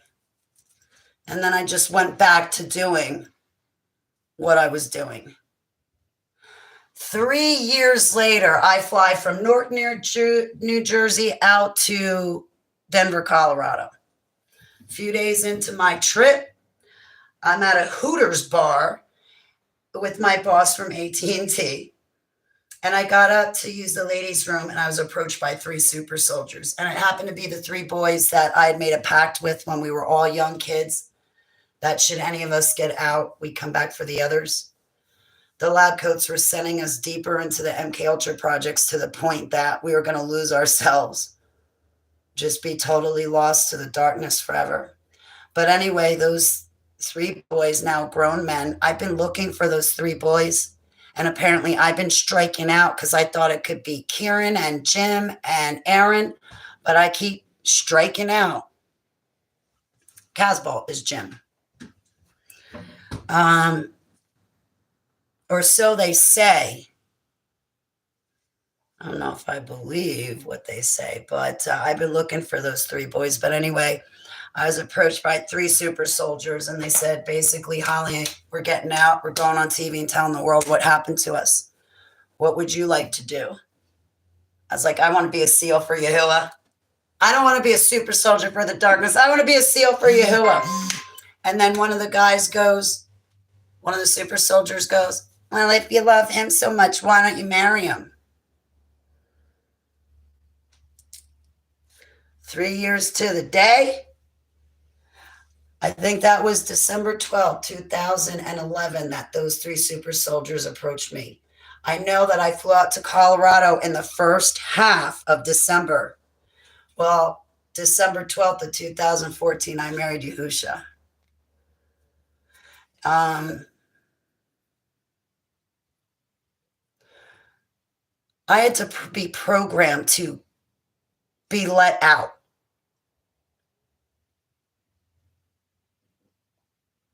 So if somebody's really, really a super soldier, they're going to have a similar testimony like I have. Apparently, from my knowledge, there's a faction of our military and government that wants this information out there. However, there's also another faction of the government that has super soldiers that were released to tell them what happened to them. But the problem with those is they're leading you straight into lies.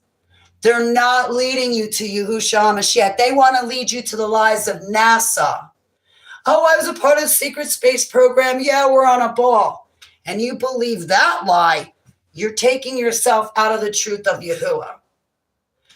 So to know that somebody is really inactive and not being used, there is only one way, and that's through Yahushua HaMashiach. Jesse Sespar doesn't have it.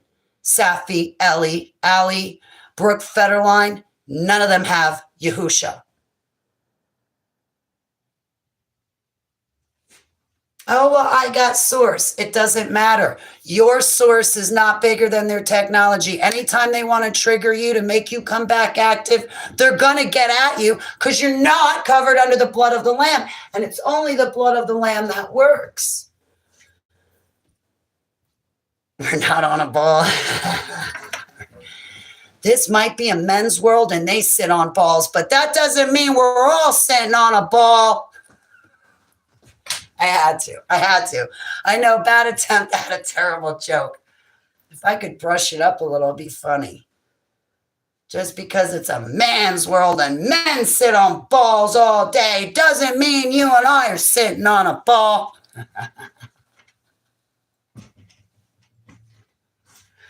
Oh, it's a man's world, all right. They think we're all sitting on balls.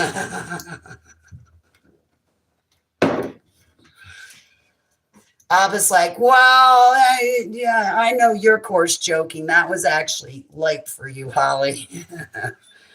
And I didn't get in trouble on that one.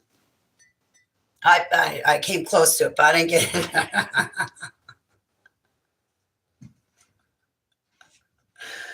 I'm only saving that joke for ladies' night, okay?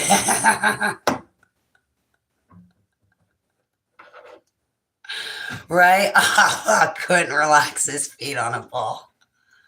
Right? Ooh. I gotta show you something.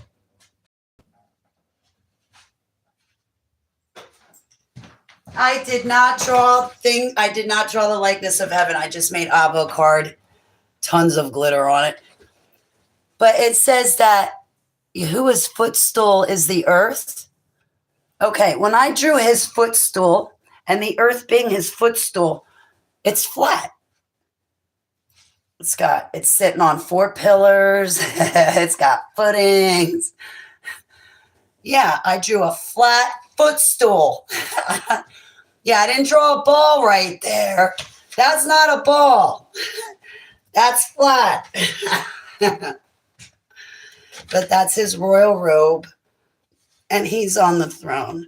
I wanted to like make more spires and like do more with his throne, but I ran out of room. But yeah, I used a whole bunch of glitter. And then I had made it with a V, but if I get, that's an easy correction. All I have to do is get my thin black marker and put a little line right there, and I can turn it into a W. Yeah, Abba told me his name, and I was using his name correctly to begin with, but then I bumped into Jonathan Kahn. And then I stopped listening to Yahuwah and I started listening to Khan, and that's where I came up with the YHVH and the YESHUA. So I learned the hard way. Don't listen to human beings. Always listen to Yahuwah. And I asked Yahuwah, what's your name? I know it's not JESUS. And that's when he said, Yahusha. And then once he said Yahusha, he said, now go use it. I'm like, I can use your name? He said, yes. That's also a false doctrine. You know, the Jews, they have this doctrine that says, oh, you can't say his perfect hallowed name. It's a disgrace. Listen, only his name works to get rid of demons. Only his name cures and heals us. And now you Jews want to tell us not to use his name because it's rude? What? Listen, stop eating your Kit Kat and go get a sandwich.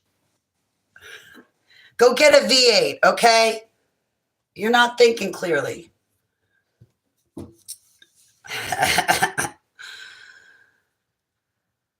But he's really misrepresented. Like when I first met him, I met his sense of humor. And he's definitely not boring. And if you want excitement in your life and you go, Abba, I want to serve you, bring people to me or lead me to people, bring situations, plop them in my lap so I can serve you and do your will. But when you put them in my lap, you got to tell me what to do and say.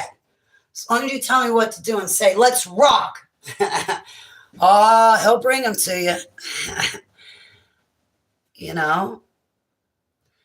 He's generous in giving. I want you guys to get to know him for him and not through somebody else. We've been lied to about everything. But yeah, flat earth.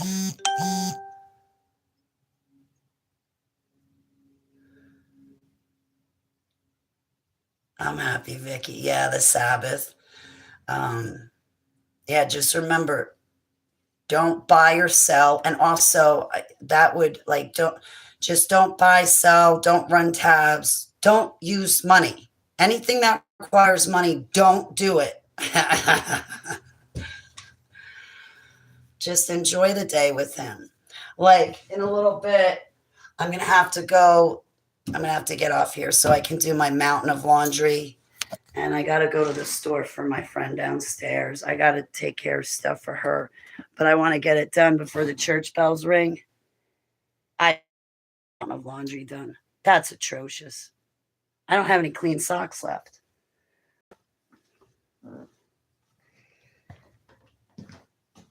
It's 2:15.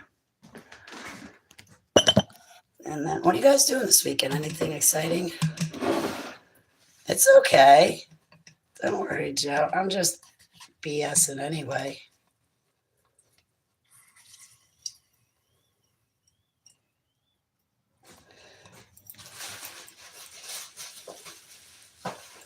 Anyway,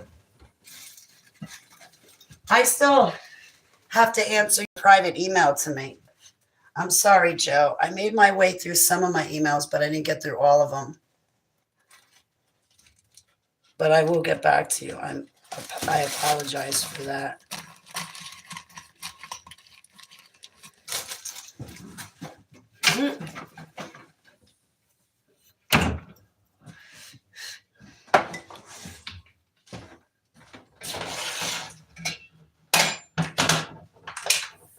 Otherwise, yeah, that Sabbath. The only reason why I know it's so important is because Abba told me it's so important.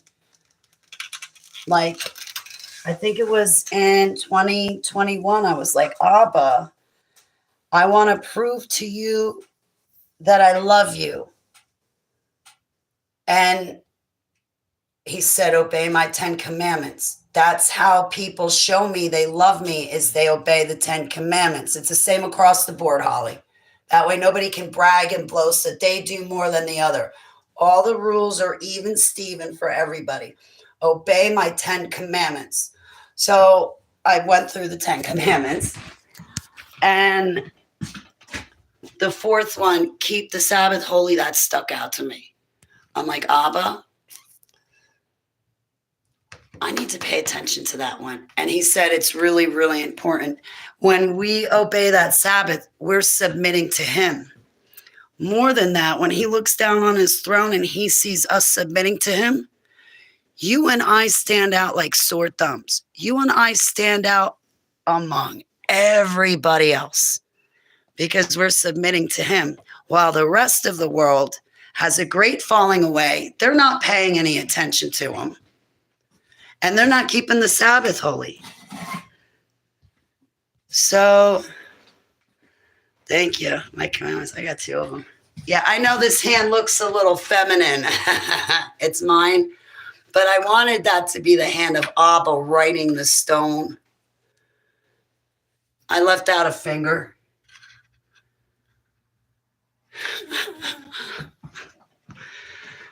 And then I got this one. It's to remind me to behave myself when I leave a house.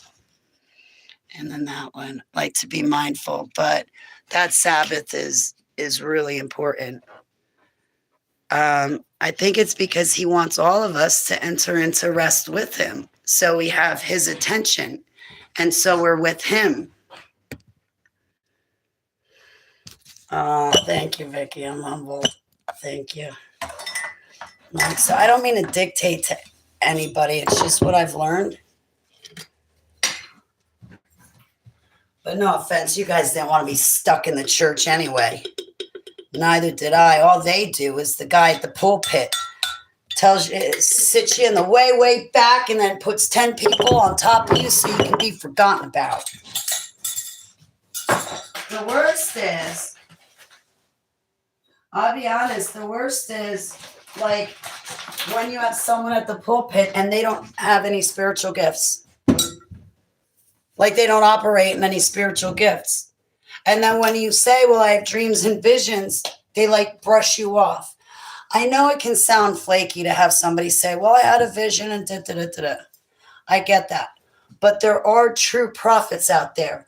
And the people that do have the gift of prophecy, they should not be disheartened just because all the false prophets are making them look bad. You know, that's the thing. All of these false prophets, they never apologize for their false prophecies.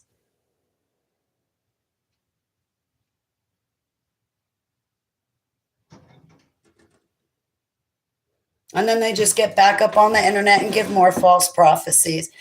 And that's what I don't understand. You get people out there saying that they're a prophet. Meanwhile, they never had a dream of Yahushua returning. They just hear everybody else say he's returning. It sounds good to them. So then they start saying it. Like I've actually seen his return twice in my dreams. Once when I was 5 and again when I was 39 turning 40. Like everything that I'm talking about is because he showed me in a dream. He showed it to me.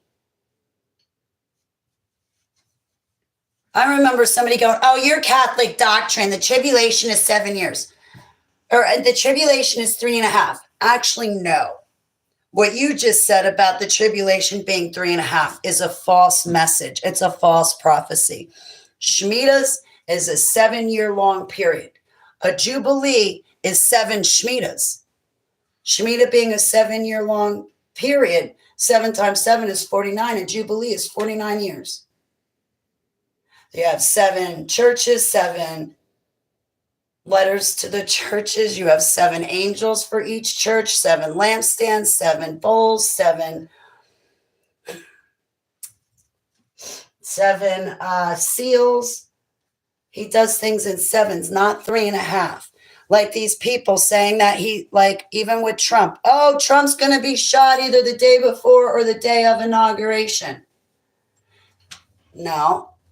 Now, Abba showed me the head wound that's going to be healed. He showed me that it's going to happen. He never told me when. I've had my eye on inauguration because of what the Scottish Rite does on that day.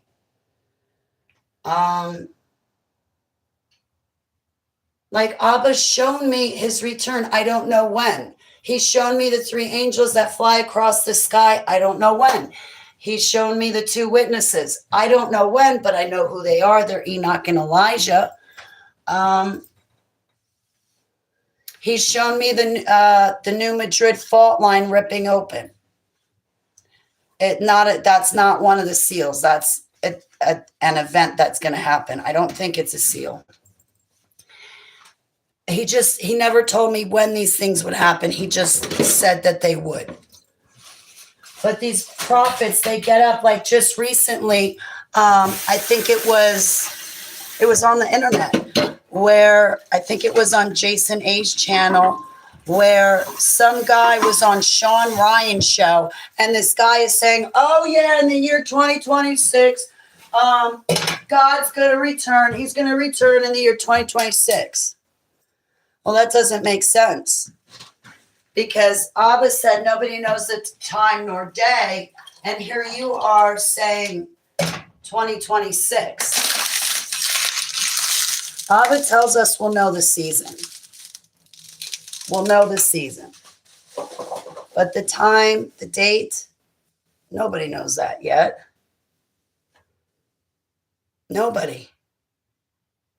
But we're getting close for these things to start happening.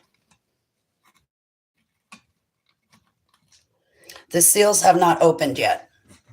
No, they have not. None of them have opened. You get Paul Begley saying, oh, we're waiting for the 6th seal. You get other people saying, oh, well, the trumpet's already blown because the Euphrates River's drying up. No. And the way it will happen, it'll be 1, 2, 3, 4, 5, 6, 7 seals. They will be opened one at a time. When they are finished opening, then what is it? You have the seal, the trumpets. The first trumpet will blow, and then the second trumpet until the 7th one is blown. Once they are all finished, then the bowls of wrath will be poured. The seals, the bowls, and the trumpets, they're different things. I know ministries out there trying to say, oh, well, the seals are the same as the trumpets that are that are the same as the bowls. They're just explaining the same event different ways. That's false. How do I know? Easy. I went before Abba. Any one of you can go before Abba and ask him, and he'll tell you the same thing he told me. We just have to test the spirits and ask him back for confirmations.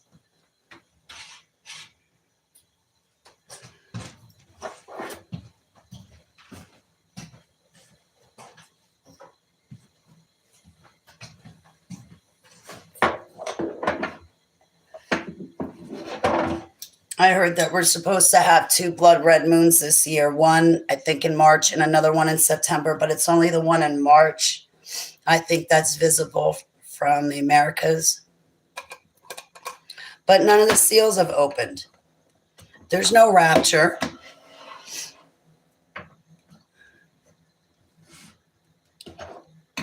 And meanwhile, these pulpits are making money hand over fist just the same way Shelley and Allie are making money hand over fist to lie by stealing other people's testimonies. It's so disheartening. It's so upsetting that Allie stole my testimony, but yet thousands of people listen to her and not me. And she's lying.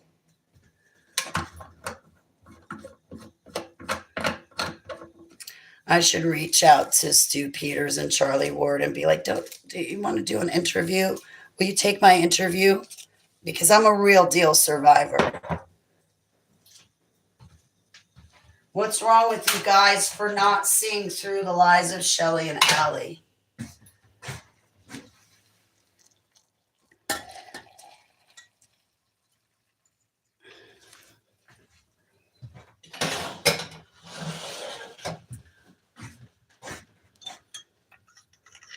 I would like to do interviews on other channels. I've done over 200 interviews before. It's just once COVID broke out, things changed. But I spoke at conferences. I spoke at Pillar University. I've spoken on FM radio. I've spoken all over the place on internet radio, blog talk, YouTube, bunch of channels.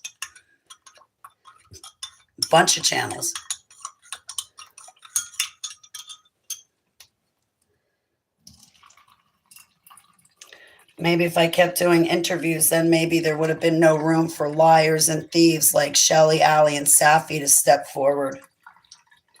But yeah, real victims, they're not on the internet. They're not. And the only reason why I've been on the internet is because Abba called me to do it.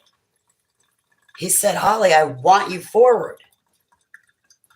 But the real victims that I know, they're not on the internet. They're not talking about it on the internet. They're not telling anybody about it. They have families to think of. They don't want the programmers coming back to hurt them. They might still be in the middle of it. But they're not on the internet like Shelley and Allie. I mean, people that have been trafficked are highly traumatized, tortured souls.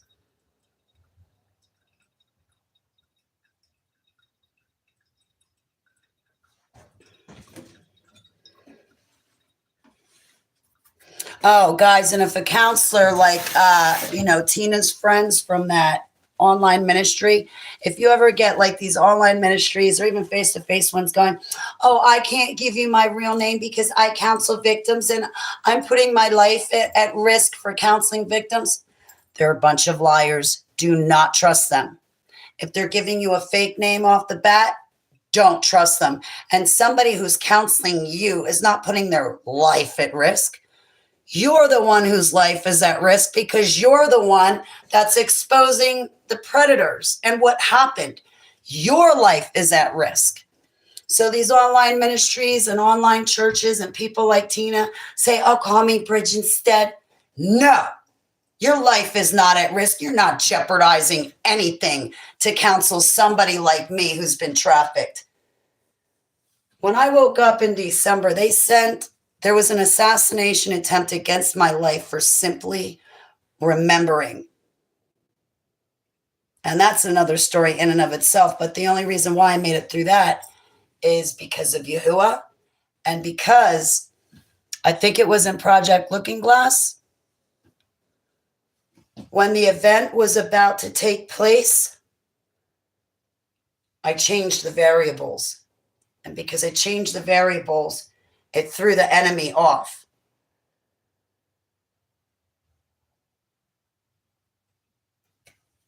That's another story for another time. Possession, right? Already happened. Wow. McBaglio.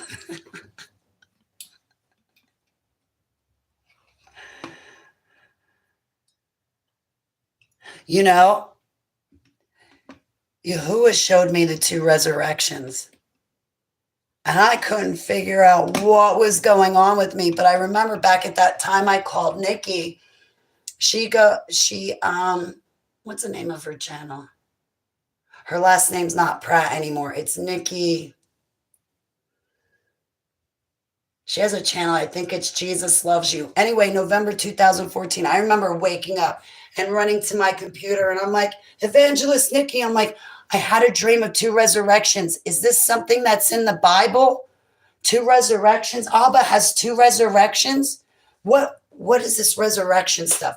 This is November 2014. And it was December where I went running through the neighborhood naked, reenacting the human hunting parties. So this was at that pivotal time where things are still dawning on me. And she made a video that week about real prophets. And she said, Holly Baglio is a true prophet of Yahuwah. And I was so honored and humbled. But she turned around and she said, Holly, read Matthew. I read Matthew. I couldn't find it. And I was troubled. And then I think it was a few months later where in Revelation, I read about the two resurrections. There's two resurrections. The majority of people are going to be in the second resurrection. So like they'll die. They'll go into a deep sleep if they're in Yahusha. They'll be the people who are not in Yahusha, they're hauled off to hell immediately. The majority of people we know, like even Russ Dizdar, Thomas Horn, they'll be in the second resurrection. They'll be resurrected. We'll have judgment day. The sheep will go to Yahusha's right and the goats to Yahusha's left. And then from there, the new Jerusalem will come down on a cloud. Now, Abba calls heaven Jerusalem. You and I call heaven heaven. You and I, we're distracted by the country of Israel that has the capital called Jerusalem. What happens in that capital has no bearing, has nothing to do with Yahuwah's will.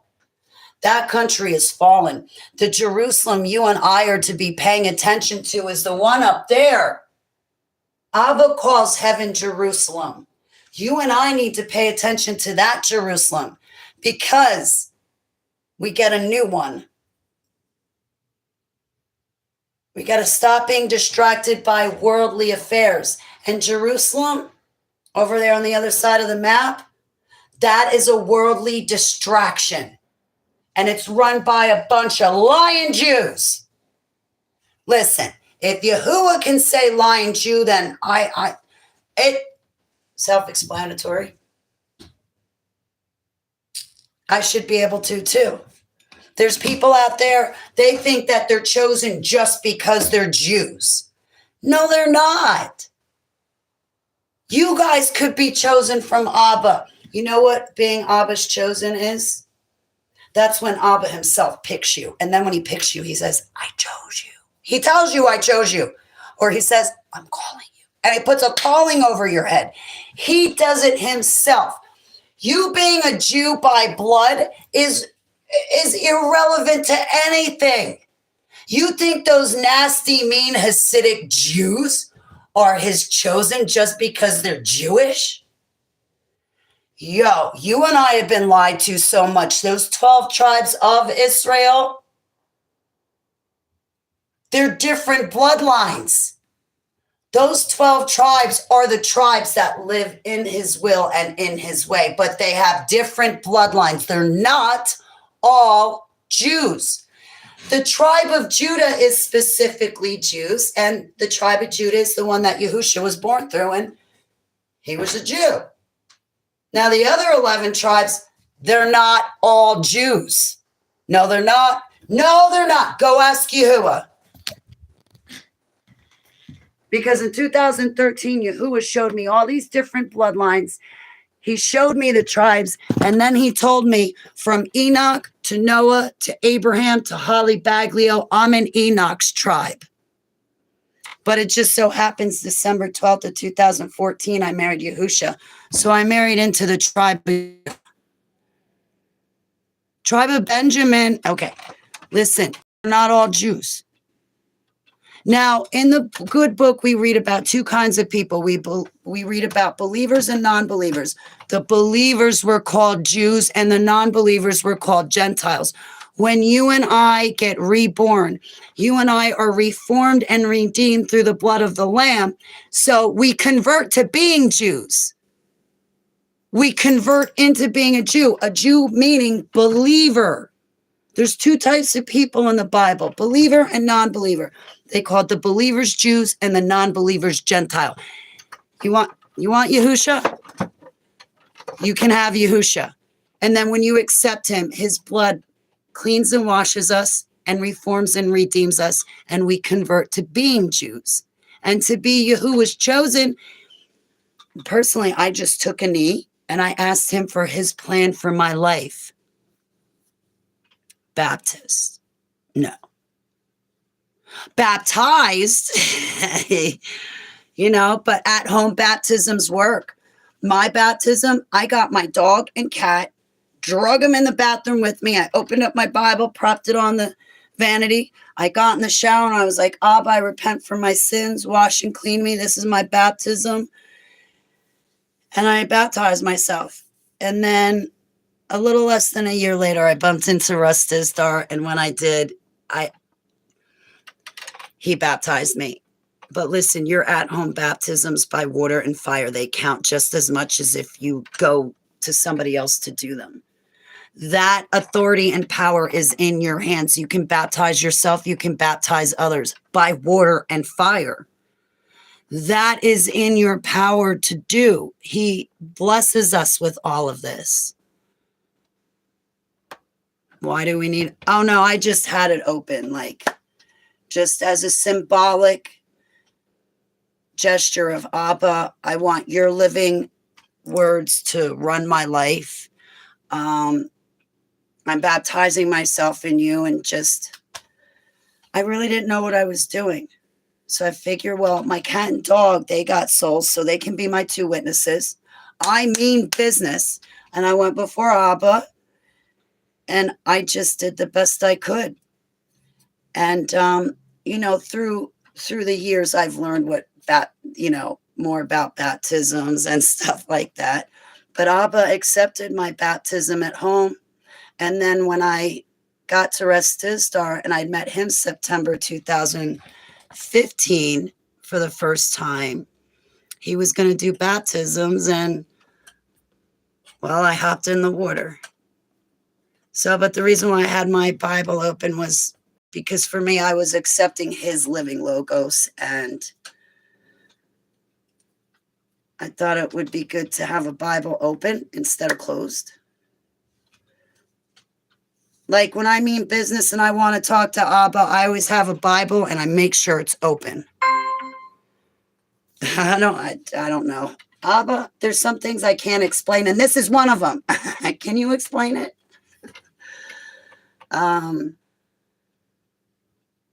Like even if you wanted a one flesh covenant, you grab your spouse, you bring a witness, your spouse brings a witness, and you both go before Abba, give your vows to one another, and you're married. And that means just as much as if you go to the state, file for your license, get the blood test, and then, go hire somebody to do the honors. You each grab a witness, come together, go before Abba, and exchange your vows. Or, you can, of course, go to a justice of a peace, or you could go to an evangelist or pastor to marry you. Like I'm an ordained minister, I can marry people. But don't let the kingdom of darkness take this out of your hands.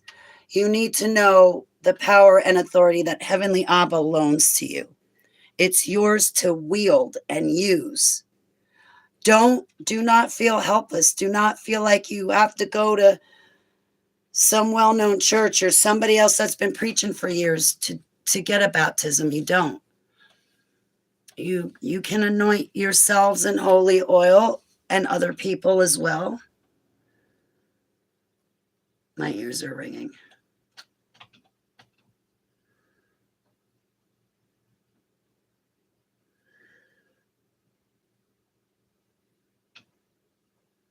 I should probably figure out something to eat, because I know the second I get everything packed up to go to the laundromat, I'm going to be starving to death.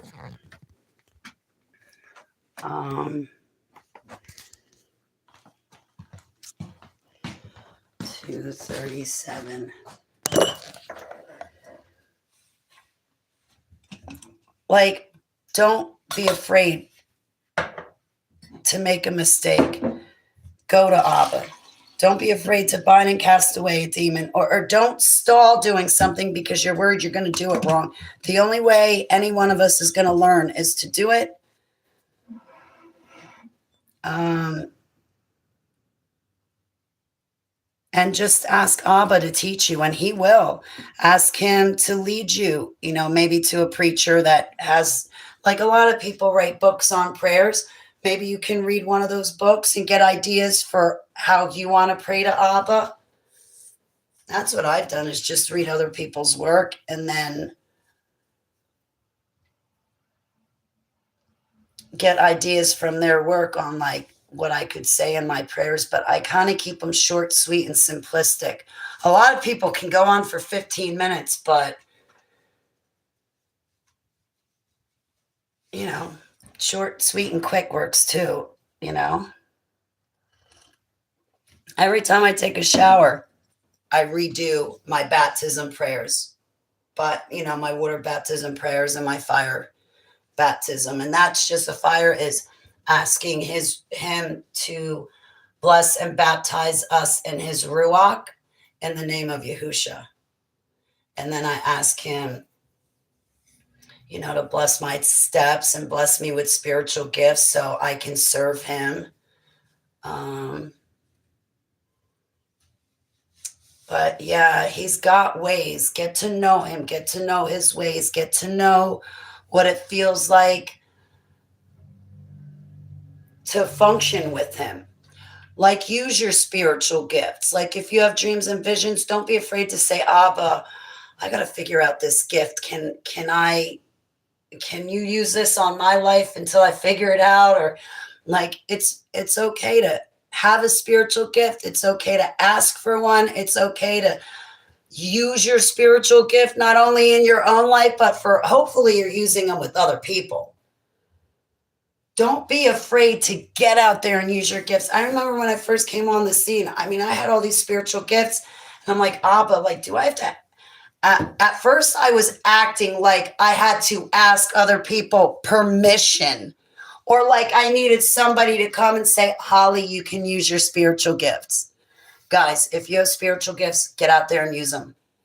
If you need somebody to tell you to do so, I'm telling you. Well, after a few years, it dawned on me, Holly, you're listening to man. You're relying on man. You're going about it all wrong. Yahuwah gave you these gifts. You serve Yahuwah, not those pulpits. Just because coach doesn't have any spiritual gifts doesn't mean that you can't have any and that you can't use them. Just because he doesn't understand them or he doesn't have them, you get out there and use them. That's why I gave them to you, Holly.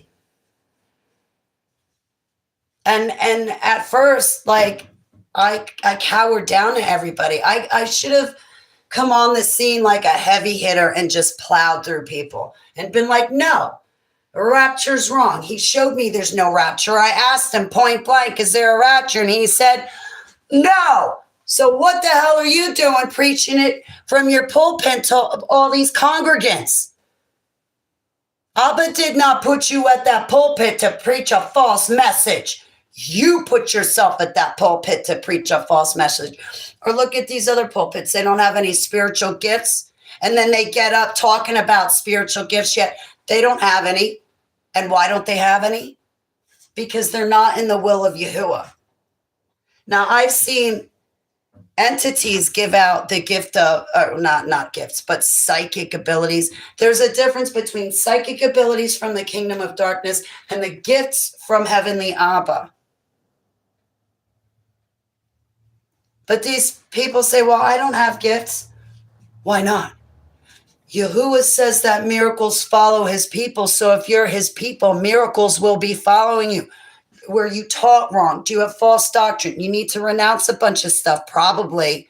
You need to hear his voice and get to know his voice. And the second you do, you're going to be baracked with all of these spiritual gifts, but you need to hear his voice. You're not listening to his voice. You're listening to that church's voice. There's a big difference between church and him. The New Jerusalem is not the church. These people preaching a false message, saying that the New Jerusalem is the church.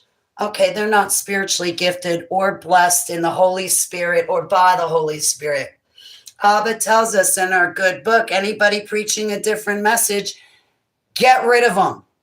Expose them for lying and get them out of your village. It doesn't say to keep listening to them and listening to them. And yet here these people are listening to pulpits that are teaching false doctrine. Terrible false doctrine. There's pulpits teaching that Lucifer is Nephilim. No, that Lucifer is now called Satan. That's not a Nephilim, David, or anybody else. Satan is not Nephilim. Satan is an actual fallen angel. And I see a lot of pulpits preaching a lot of false messages. And I'm going to be honest. Now, Abba can use anybody to carry his message, and his message never comes back void. So if you're listening to one of these pulpits that has a bad false message, but yet you're realizing, okay, that's a false message. That's false prophecy. Oh, this is good. This is good. And you're enjoying some of the people in the chat room. That's okay, because at least it's dawning on you, okay, that's wrong. I know the difference, or that's wrong. Fellowship is good. We all need fellowship. So the fellowship is good for you. But if you're having trouble with discernment and you can't tell when a pulpit is teaching a false message, you really need to go before Abba with fasting and repent to him. You need to beg him to hear his voice. So you hear that voice instead of the false divine light. The kingdom of darkness sends out a second voice in the world, and it's a convenient version of Jesus, where you can do whatever you want and you'll still be forgiven and still get into heaven. Doesn't work like that. That's the false divine light.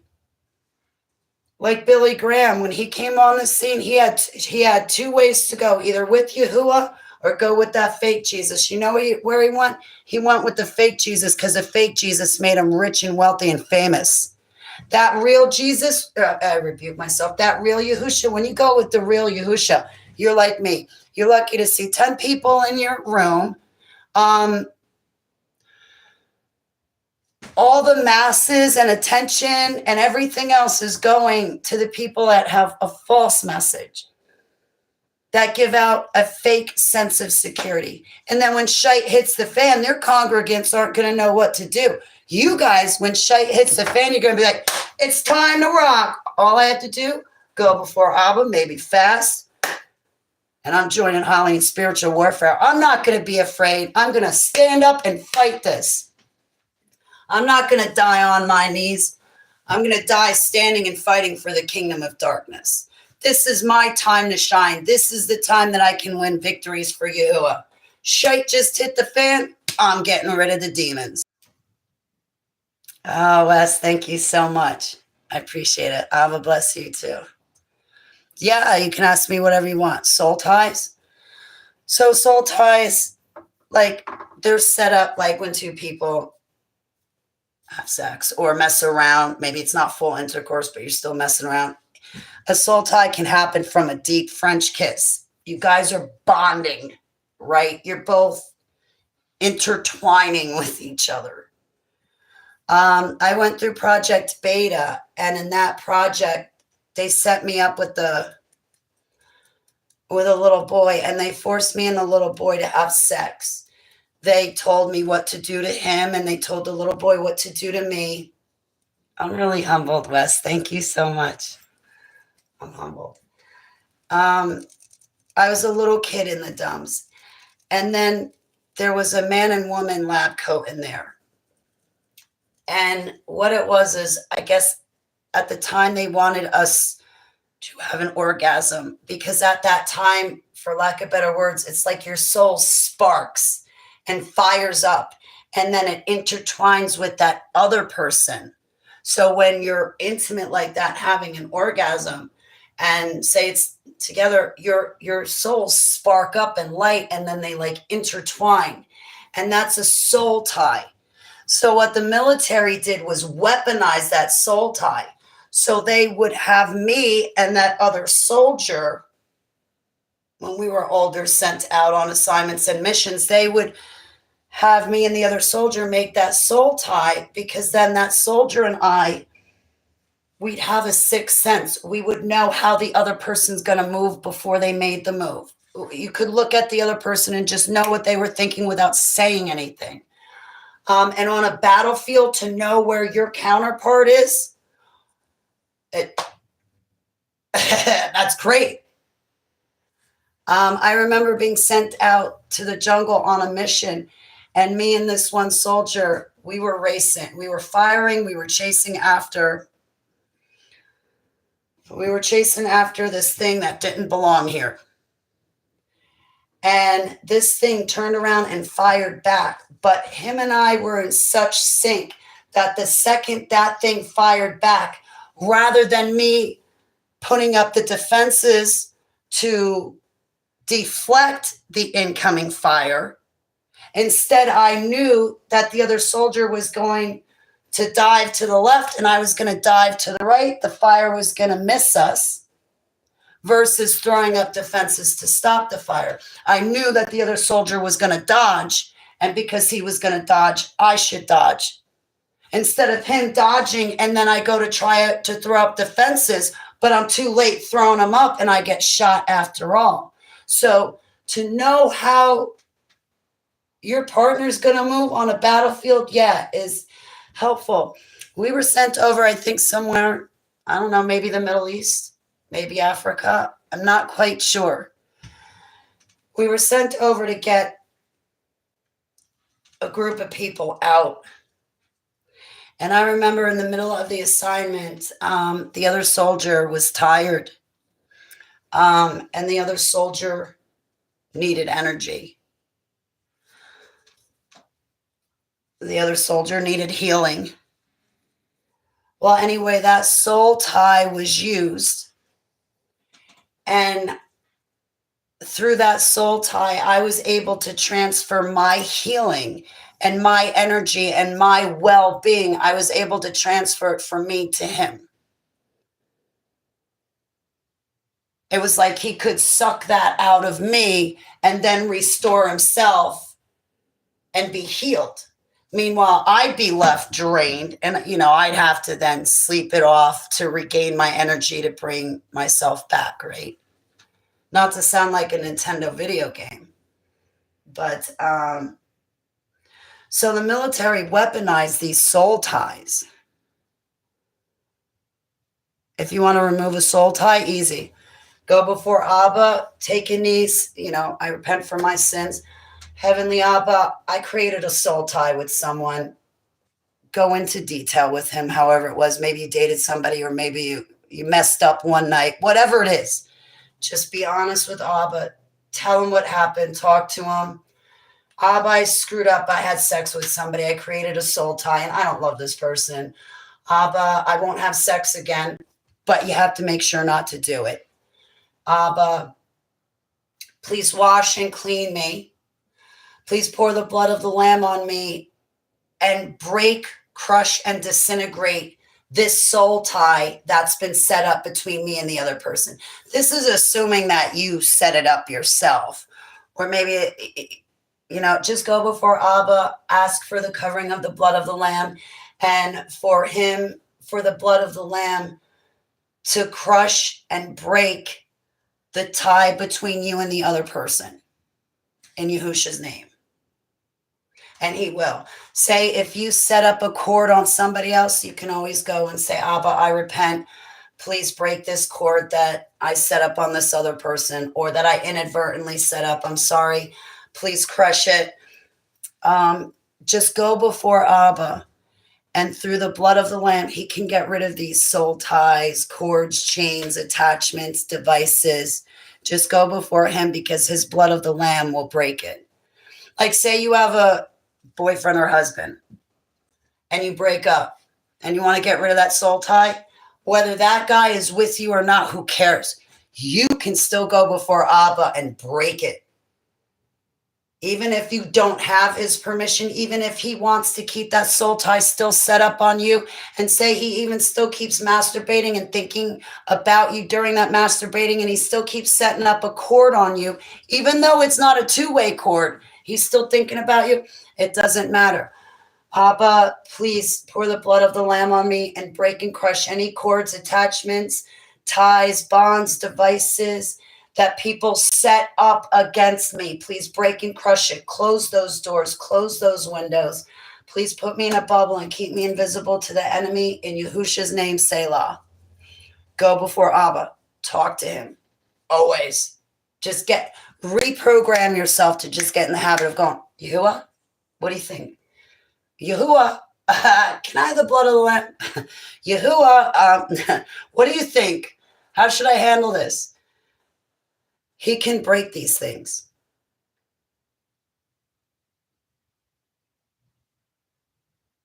Oh my God, I don't know.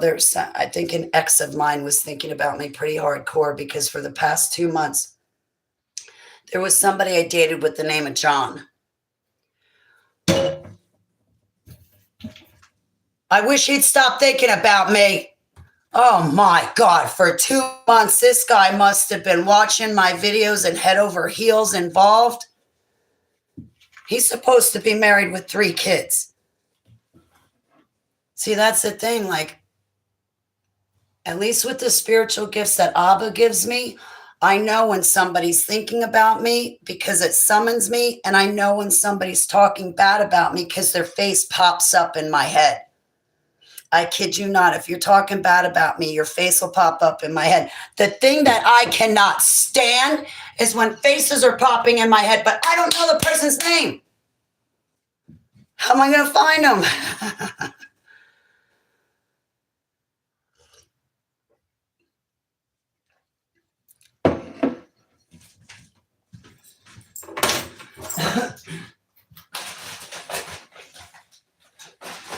Ask Abba. Ask him for the gift of sight. Ask him, who sent this to me? Abba, what's this demon's name? Abba, what's going on? Abba, show me that person. Abba, whose bridge? Abba, who's that person? Abba, are they telling me the truth? What's going on in underground bases? Nothing for the betterment of humanity. Only stuff that's going to get us taken out. Okay, always feel free to come back and ask me again too, Joe.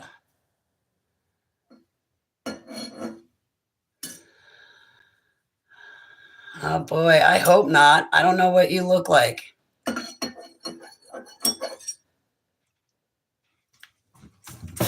And why would you think bad stuff about me or say bad stuff about me anyway?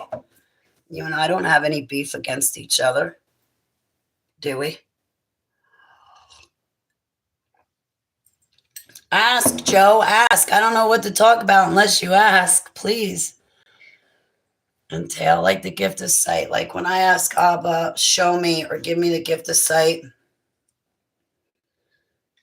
Like if I walk into a house and I say, can you give me the gift of sight or show me?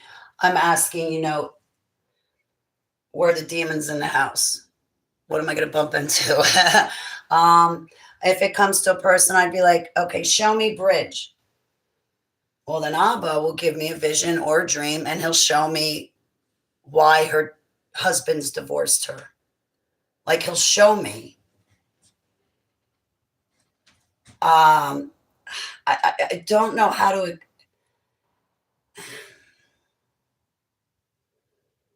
He'll show me like she's weaving webs and involving people with it and aiming against me.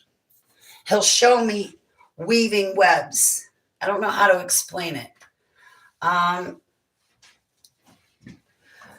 But, to see angels and demons, to see like, Abba, show me who this person is. Are they being honest? I mean, they're talking about you an awful lot. Are they really in you like they say they are? Or they just talk and no walk? He'll answer you. Oh, yeah, he will. Now, you got to remember, he disciplines his children. He's not condemning. So say you screw up and you wind up not keeping a Sabbath holy. He will discipline you, but he won't condemn you. Yes. Yeah, like physically while awake, that would be a vision. Like when you're awake, like I'm awake right now. If he showed me something, I would have a vision. Like in my mind's eye, I would see it. So yeah, vision would be something awake and a dream would be something asleep. But then, remember to test the spirits. And it's good to ask a confirmation back from Abba. It's not rude to ask him for a confirmation to say, Abba, I got to test the spirits. I need to make sure that this is you and I got you, and not someone else. I'll say, Abba, I bind and cast away lying, stealing, deceiving, lustful, familiar, seducing, mimicking, mocking spirits. I bind and cast away the imposters. I bind and cast away Satan, Jesus, Jehovah, Yeshua, Source, and all of their legions. I bind and cast them away, get them out of here. I bind and cast away, depression and anxiety. Abba, there's other demons I bind and cast away. I'm not sure their name, but Abba, they're trifling. They're trying to stick wedges between you and I. They're trying to pretend to be you and give me answers and visions. And I know it's not you. I bind and cast them away, get them out of here in Yahushua's name. Please wash and cover me in the blood of the Lamb. And Abba, I test me and I test everything else, but I do not test you. Abba, I need a confirmation. Please give me a confirmation. Now, the majority of time is I'll go to my Bible and I'll say, Abba, please open it to a message that you want me to have. Because sometimes Abba needs to give you a description or speak to you in detail. And that's where the Bible comes in handy. And Abba will open it to a passage that will give me his answer and the details I'm looking for. It's just that you got to keep something in mind when it comes to Abba. Just because you want to talk about a topic doesn't mean that that's the topic that's going to be spoken of. Like what might be important to you might not be the most important thing to Abba. For instance, back when I was stupid and I let that dude with his kid, the dude that collapsed my lung, came back a second time with a friend to beat me up, to try to stop me from testifying against him. Anyway, for 2018, I was living in sin. I thought we had a one flesh covenant, but I loved him. He didn't love me. He used me for my money, car, house, and the fact that I could get him jobs and whatever he wanted. Which I did. Get him a job and a home. And I would go, during that time period, I would ask Abba for confirmations on whatever it was I was working on. But see, Abba had something else that he wanted to talk about. And I remember time and time again asking Abba for confirmations. And it would be on various topics. And every single time I asked Abba, please open my Bible to a page to give me your answer and details to my question, Abba would open my Bible, but it would always land on scripture that talked about sexual immorality. Every time over that year, it did not matter what the topic was about. I could have been talking about the shape of the earth. I could have been praying for my other friend, looking for answers for that. I could have been talking about anything and everything. That whole year, every time I asked Abba for a confirmation, he would open my Bible to sexual immorality. And finally, I was like, Abba, I want to get out of this relationship. I've been wanting to get out without killing me. Please help me get out. And I almost died. That dude, Julio, almost killed me. He collapsed my lung. Remember, J's were never invented up until a few hundred years ago. I go for men named Yahusha, not J-E-S-U-S or J-E-H-O-V-A-H. Anyway, Abba's concern was the fact that I was breaking a commandment. And Abba wanted to address the fact that I was being sexually immoral. That is what was important to Abba.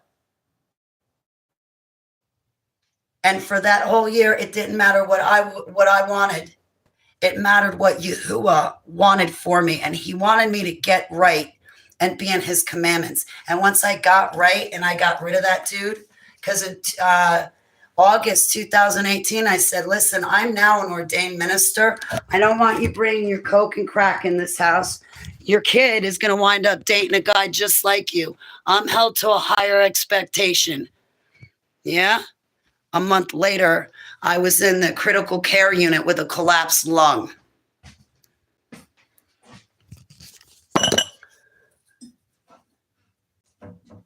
Every time he talks bad about me, yeah, sadly, those people pop in my head.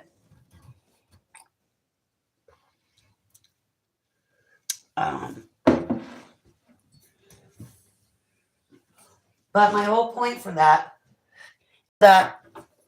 it didn't matter the confirmation I wanted back. There was something on Abba's mind that was important to him that he wanted me to get right with. Because living like that, if I had died in 2018 living like that, I would have went to hell.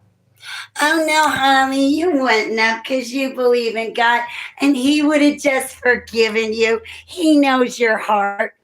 Okay, that is a bad teaching and false doctrine. If you die in your sin, you go to hell. Yes, you do go ask Yahuwah. Yes, you do. This is why all of us have to live a life of repentance. Because if Lucy can get us to sin and we sin and then say we die afterward, we're dying in our sin and sin drags us off to hell. Yes, it does go ask Yahuwah. I'm not arguing. This is not up for debate. I'm telling you what he's shown me. Say you get in a really bad fight with somebody, really bad, rotten fight with somebody, and you wind up driving home from work and you haven't apologized and you're still mad and you need some time to calm down. Say the next morning you wake up for work and you start driving to work and you still have not apologized to Yahuwah or straightened this situation out and you're still upset about the fight you had yesterday. Well, now you're driving to work and bam, a Mack truck T-bones you and now you're dead. Well, you had that fight. You never repented for it. You never said, I'm sorry. And it was a god-awful fight. And now you died in that darkness. That darkness will haul you off to hell for eternity. It is true, Christians do go to hell. The number one reason why Christians go to hell is because they renounce Yahushua, their savior, to begin with, just to be a Christian. But when you sin and then you die, you're dying in your sin. I rebuke myself. Satan can, in fact, steal you out of the hands of Yahuwah if you and I are not diligent. Fact. He can steal you out of the hands of your creator. It's not once saved, always saved.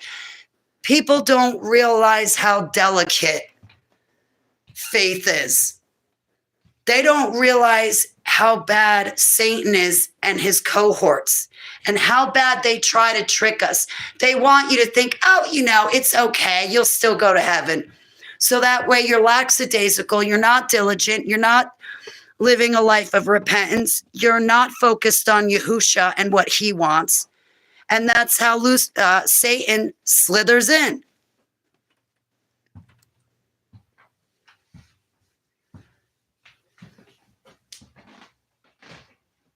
That's how he slithers in.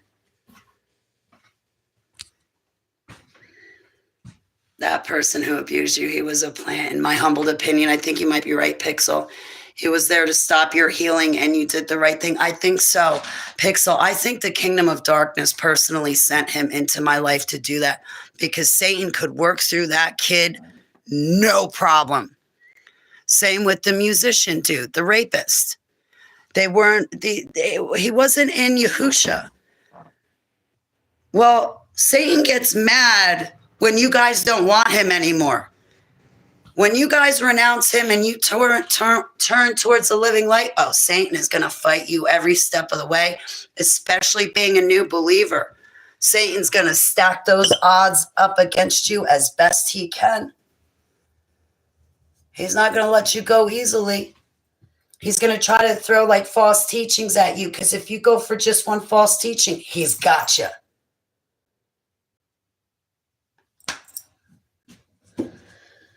And it's really that simple.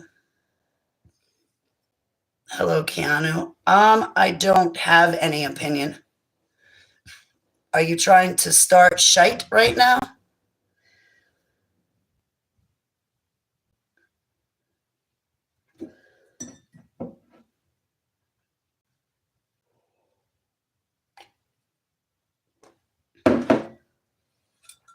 I don't have an opinion. I have friends that are gay and bisexual. Some of my friends that actually did go through MK Ultra, I think it's the MK Ultra that screwed them up so bad that causes them to live like that. My other friends that live like that, well, they've all been molested at a really young age. Something happened to them at a really young age, and then they grew up to be a messed up adult. I'm lucky I'm blessed that I landed on my feet. I remember being put through the MK Ultra projects where the white lab coats when I was a little girl, 7, 8 years old. The white lab coats, oh, look at her. She broke off her stem, so she has to be a girl, and now she has to have sex. Or no, she has to be a girl now, and that's gross because she was born a guy. Then now she's going to be having sex with guys, and that's just wrong. And that was the messed up MK Ultra techniques that they would use on us little kids. They would screw with our sexuality. So that way we would grow up to be depraved adults. When you start talking to a kid that's 4, 5, 6, 7, 8, 9, 10 years old about sex, you are destroying their mind and rotting their mind. That's why Abba in the good book says it'd be better for you to tie a millstone around your neck and drop yourself in the river than to hurt any one of these little ones. The reason why is because when you hurt a little one, they grow up to be a messed up adult. You think, oh, well, the newborn baby, he's just 6 months old. It doesn't matter if I have sex with my husband in front of my newborn baby. The newborn baby doesn't know anything. Want to bet? Kids should not be exposed to sex at a young age at all, because it rots their mind. And now you look at all these public schools with sex ed. Yeah, they put sex ed in schools purposefully to destroy your kid's mind. I remember being in school. All the kids had a great time playing with each other. The kids all got along. We were kids. All of a sudden, I think it was 3rd, 4th grade, the teachers want to talk about sex and periods and balls dropping. Well, I remember after sex ed, none of the kids played with each other anymore. We were no longer kids. Instead, we all sat there in a classroom like,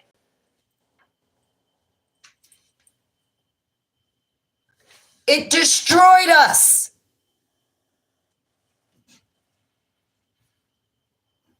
When I meet somebody that has that lifestyle, I know what made them that way. Something happened. They were molested or raped when they were a child by a priest, a family member, a family friend. Their sexuality was attacked at a young age, and that's why they grew up to be like that. I had this one friend. As a little boy, his neighbor raped him and sodomized him. Well, now he's in his 50s.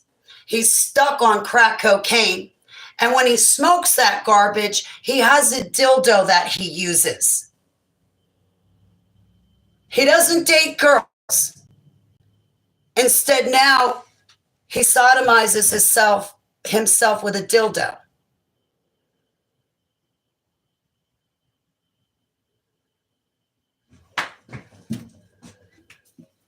I have friends that are transvestites. I have friends that have had the complete sex change.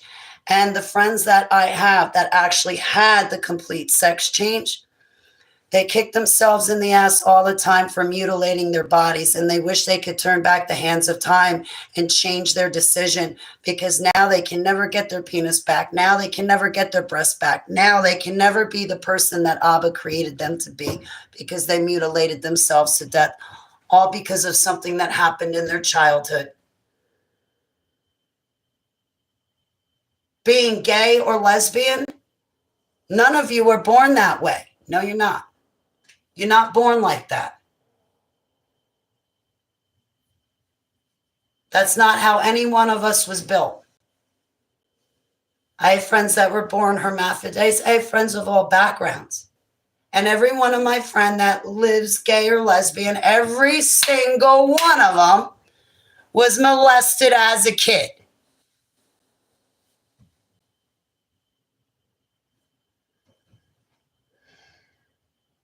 Right? I pray for the detransitioners. Oh my gosh, could you imagine that? The horror they feel on the inside. I pray for those opinions. You're awake? 5 hours, yeah. I'm gonna have to get going soon because I do have to eat, go to the store, and then hit the laundromat, I guess. So maybe I could hit the laundromat tomorrow. If I had a washing machine and dryer in my house, I would just do my laundry myself here tomorrow, but I don't have one here. I do feel for them. My heart goes out to them. I see what I went through, and I see how it can destroy a child. And then you grow up to be a destroyed and devastated adult.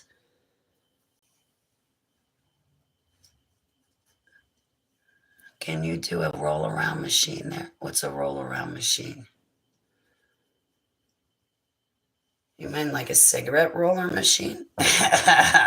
Yeah.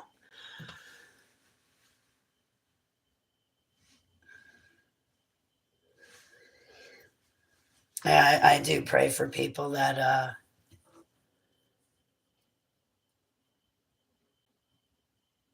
I met this, I saw this one girl online. She said that she had alters, and she said because her alters were male, that she was going to get a sex change to correspond with her male alters. First of all, DID, you can get fully cured and healed from DID. It's simple, simple. And you can tell if somebody's really a believer, because if they're really a believer in Yahuwah, they're going to be blessed with curing and healing. They're going to be blessed with full reintegration. May I? May I? I don't want to say something that's, if you are into Yahuwah and you're DID and you have altars and you're really into Yahuwah, full reintegration is inevitable for you. It's going to happen for you. It is. He is not going to let you stay ripped apart. Yes, it has golden coin. Small one. Oh, you put on your kitchen sink. I used to have one, Pixel. I used to have like a small little portable washing machine, a roll around machine, and it would connect to the sink and then drain out to the sink. I don't have it anymore, though. It's part of for my possessions. That would be convenient, though. Then I could hang dry my clothes. That would be great, though. I'm glad I got to hang out and broadcast. It's been a while. Although I'm sure people do not want to watch 5 hours of broadcasting. But if they have insomnia, this broadcast might knock them out.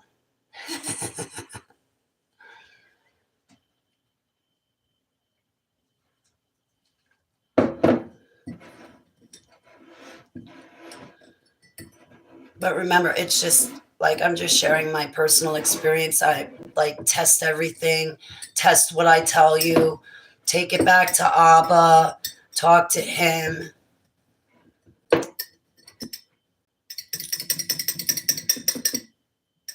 Because I miss the spirit force. May the force of the spirit be with us.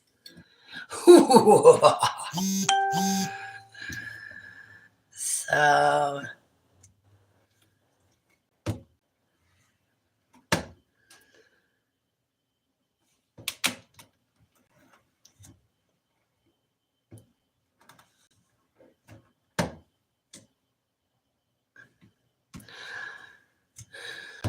yeah, I have to say, with all the stuff that I was put through being trafficked, I'm glad I have a vow of celibacy.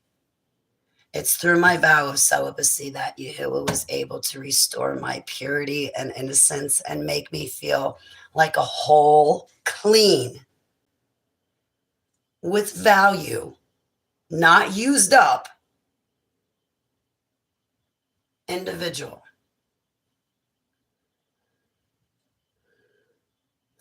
A lot. Sometimes I say it in my head because I don't want the kingdom of darkness to hear me.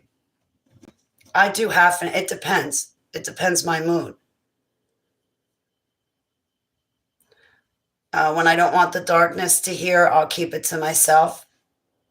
But I do pray out loud, but not all the time. Depends. I'm so happy I got to see you, Pixel. It's been a while, sweetie. It's always so great to see you, honey. It really is. Pixel Pixie. Thanks for putting up with me. But I'm going to try to come back and do some broadcasts. But, now that hopefully I'll do better broadcasts, Like I don't have anything eating at me. I don't have like the X's or plastic religious fanatics. I remember a couple of times when I was hurt in my life, when I would run a video, I dwelled on topics. Probably like Brian Griffin, maybe even Golden Coin, definitely Greta can tell you that. There were times where I dwelled on some topics, but that was because I was hurting over them. But now I've healed and I've moved on. So I know I'm angry with Ali and Safi and those like-minded people, but that's an ongoing thing. That's not going to eat at me. Well, it's actually going to keep me pissed off. But, I really wish the public would not fall for those lying sacks of stuff that's not made of Yahuwah. Joe, I'm beyond humbled. I'm really humbled, Joe. Like, I'm really humbled. Thank you. But just be careful, because I don't want to disappoint you, and then you turn around and hate me. And Abba, I pray that you bless. I rebuke myself. Heavenly Abba, I pray that you Barak Joe grandly, just like you have me. And I pray the same for Pixel Pixie too, in Yahushua's name. Please give them all the answers in which they seek, and please give them all the spiritual gifts they want. And please hold them tightly and keep them close to you in your refuge and sanctuary. In Yahushua's name, Selah. Oh, I don't know. I don't want to ever disappoint you or anything like that, or anybody for that matter. But I'll try to make sure when I run broadcasts, like I have an outline like I did for today. But also, I like to just come and hang out with you guys, just to hang out. Like, you know, the internet, I know they call it social media, but I use it for business. But if I were to use it for social, I'd be here hanging out with you guys. Like, I think about you guys when I'm not on the computer. I think about you guys. You're the people I think about when I do think of somebody. I mean, you guys are my friends. I really need to answer my comments and private messages and keep on top. But you guys, when I want to hang out and have fun and be around friends, I come to find you guys.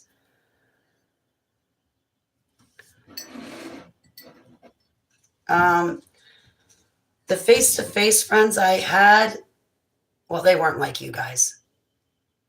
They were not smart. They were not intelligent. They talked about stuff that was boring and on TV. Like, you guys are fun to hang out with. You are. You are knowledgeable. You have personalities, senses of humor. You don't talk about stuff on TV. You don't talk about, like, just, you guys are like-minded, and I'm glad that I have you guys in my life, because if I didn't have you guys in my life, I wouldn't have anybody. I'd be the loneliest person. I probably have a lot of work done. I probably would have had 5 books written by now.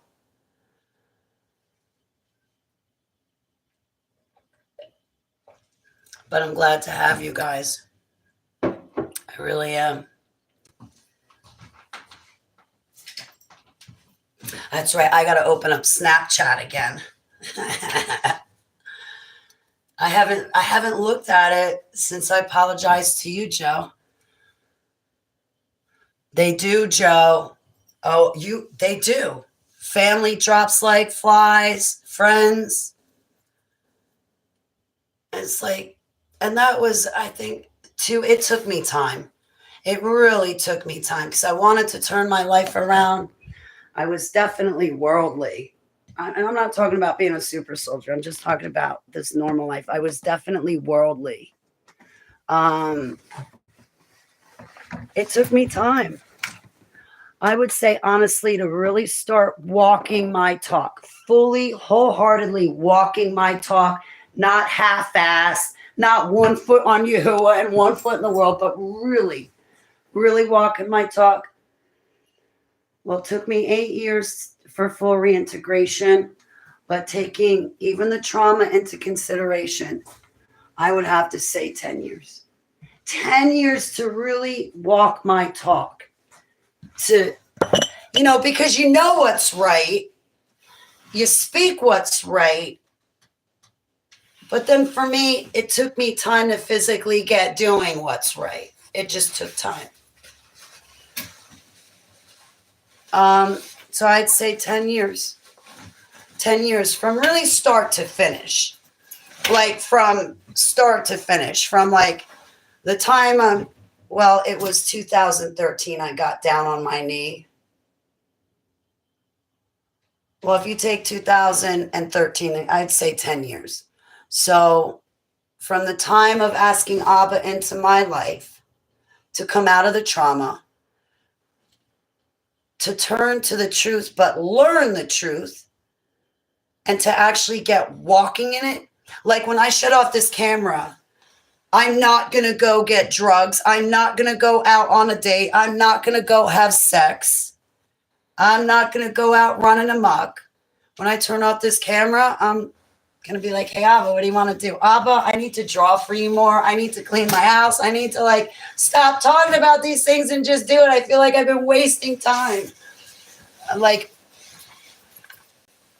So in 2017, I would tell you guys, hey, don't have premarital sex. But what was I doing? I was hanging up the computer, going to a guy that we had a one flesh covenant, but he didn't take it seriously. He lied to me. He mocked me and my crayons. So he's out there on these apps like Plenty of Fish. So there I was saying one thing on the video and then hanging up the video and living another way. Knowing this guy's not being honest or faithful or truthful to me. Hey, Prissy Pickles. How are you, sweetheart? It's great to see you again. Thanks for talking to me yesterday. Here, I'll type it real quick in the chat room. I'll type it, but it's YHVHS Holly Baglio at protonmail.com. I'll type it down for you. I've got a couple email addresses, but to make sure I get your email, send an email to Proton. Because I have hollybaglio11 at Gmail, but sometimes I don't get your emails. Like, my Gmail has been hacked before. But if you send it to Proton, I should definitely get Proton. And if you email it to Proton and it says this account doesn't exist, ignore them. Ignore them. Resend it. It'll go through. I think that happens just because people try to intercept my communication with others. Like emails that I send out, depending on what's in that email, depends on whether or not you get it. So, and vice versa, the same back. If you're trying to reach out to me, sometimes they'll stall it. Like they try to intercept, but just resend it.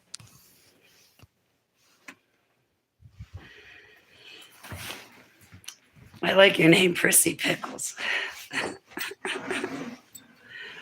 I like my pickles. I never thought to ask if they're prissy, though. They're pickly.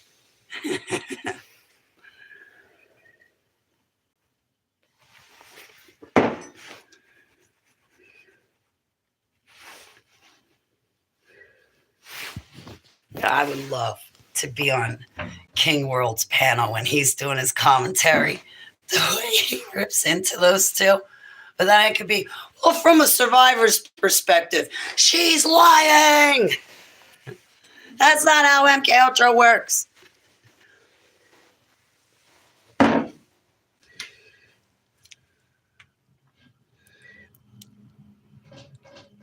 I'm really humbled, Joe. I gotta correct it and stuff. But thank you for reading it. I'm really humbled that you would take the 9 hours to read my book, and I'm really humbled that you would go through all of that. Thank you, though. I got to tell you, right in that book was healing. I tell everybody, listen, you guys who have trauma, you guys who have trauma, I want you to write a book. I don't care if it's 10 pages. I don't care if it's 500. Write a book and then put it out. Get it out there because other people can read it. And you could just, with your experience, you could help unlock somebody who's stuck in a prison inside their own mind. That didn't come out right. You could unlock somebody from being a person, like, I'm not saying it right. Like sometimes my mind is my prison and I get locked inside of it. I'm really humbled. Yeah, that was the hardest thing because I was like, how am I going to write this book? So I'm going to say, okay, well, I was in the dumps, but then on the surface of the earth, I was like, maybe I'll just do it. Here's the dumps. Here's my life. And then once I woke up. But yeah, I need to go back through it. There's some stories missing, and there's a couple of corrections that I have to make. But it's mainly like adding stories, like the Daisy Game, Bohemian Grove, Epstein's Island. When I edit my autobiography, when I finalize it, I am going to say point blank, well, I can't, can I? I'm not going to be able to say Buckingham Palace because if I say that, I would probably have to get the permission from the royals. So instead I would say, there was a palace I was trafficked to over in the UK. There was a palace that I was trafficked to over in Belgium, and they talk about 1,000 points of light. As long as I don't use names, like even the presidents, I never said George Bush Sr., and he was the boss to us. Barry Obama was the dude when I came off the cargo plane in Africa. That was Barry Obama I saw when he had the ammo and he was in army fatigues walking across the field. I remember being used as a sniper over there. That's another, there's stories I need to add in. I hated George Bush Jr. Hillary Clinton raped us kids. Along with Meryl Streep, and she's originally from Bernardsville. I'm from Far Hills. Far Hills and Bernardsville are right next to each other. Joe Biden, Hunter, Hunter. That where he has that tattoo on his back, he wants you to scratch him there so the demon can come out. He's a greasy, nasty, mitten, flippin' waffler. I'm censored. And please excuse me. That's another thing. Somebody being traumatized just is not an excuse to lie. Like, for instance, just because I was trafficked for 37 years does not give me any leeway to lie or treat people like garbage or bend the truth. Like, just because I was trafficked does not give me the leeway to be a crappy person or to be a liar like Shelly and Allie. Well, they're just liars to begin with. Allie was never trafficked. Shelly came up with this lie, and Allie's gone along with her. I wish Allie would stop pimping herself out to that white old hag. If there is any witch, it's Shelly. And when it comes to that woman praying, I don't know what the hell she's talking about, but she's inviting demons back. She's not getting rid of witches.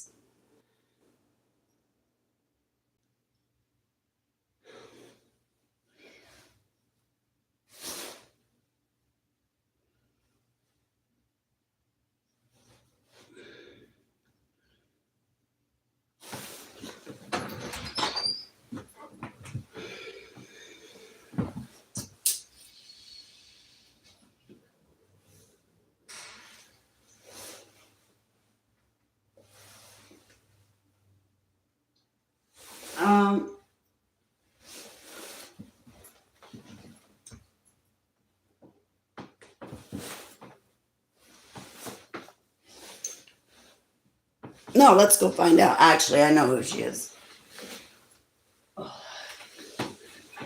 Yeah, I guess since this September they found out that they both like each other. Did she fly over to UK and marry him yet? Yeah, I was. Joe, I'm okay. It's just... Can we talk in private? No. I hope him and his girl are doing good. I heard that. No, it's okay. No, it's not uncomfortable. There was just some confusion surrounding the topic. But no, I heard that, he came back on the scene last year, I think in May or September. And then it was great when he first came on the scene because we were there was a group of us emailing back and forth. But I believe him and Lawrence hit it off, and she was supposed to fly out to marry him. So if it happens, I hope they're happy, safe and sound, and they have a marriage that lasts. It's Lauren, right? Just found her account. Yeah. Yeah. Yeah, I have letters in here that he wrote me from prison where he was talking about Carmen. And so it just, I'm just going to be honest, it came to a huge shock to a lot of people that it was no longer Carmen. But, whatever Mr. Casbolt does, I hope he's happy, healthy, safe, sound, I hope he's all right and he does well. And, Same for his new girlfriend. Like there's no hard feelings or anything like that. It was just a shock, just a shock, because honestly, we were all expecting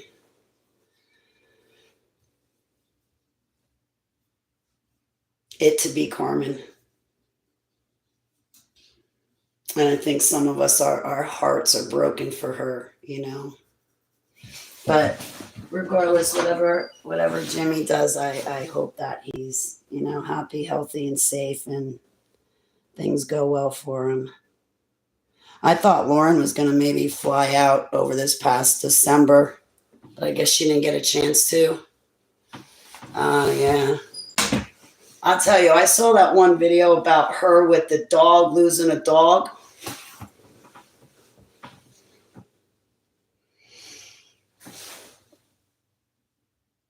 But please keep this person away from animals. Oh my God. In Yahusha's name, Selah. Oh, no, it's okay. Hasbolt was engaged to Carmen. He was engaged to Carmen, and then he went to prison, and they were still engaged, and then he came out, and it's no longer Carmen. So it's just weird. But, there's no hard feelings or anything like that. It's different. Just different. It was a shock,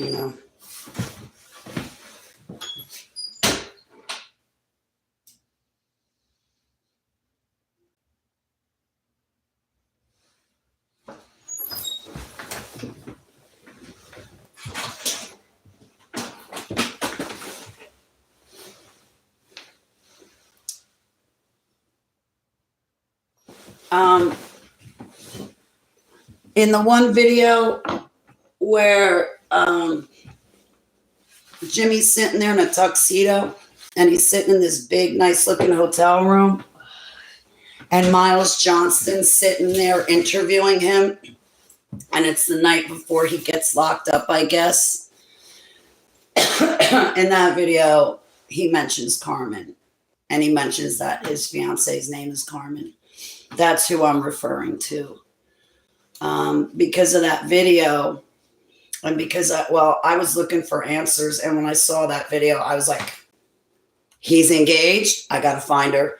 And I went looking for his fiance for 2 years. And then when I found her, she took my testimony. She was like, Holly, I was like, can I speak to your fiance? Like, listen, I'm not here for a date or anything like that.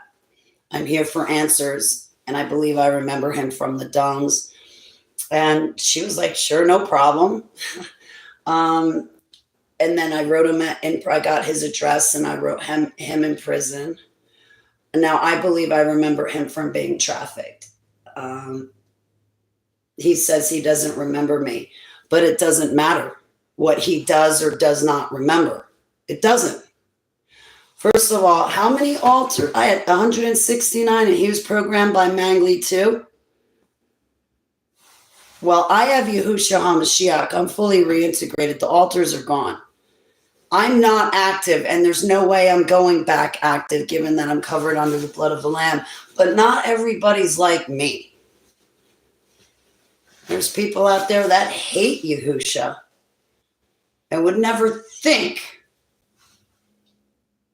to ever go for him, or to ever get faith in him. What was I saying? It's just my humbled opinion. No, it's not my humbled opinion. It's facts. Kathy O'Brien also says this, and this is really important. Whether you remember somebody or not from the dumps is irrelevant. Like I said to Kathy O'Brien, I'll give you an example. Do you remember me?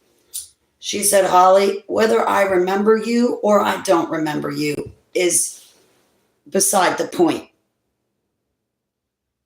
It wouldn't make a difference whether I do or don't. You need to deprogram, and you need to heal. Either way you cut it, you still need to heal, Holly. And me remembering you doesn't get you out of that. So, you know, guys, whether, like in my case, whether people remember being trafficked with me or not, excuse me, does not change the fact that I was still there. I was still trafficked. I was still in the cage. I still went through what I went through.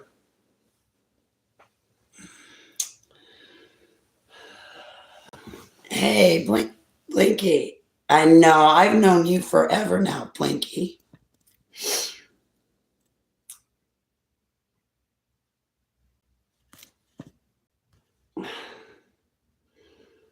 Okay, good for you. While you eat human flesh, can you go to somebody else's chat room, please?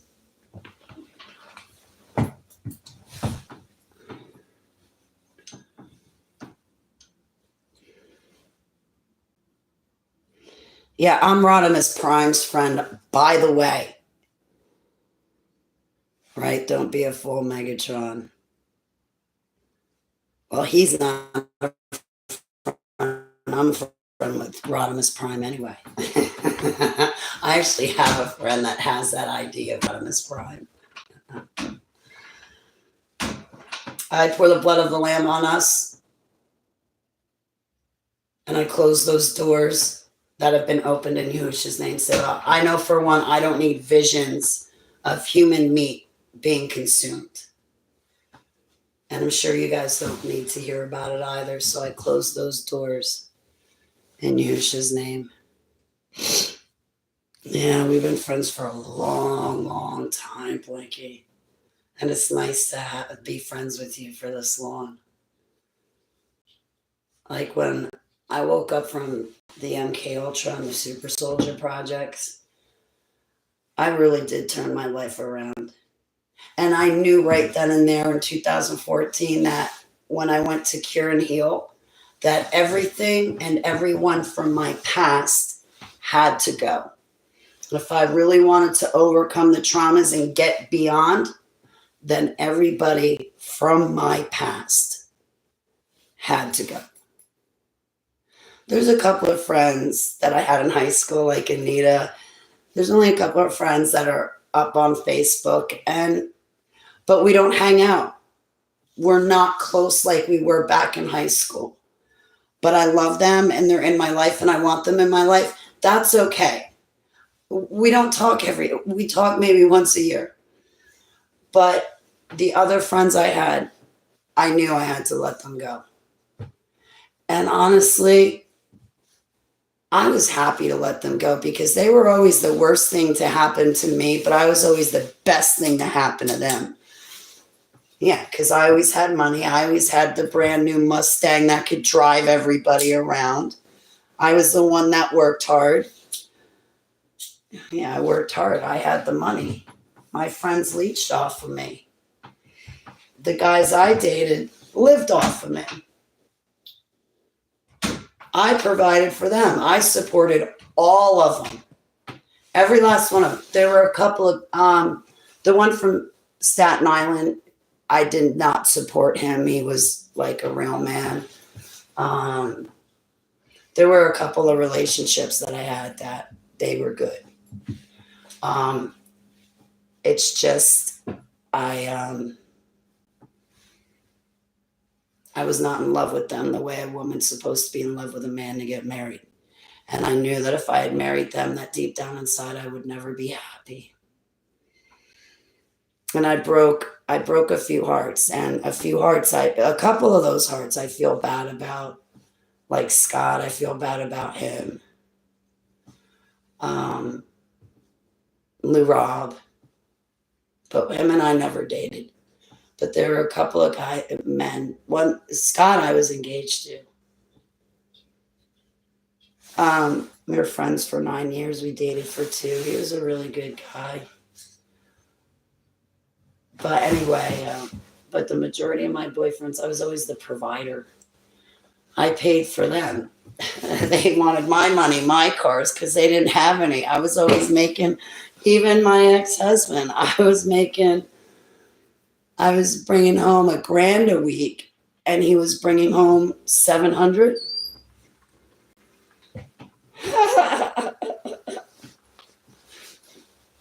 He was doing hard manual labor, and I was pushing paper behind the desk, bringing home $1,000 a week after taxes, and he's only bringing home 700, 750.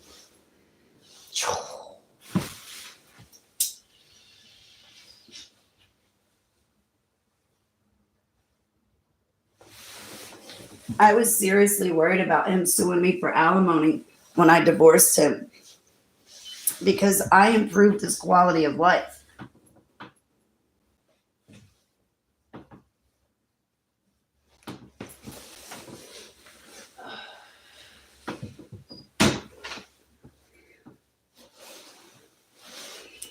So my eyeliner looks like what's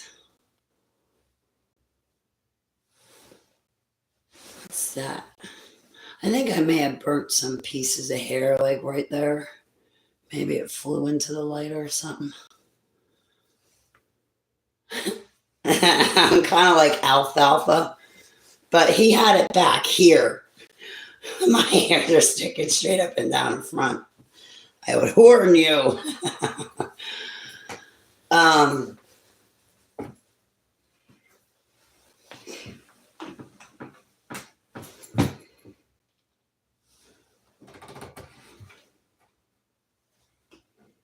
You know, that was one thing I said to my biological mother when I reunited with her for those couple of months, which didn't last. And I was like, I got a perfect husband now. He doesn't beat me. I don't come home and complain about being beaten. He doesn't lie to me. He doesn't use me. He doesn't take advantage of me. There's no lust. He treats me so good. Why do you act like I murdered somebody just because I'm ordained? I kid you not. That's how my biological mother treated me when she found out I was ordained. You would have thought I murdered a stadium filled with people.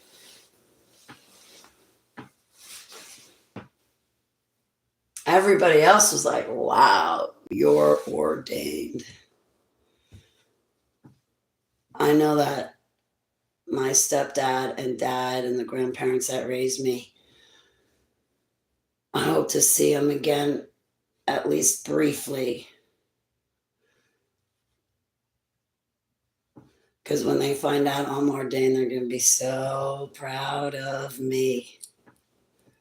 So proud of me. And you know what? Coming from all that, coming from the darkness, I got to tell you, those entities, they have no power compared to Yahuwah's.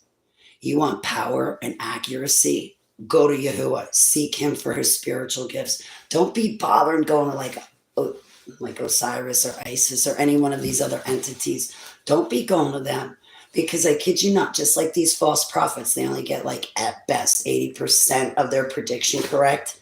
Yeah, well, same going to those other entities. Honestly, guys, I never knew such accuracy and just pure power. Like pure prophecy too, the way I got it through Yahuwah. There is no other accuracy or power like his. Now, as an active super soldier, we super soldiers were demonically possessed. MK Ultra, engineered human beings, satanically ritualized and abused, mind controlled, surgically enhanced and chipped, implanted. I got one back in here too. So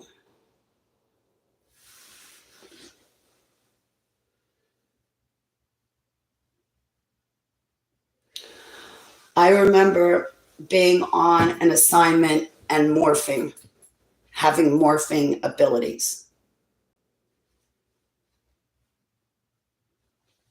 Like I puffed up big like a bubble. I know it sounds funny, but no, seriously. I puffed up big like a bubble, and I was able to throw up a shield. I only got 20% of my battery left. I'm going to have to go. I ran my battery dead today talking to you guys. That's cool though. It lasted 6 hours. 5 hours, 55 minutes. Pretty soon we'll have 5 seconds. But I had these morphing abilities, and I could throw up like a defensive shield. I know that sounds crazy, but so is demonic possession.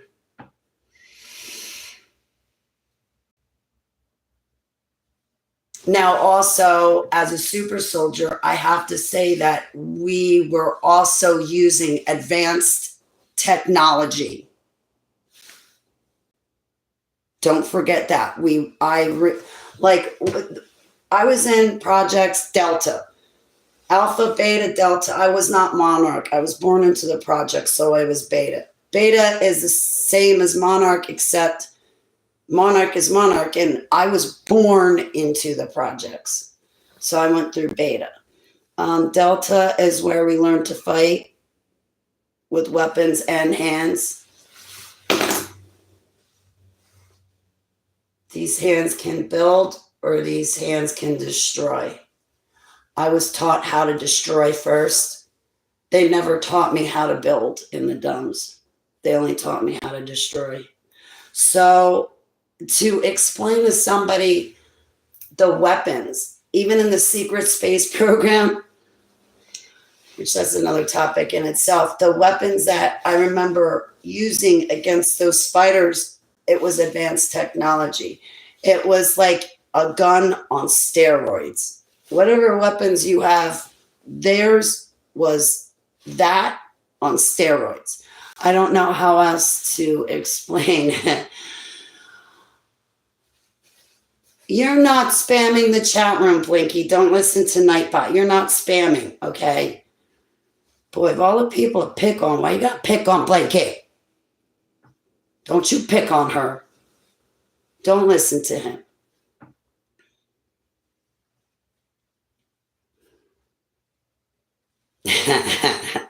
I personally was hoping that you would not be gone forever. Shut up, Nightbot.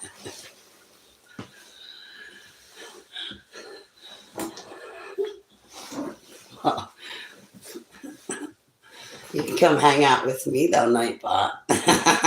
Now that she just told you to shut up. I'm teasing. Good cop, bad cop. Nightbot. Who are you? Thanks for running my chat.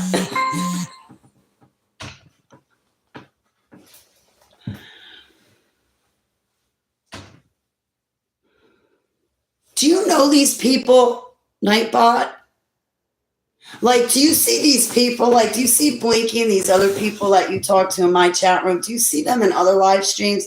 And you go, hey, my name's so-and-so, but listen, when Holly goes live, I'm going to bust your chops. Just pretend like you don't know me or tell me off. Let's mess with Holly. But really, in the like, you're really friends, but you just come in my chat room and pretend to tell people off, making me all nervous and jittery that my friends are going to get mad and leave and never return. Is this a setup? Are you setting me up? Yes, I was actually, honestly, diagnosed with paranoia by my doctors. Yes, I was. But right now, I don't feel paranoid. Listen, I'm not paranoid schizophrenic. Yeah, like I was diagnosed with paranoia, but now here I am, having been trafficked after 37 years, used as a super soldier. I think my paranoia is well justified. When I woke up from the MK Ultra, December 2014, voice to skull technology was used on me.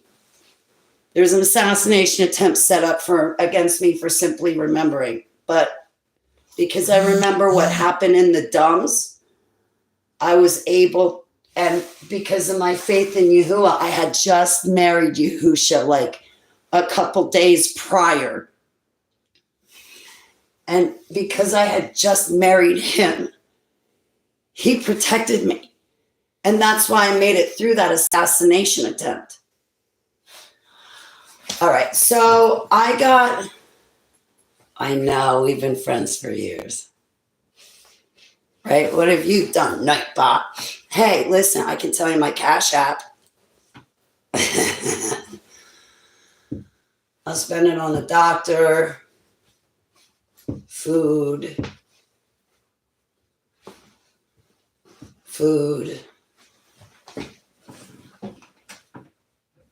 He's like, I gave Holly panic attacks.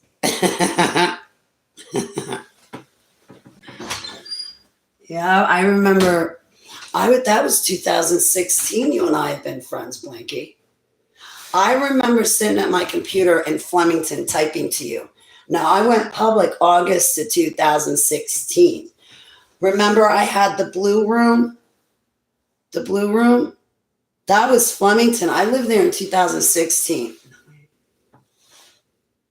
No, 2015. No, in 2016. And then Long Valley was 17, 18. I stayed there 2.5 years. I was out in 2019, and then 2020. I've been here ever since 2020. But that was Flemington. I remember talking to you in my blue room. We used to do panels and stuff. Yeah, I remember too. My altars. Oh, I know.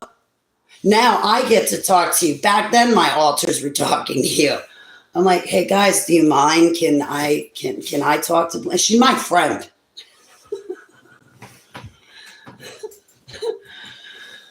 Yeah, you got a special place in my heart, Blakey, because I made that bond with you back when I had my altars.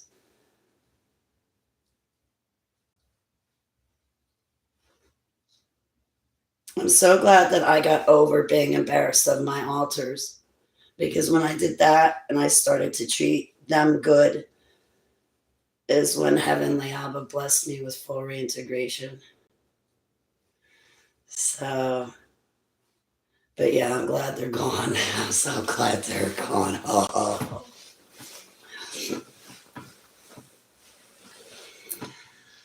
I'm so glad they're gone.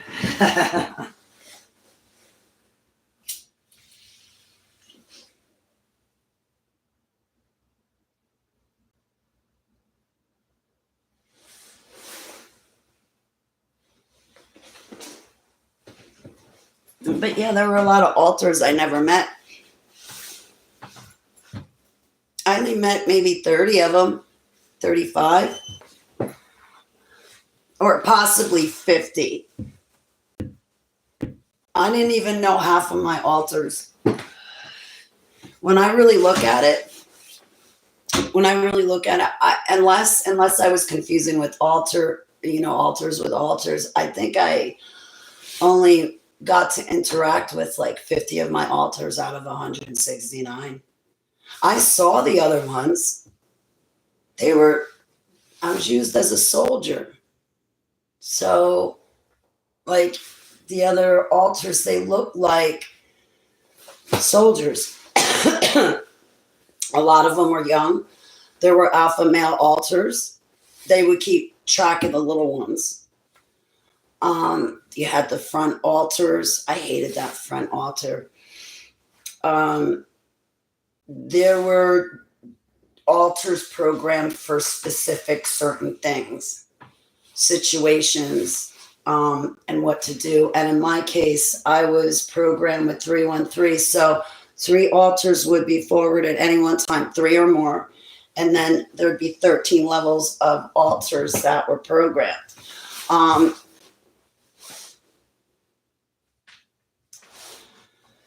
Oh boy, very intricate. I'm glad I'm not torn apart in pieces anymore.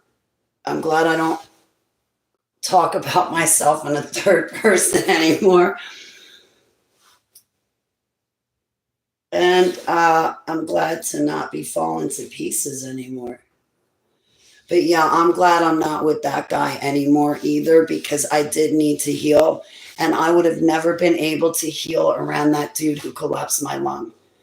He always held things against me and grudges. And he was not smart or intelligent. He was not bright. He did not educate himself outside of school. It seemed like he would parrot what he thought sounded good, but I could never have an intelligent conversation with that dude or his kid like I can you guys and your children. Oh my gosh. Like his kid, half white, half Puerto Rican. Puerto Rican is classified in the white race.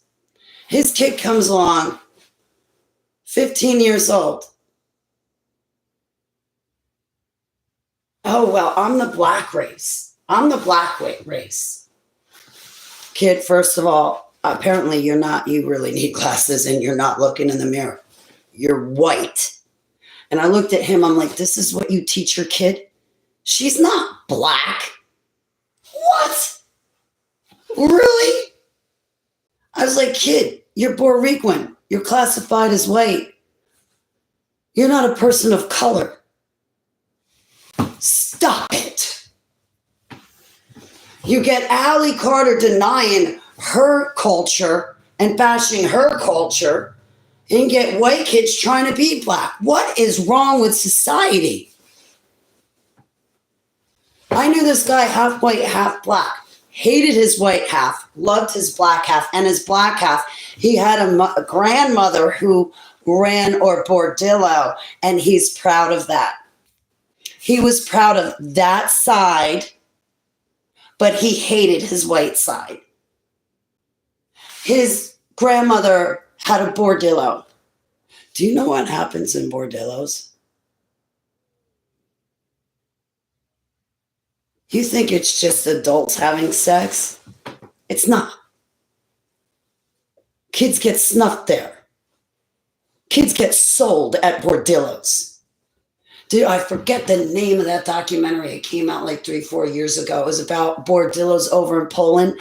The woman gets pregnant and then they sell the baby, and they sell the baby to the highest bidder. And usually these guys bidding on an infant baby want the Royale. You know, in Pulp Fiction, La Royale, they want the La Royale. Yeah, they want an infant that they have sex with until the infant is no longer among the living.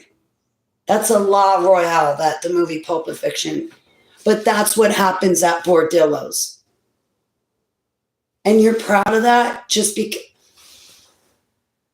Why can't you be proud of both sides of your family? Why are you only picking one side?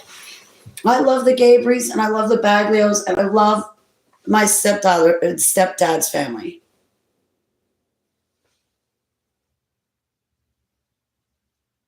I don't hate the Gabrys and only like the Baglios because my dad was Philip Samuel Ross Baglio. No. And when I had a chance, I was raised outside the family, so I was not held to the prearranged marriage. I purposefully stayed away from all that. I don't know what's wrong with people. And you know what? I'm glad I'm born colorblind. I'm glad I'm born colorblind. I'm glad I don't know what you guys look like. You know why? Because it doesn't matter what you look like. We met on a mental and intellectual and spiritual and heartfelt level. It's nothing about it. At least on my side, nothing about it is superficial or based on this physical realm. It's based on a mental relationship I'm having with you, an intellectual friendship. It's a spiritual friend, a spiritual relationship. We're connected by his Ruach. Oh, I knew I'd be hanging out with you guys. I made you guys a collage. Back in 2014, my cell phone's going to go dead. I made you guys a collage. I've shown it to you before.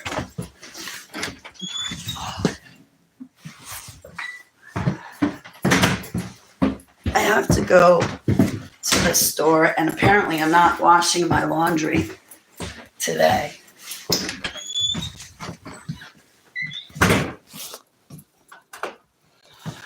I should let you guys go.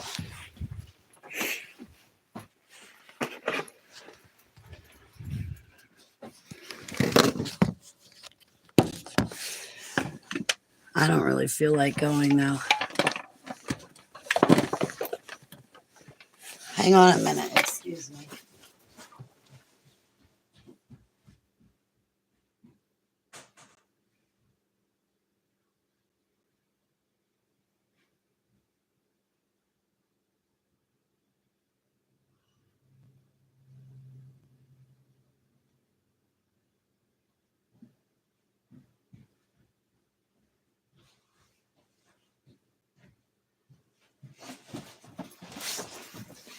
And I'm back. All right, found it. No, that's not it. This one. No, I should use that one. I gotta go to the store. It's already 4 o'clock. So my point shoes had nothing good on YouTube these days. Oh man, I gotta go to the food store. I mean, I guess I could run down, talk to the lady, get the list, and then come back up and then take you to the food store with me. What have I been watching on the food store? Or what have I been watching at the food store? What have I been watching these days? JWTV. That call for an uprising. I look for news. I'm subbed to like 900 channels. I look for lives. First, I look for news. Then I look for interesting rabbit holes. I like Bible studies. So I like inspiration talks about it from like I like my Jesus shows. Like, you know, I watch like Sean Ryan. If anybody good is on Super Soldier Talk with James Rank, I'll watch that. I don't know who else do I watch. Like Origins. I watch Facebook reels and Facebook videos. Like I like to watch about flat Earth. I don't know really. Pastor Kevin Ewing, EWING, Mystical Revelations. I don't really watch, but I'm subbed. I'm just trying to rattle off.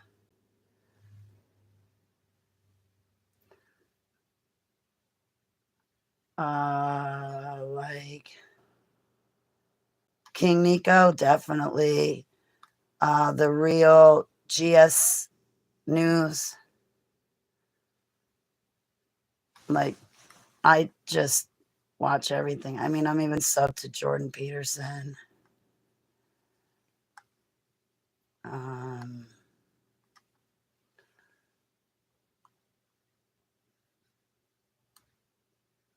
I'm subbed to stuff. I don't even know why I'm subbed to it. I just look for news and stuff like that. I do fall down a lot of rabbit holes. I look up history that's been hidden from us. On Facebook, though, there's a few that I watch, like on my lunch break, or is it called lunch break? That guy's awesome. Who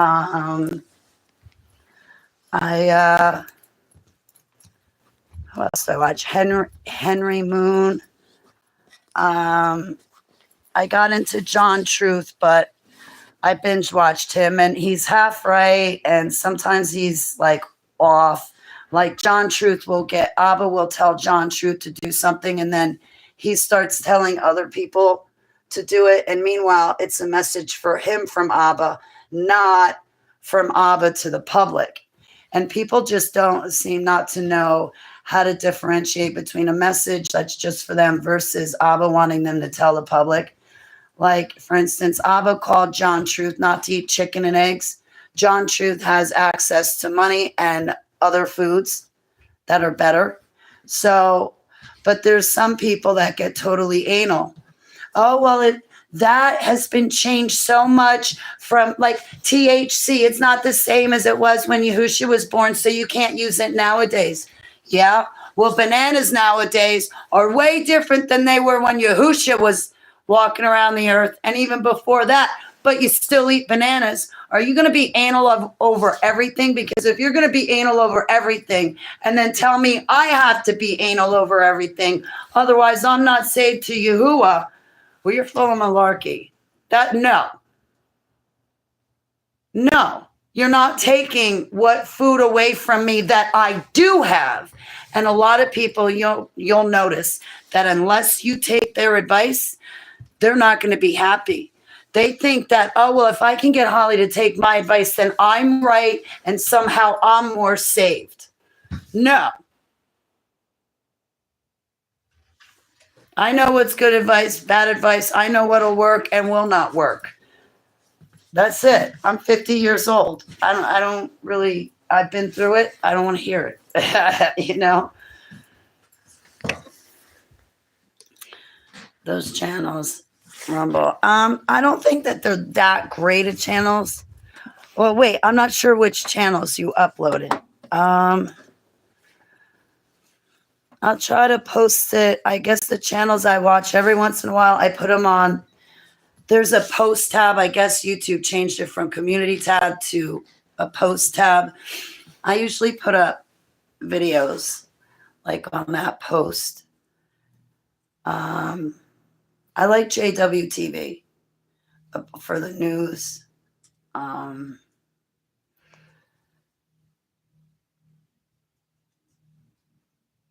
Who else? I'm trying to think.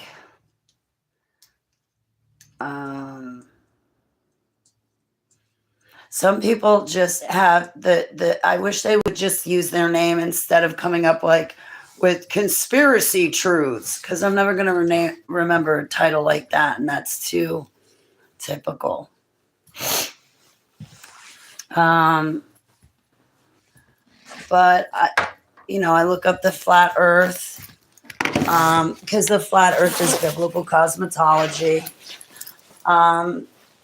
I baptized two people that used to be atheists because they were science nuts. But when they saw that the Bible lined up with flat earth, and all of us can prove flat earth easily. I've been in an airplane. The ground is flat, okay? We're not on a ball. And it's plain and clear to see. Oh, Holly, I've been on a plane too. Okay, well, obviously, you see with your own eyes the truth, but you want to deny what you see with your own eyes and still go with a lie. That makes no sense to me. That's not submitting to Yahuwah. That's not being a child of Yahuwah. That's being a child of the darkness. That's having a rebellious spirit because you see the truth with your eyes, yet you still ignore it and say we're on a ball that's spinning 1,000 miles per hour in a circle. Then an additional 66,000 miles per hour around the sun. Oh, and don't forget, we're going an additional third direction. We're going approximately 100,000 miles per hour around other planets in an ever-expanding universe. We don't know where we've come from. We don't know where we're going, but the universe keeps growing and growing and getting bigger and getting bigger. And then you get these flakes and whack jobs out there. Oh, well, God's still creating in the universe is what I have to believe, because if NASA says it's ever-expanding, then it must be true. And so God's still creating things. No, he's not. How do we know? Because he told us the last thing he created was beautiful Eve. Yes, women, females are the last. Eve was the last thing he created. Now, he not only stretched a measuring line across the earth and knows its exact dimensions, but he stretched a measuring line across Jerusalem. Now, you and I might say heaven, but Heavenly Abba calls it Jerusalem, a city of peace.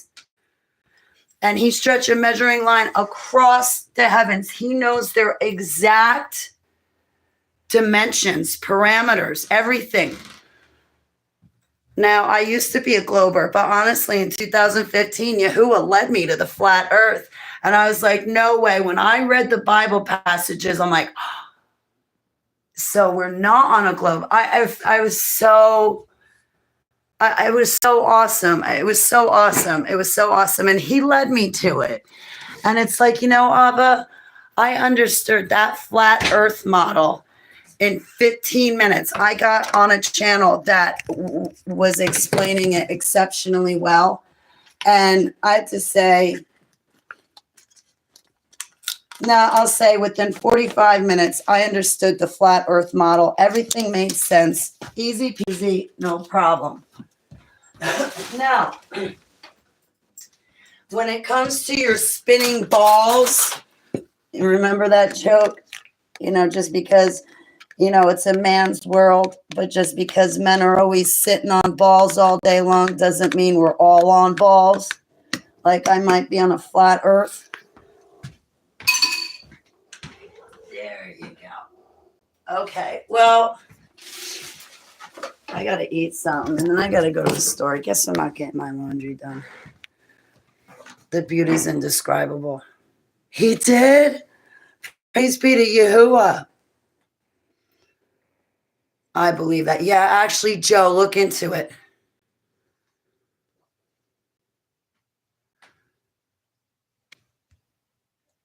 I hope I'm not offending anybody.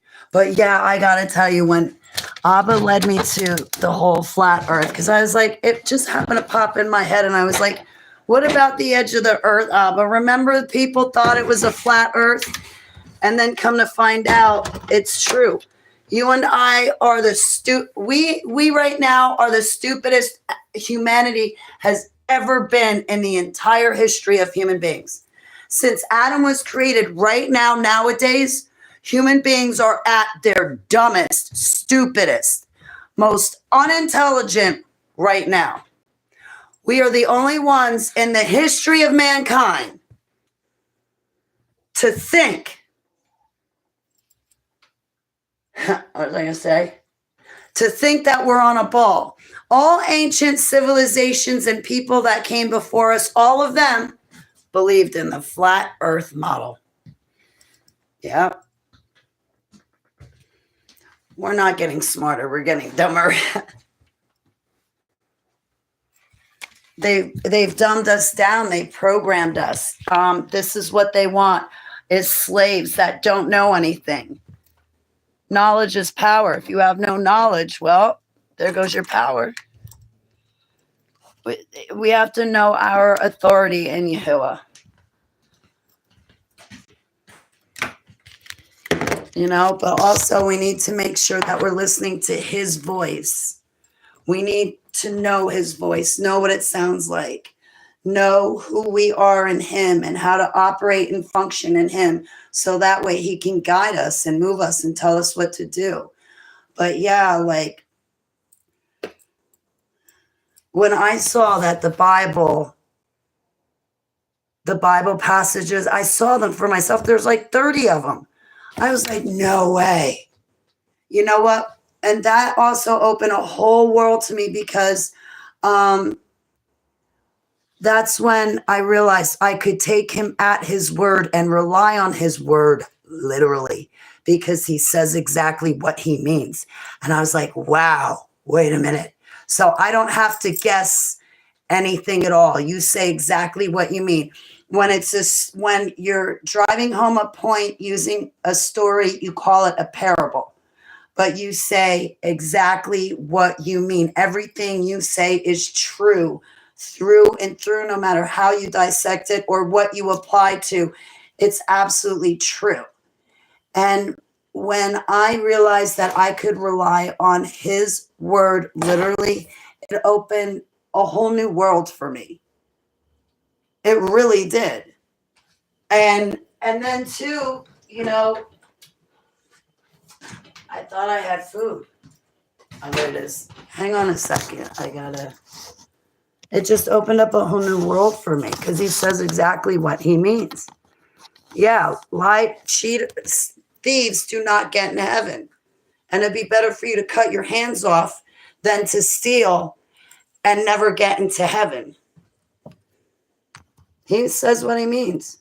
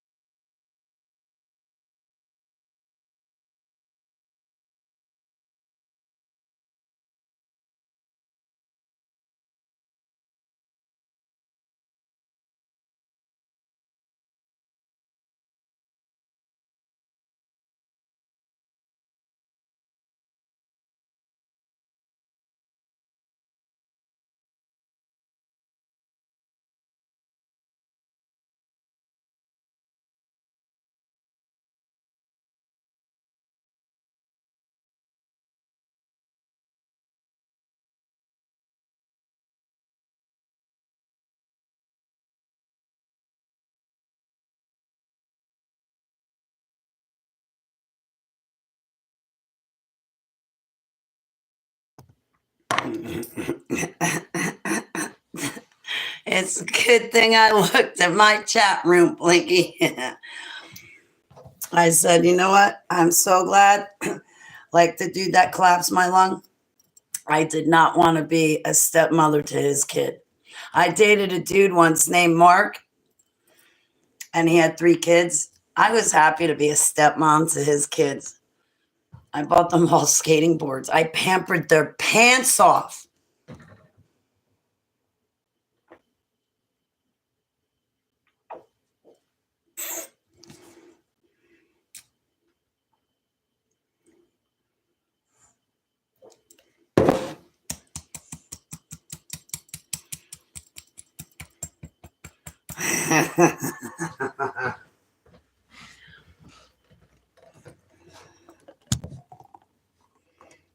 All right, so that should be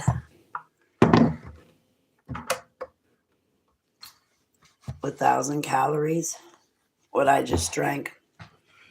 I got to go to the store so I can even cook dinner tonight. You know what I could make real quick? Is this. I could eat after. And then, right, like, then I'm going to what? Go to the store? I'm not going to be able to do my laundry. I'll have to wait till Sunday, I guess. But I guess I'll start. Abba, can I start my Sabbath late? Abba.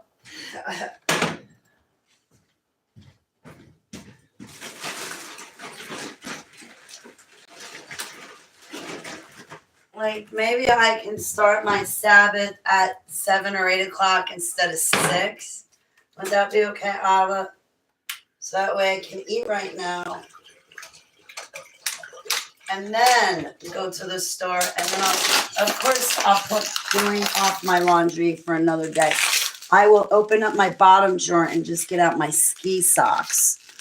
I ran out of socks, but I have another drawer where I have like socks made of wool, socks with bubbles on them.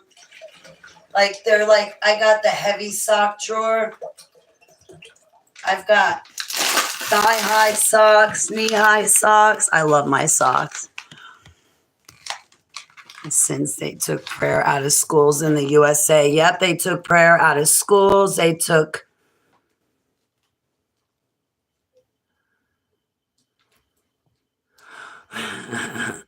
Yeah, they took him away from us. They took his name. Like, even in our good book, when we read it, there's parts of the good book, I'm not sure where exactly, I've seen it though, where it winds you up and it's saying like, you know, when you go through these situations, we need to call out to him, and there's only one name, and the name of, it should say Yahuwah. And the good book is building you up, but instead the book says, the Lord God Almighty. And it's like, oh, his name is not Lord. I just saw a really good ministry. I forget who it was. A really good ministry. You guys would know him off the bat if I mentioned him. The ministry goes, And his name is Lord. No, his name is not Lord. And if you look it up, Lord goes back to Baal. That's what they call that's what they call Baal, is Lord. And you see people that make the heart symbols with their hands. Baal's symbol is a heart. So when Yahuwah says he's not a symbol or a sign, no, he's not a cross. That goes back to the Roman Empire. And that Star of David, that's an absolute lie and trickery. Some people say, oh, well, it's Jewish tradition that the Star of David goes back to David. David's shield was in the shape of a star. Bull crap. Because if David had a heart after Abba, David would not have anything to do with a 6-pointed star or 5-pointed star or anything with these pointed stars. A 5-pointed star is typically drawn on the ground, and you put a human being in it and you summon a fallen entity. And that's how demonic possession is done. If you draw a 6-pointed star, that's how you call a fallen entity, a fallen angel. You summon them, and they're supposed to stay in that 6-pointed star so you can talk to them. That's how that works. So this Star of David, that's the name of Remphane. It has nothing to do with David or his shield. We cannot pour the blood of the Lamb on the Star of David and make it holy and bring it back. No, the star is the name of Remphane. So Remphane's always going to be on that star. It's his name. So that's another thing. Abba says, don't have these other gods' names in your mouth. When King James translated the Bible, all he did was insert these pagan names like Lord. Goes back to Baal. God goes back to Godriel that tricked Adam and Eve in the Garden of Eden. Heavenly Abba, I bind and cast down Godriel, Baal, their legions, and all of these things. I bind and cast down Lucifer. I pour the blood of the Lamb. And everybody here and that's listening and on their households, please, I'm not summoning them. I just wanted to quickly get through this. And I repent, Abba. It's only you and your perfect, hallowed, saving, awesome, beautiful, gorgeous name, Yahuwah, that I love and that I want coming out of my mouth in Yahusha's Shem Selah. So, I love you too. Tell you how I really feel. Oh. Okay.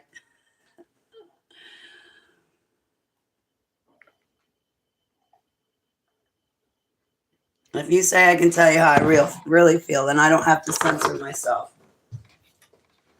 Would that be enough water? Only got 1 second.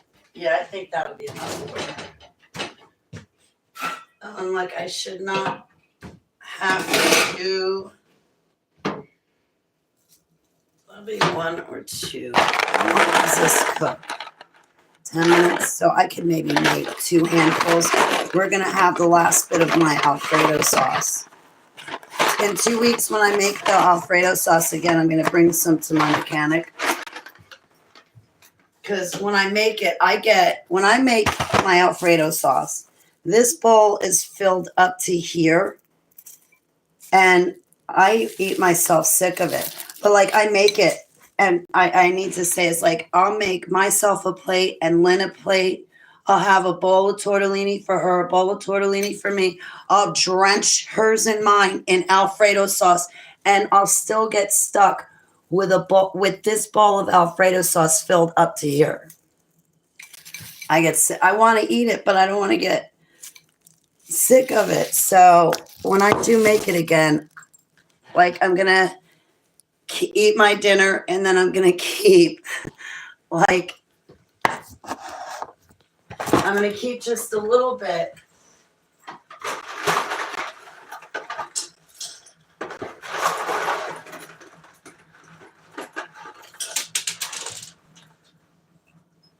For like eating it a second night, and then I'm just going to take the Alfredo sauce over to my mechanic and let him eat it. That way I can still have what I want, but I don't have to like make myself sick and tired of eating it. Like I want to make a dish of baked ziti, but I'm going to have it coming out my ears. I can feed my friend, my elderly friend, and me. I can feed her dinner for 2 nights and still have a half left over. And I don't know, after 2 or 3 nights of eating something, unless I get stuck on it, that's enough. I get tired of it pretty quick,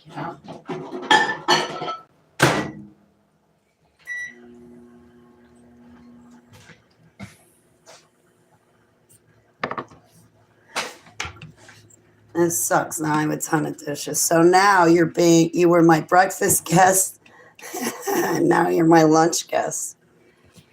You are not allowed to be my dinner guest. 9. I am going to get off here. This is a holly-a-thon. 6.5 hours. I used to do holly-a-thons, but back in 2021, 2022, like I would be falling apart on my holly-a-thons. I'd be going through a really hard time. I'd be disassociated. The altar, it would be like romp around with the altars.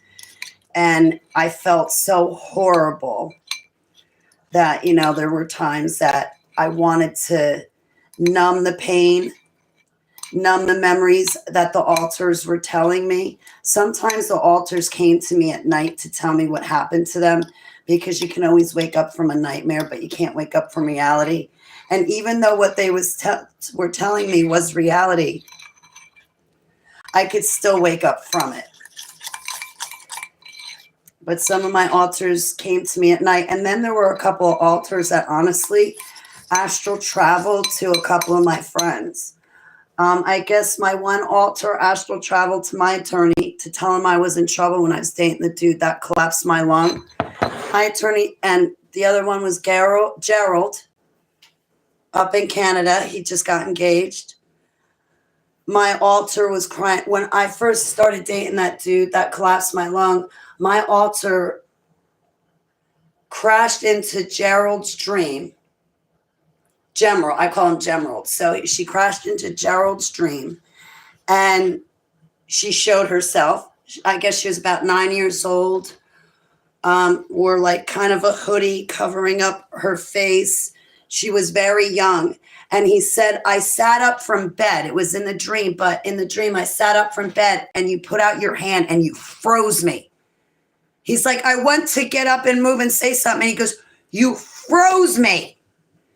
He goes, but then, when you stopped me, he goes, you didn't hurt me or anything, but I was just stuck.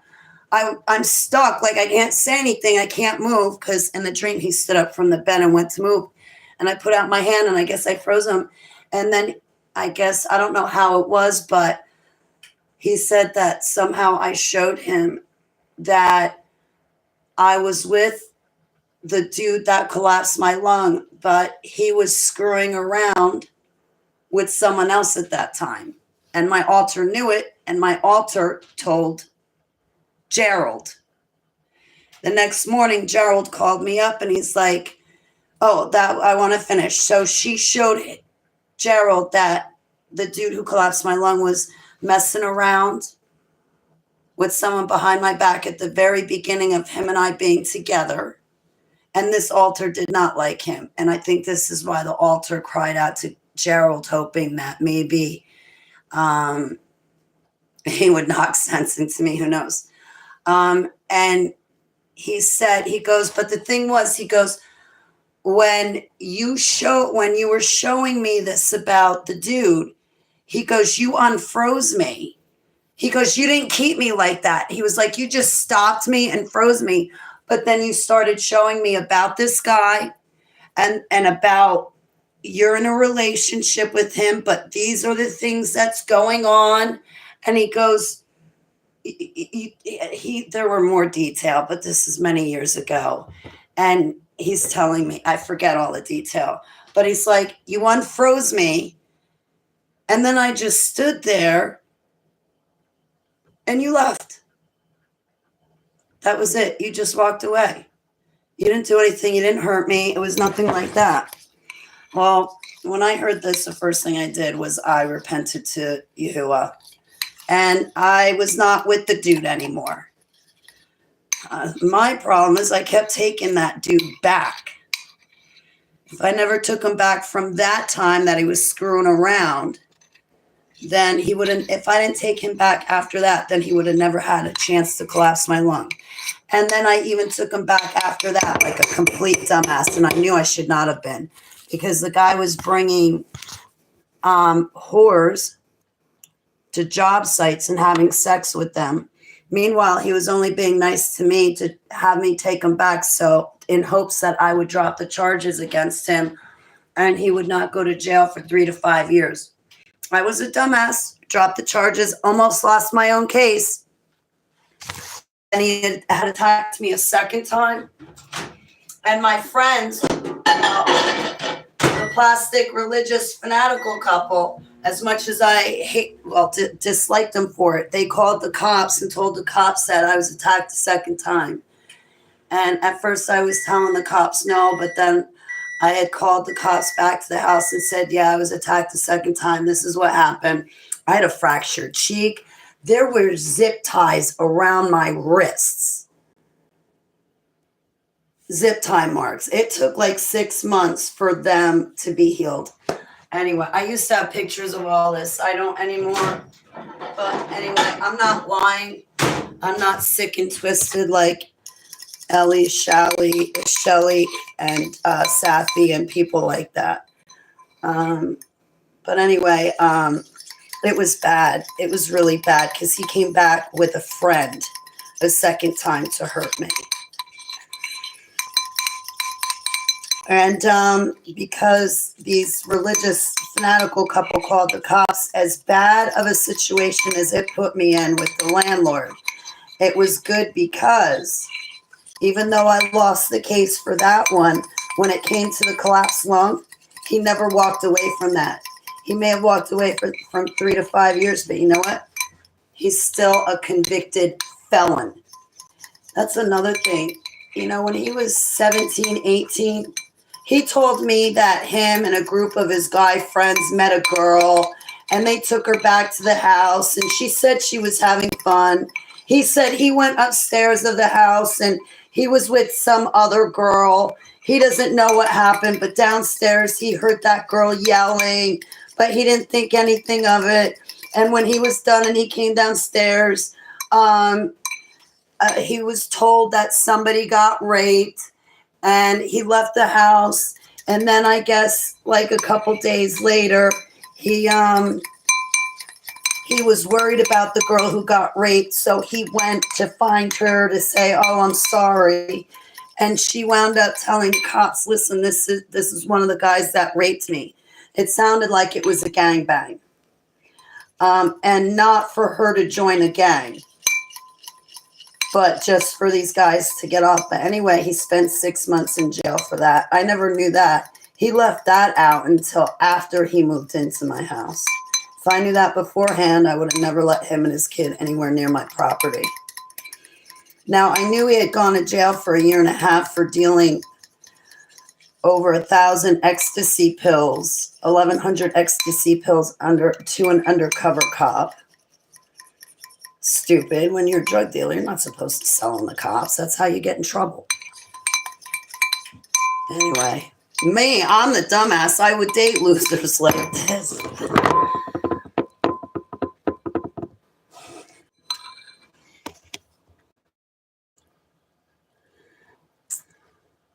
I'm humbled.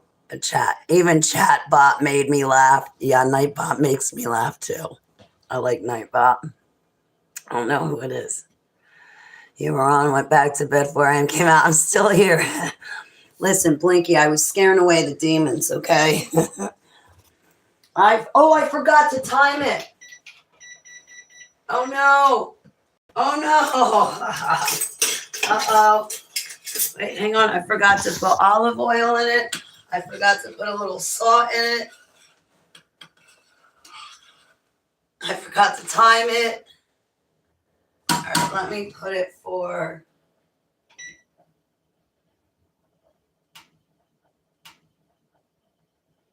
I'll put it for 5 minutes and then I'll try one and we'll see if it's done. Best thing I've done is like HTV's pet. I got it fled here 14 years ago. It's okay. I'm near the Great Ocean Road, and wow, I would like if I had my passport and I had money, I would come visit you or fly you out here. Even about, I don't know. I'm going to tell you guys nowadays, if you have a choice to take any other mode of transportation, I would. I've had bad dreams about planes crashing, like bunches of planes crashing. Like I've had dreams of like end times and last days. But then Abba also gave me the dreams of the trumpets and bowls and seals being open and those stories. He gave me dreams of tribulation, but leading up to that tribulation, oh man, like I don't know how to say it. It's just I know this stuff is going to happen. And yeah, planes, if you don't, yeah, we're going to send you over on a ship. I'm going to get you a life preserver, a life raft, food, flares, a satellite phone. That'll just be your luggage. And then I'm going to put you on a ship. But if anything happens, you'll have your own lifeboat, your own satellite phone. We'll get you out of there fast.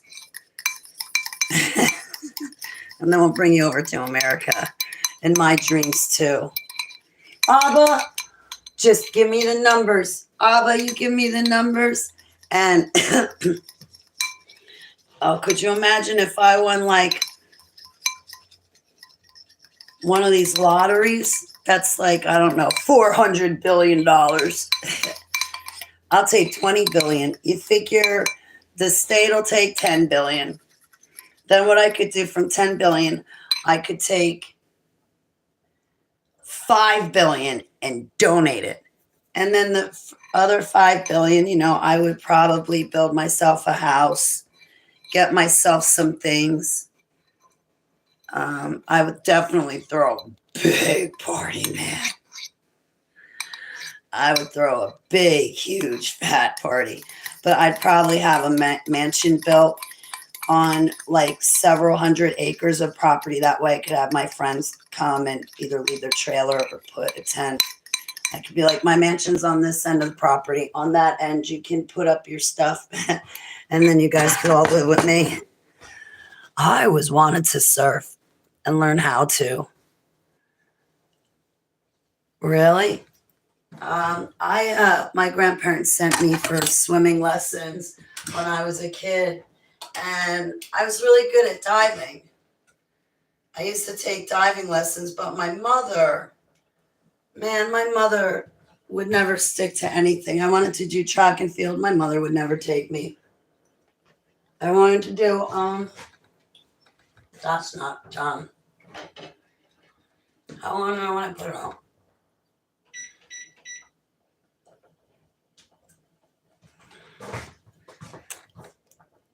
I would love that, hit the lottery, but I would love to turn around and donate, like even if it was 2 billion or 1 billion. Say I won 2 billion, that would be great.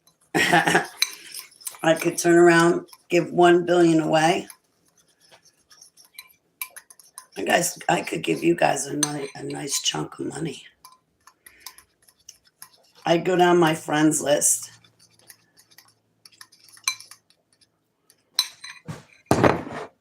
And on YouTube,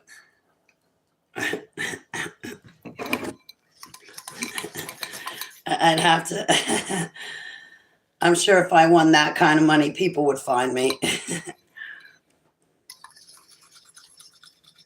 I know this one lady that has a lot of money, but all the people that are surrounding her right now, they fight over her money. And they're not true friends. They're not true friends. Oh, Holly, I'm in love with her. No, you're not. You're in love with the fact that she gave you $15,000 so you didn't lose your house because instead of paying your taxes and bills, you spent it on a drug binge. You don't love her. You love what she did for you. There's a big difference. You don't even know the woman. Not to mention she's got voices in her head. Oh, she's a believer. That doesn't mean anything. Everybody says they're a believer. Everybody says they know Yahusha. Asians who migrate here can't swim. They drown in huge numbers each year. Really? Asians? Wow. Well, they're kind of crammed in to where they live. There's one woman who said she escaped, I think it was Korea, escaped into China. She was on the Sean Ryan show. I saw her do a clip the other day, and I appreciate her testimony, but boy, she got rich. Shelly and Allie are getting rich, and then what am I doing with my testimony? Nobody hears it. You know what? I should probably open my website again so I can post up my autobiography and my drawing so people can flip through and read it themselves. Maybe I really need to approach these larger channels and ask them to interview me. You know, the interviews I got was just like from other people nominating me to channels.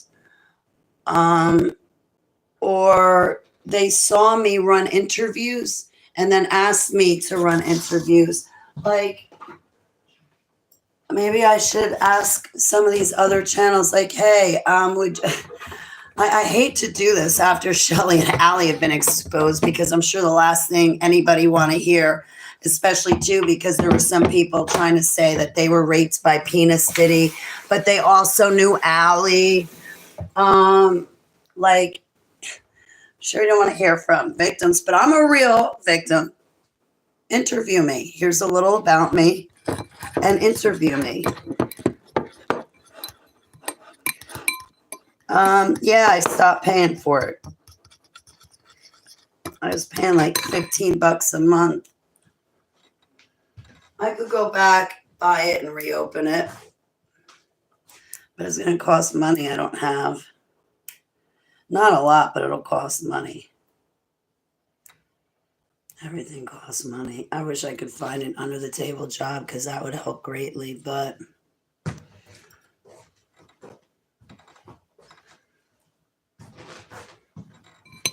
I guess like I should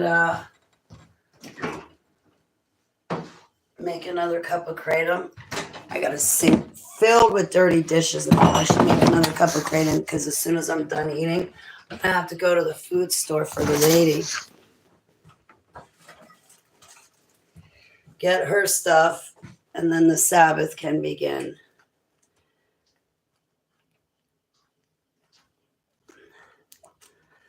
Get out of here, demon, and Yahusha's, and get out of here. I'm not going through this with you. Get out of here, demon. No. You know what? Come back and bother me Sunday.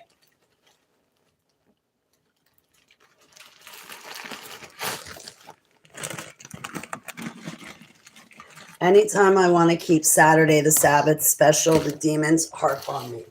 Like, Holly, let's have a cigarette. Let's have a drink. It's only one beer. It's nothing. And meanwhile, Abba wants us to keep the day hallowed. Well, if I'm smoking cigarettes, then the day's not hallowed. Now, vaping is not smoking. And there's a big difference between vaping and smoking. I know firsthand there's a huge difference. It's not up for discussion. Anyway, it is bad. It is bad. You're still nailing. Hey, don't do that. You're still nailing a nail in the coffin either way. But anyway, I told Abba that I wouldn't smoke cigarettes. That I would only vape. So when it comes to Sabbath, if I'm going to mess up smoking a cigarette, which I have done lately I've messed up a little bit, but I have been under a lot of duress. You guys know, because I've been taking care of the elderly lady, and then you guys know about that person who's dragging me through the mud right now. I have a battle on the home front. I can't really give the details, but I've given you enough details. There's someone who's really spiteful and dragging me through the mud. They're roaming around on the internet trying to find me doing something or saying something wrong so they can use it. So they can use it against me. I'm not going to give it to them. So there's that battle. And then, like I said, I just became a caregiver, which I cannot do. And the lady's actually taking advantage of me. There's somebody that is more than happy to get paid to take care of my elderly friend, but she's just sitting on her ass because she wants me to do it. And it ain't going to happen the way this lady wants anymore. So this weekend, I'm going to call. There's somebody who will get paid who wants to get paid to take care of my elderly friend. And I'm going to contact that person this weekend and start getting that underway and saying, listen, as far as a shopper and cleaning, washing dishes, bathing, doing laundry, you want to be paid? Okay. You need to get up here. She ain't going to call you. I am. I need to be relieved of this. Okay. No more. So, but my elderly friend I'm happy to take care of her. I'm happy to give a helping hand. Don't misinterpret it. She's my friend. I want to be there. But I'm fully disabled myself. And I don't want this job, but I'm also not up for it. And I need to be focused on my own health. I didn't even gain my weight back yet. And until I gain my weight back and start going to a gym, I have no business taking care of another person. I'm happy to help out, but what this lady's had me doing lately is just too much. She's got a shopper, but she's sending me. No, listen, your shoppers get paid to go shopping for you. Call them. Oh, well, it's a guy. I don't want him. Then call your friend who's willing to get paid to help you. Do that. But today when I get back, I'm going to tell her that I'm going to remind you. I'm going to tell her. I'm reminding you, this is the last time I'm ever going to the store for you. You got somebody that is willing to get paid to take care of you. You need to call her. You also got a shopper, and whether you like the fact that he's a man or not, you got a shopper. Call them.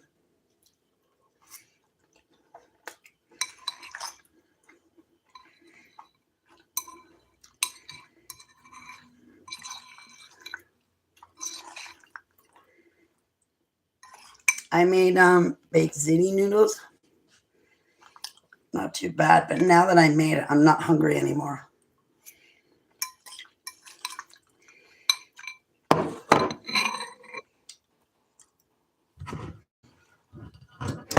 I made a little too much today.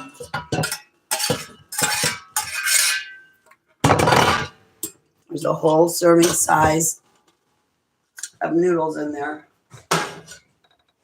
You know what? I'll leave it because maybe the lady downstairs might want something to eat. And I can be like, oh, I can butter noodles real quick. That's another thing. She's been roping me into cooking for her. And I don't really like it.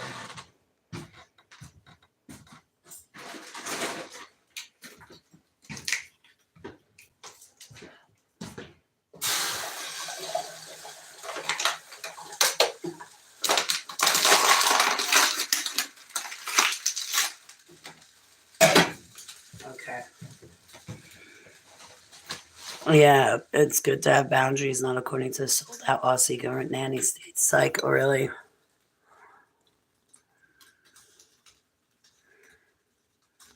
And being a security guard. Yeah, there's nothing. Hey, Adrian, how are you?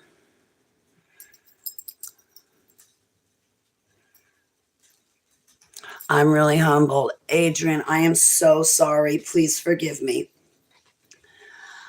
I should put up warnings, and I forget to do that, and it's my fault. Adrian, I know I've been told that when people read my autobiography, they fall under oppression. And if you looked at my videos where I'm talking about what it's like to live in a dumb, or like those, I made 16 videos under the 10-minute mark, and I was just giving pieces of my testimony real quick about being trafficked, because I'm talking about such heavy things. The demons will attack the reader and listener, and it's also, the demons will attack just to put a wedge between the listener and their creator. I don't think that there's any way around that, Adrian, because honestly, I pray over my posts and videos, my book and drawings, that I pray over them, that I bind and cast away demons. I pour the blood of them, the Lamb, on them. I bind and cast away demons. I pray nobody is attacked. When they read this, Heavenly Abba, let your will be done, and station your warring angels around people when they read my book so nothing upsets them or their household, their loved ones, or fur babies. In Yahushua's name, Selah. I do try to pray over them, but I think sometimes the demons can still bust through to attack others. But yeah, it's a dark topic because it's talking about, unaliving children and torturing them. And it's a really dark topic.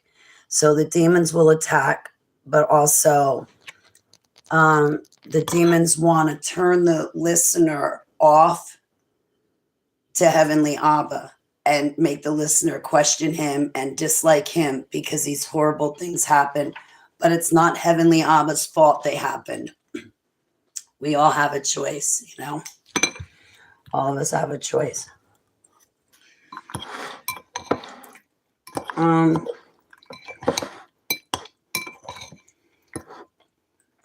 But also too, I'm exposing these ugly topics, and I'll just be attacked simply for exposing them. The predators don't want it discussed. They don't want people knowing that the United States of America is, I think, the number one leading country that has the highest human trafficking and child trafficking there is. I mean, look at the Biden administration. They lost over 300,000 children.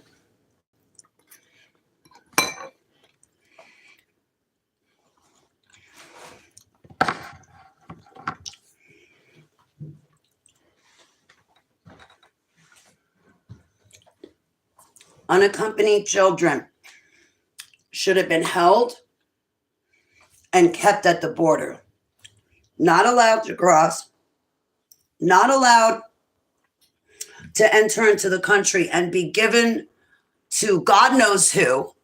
I heard that some of these kids, when I guess it was FEMA or whoever, the government, when the government was taking these kids and they would drop they would meet, I guess, somebody who was said to be like an uncle or a cousin, or they had some sponsor or something.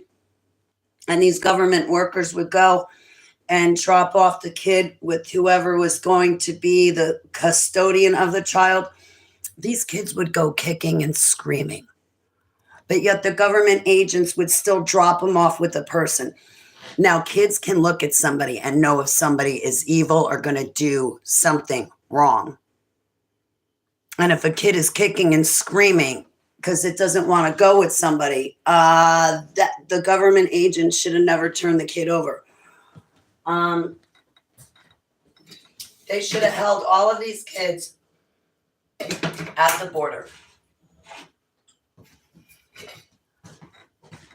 Get a facility and just sit them there. And turn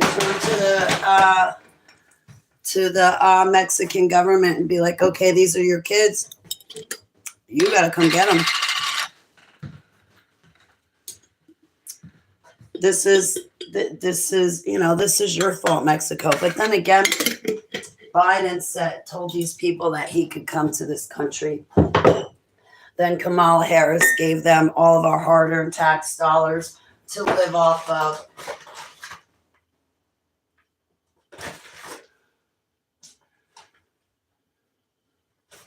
You know, when we had the COVID lockdowns, what we got a quick stimulus of what, $1,000, maybe $1,500. But yet these illegal immigrants, they crossed the border and they were given $15,000.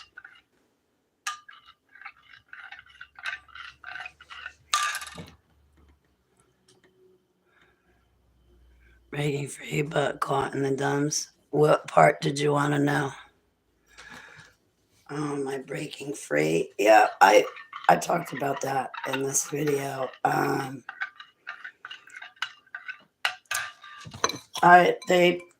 was programmed to get out, but I was also approached by 3 super soldiers to get me out.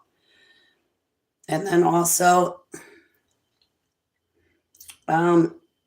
voice to skull technology was used on me. It was for 3 days between December 13th and December 18th of 2014. It was 3 days during that time span where voice to skull technology was used on me. And it was 2 male voices. One male voice drove me nuts for 3 days. But on the 3rd day, a second male voice popped up and started screaming, "Does she know who she is yet?" And I guess this person was pushing stuff off the desk. He closed the door. Well, he slammed it open. I heard a door slam open. Someone yell, throw stuff off a desk, and then slam the door closed. And that's when I knew. I was like, oh, I've heard of this. This is voice to skull technology. And the voice said, "Does she know who she is yet?" to the first voice that was talking for 3 days.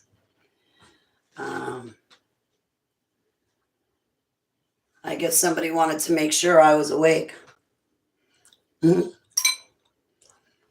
15 to 20 grams. And then they were getting $2,200 a month. Every month. Plus, they had Section 8, so their rent's paid for. And then they were put on Medicaid, so they got free medical. They were given food stamp cards too. I remember one day going to the Walmart and all of a sudden, out of nowhere, I guess they had shipped people into this town, but out of nowhere, Walmart started looking like I was in another country. It started looking like I was in Mexico. And I was like, what is this? Everybody who was not a natural born citizen, okay, the natural born citizens either had no cart or they had a little handheld cart that they carried.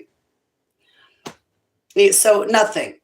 They either had their 2 hands or maybe like a little bag, and that was it.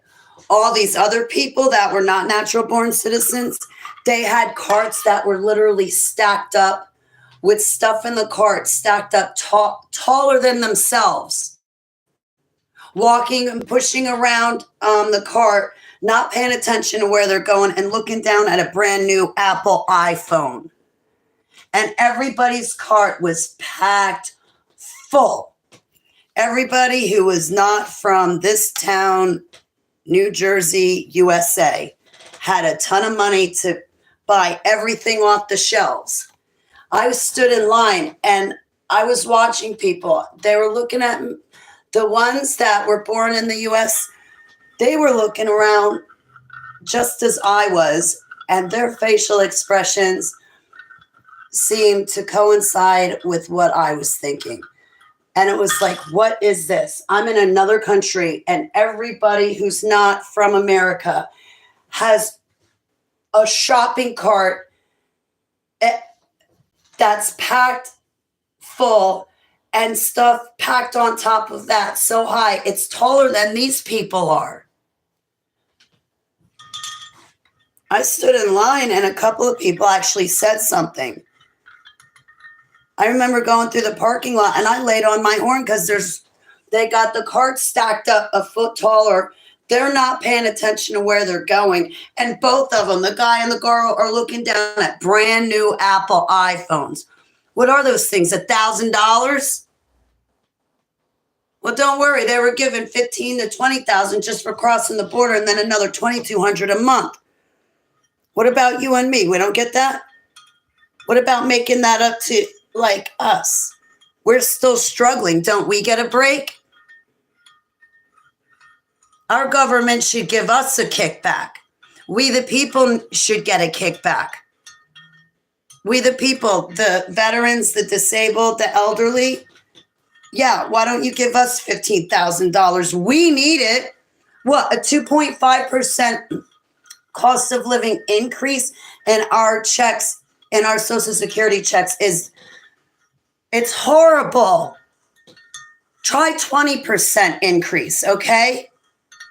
All I get is my check per month, and my check per month only covers my bills. It doesn't cover food or anything like that. But give the illegal immigrants everything. Yeah. I want them out. I don't care what Biden said.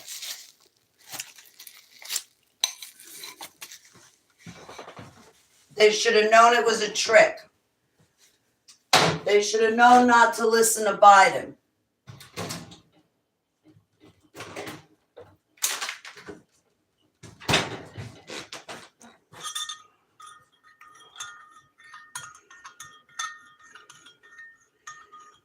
We the people need help. Our natural born citizens are living out on the streets, and these people, illegal aliens, are in apartments. No. Get our homeless population back in their apartments. Give our homeless population money. Treat our homeless population like they matter. Yeah, Hillary and Barry Obama. Oh, well, when they come here, they have to come here illegal and they got to get in the back of the line. What did Barry Obama do? The second he said that, he turned around and let all of his Islam buddies come in here with their 10 wives each. Each of their 10 wives getting food stamps and assistance and Section 8. The second they say anything, like Barry Obama and even Hillary said, oh, well, they have to enter legally and they got to get in the back of the line. You know that's bull crap. Everything they say the opposite will always happen. Trump's talking about freedom of speech. We never had a problem of freedom of speech, but now we're going to have a problem because now they brought up freedom of speech and we got to protect it. Here we go. You ain't protecting it. What else did he say that he's going to protect and do for us?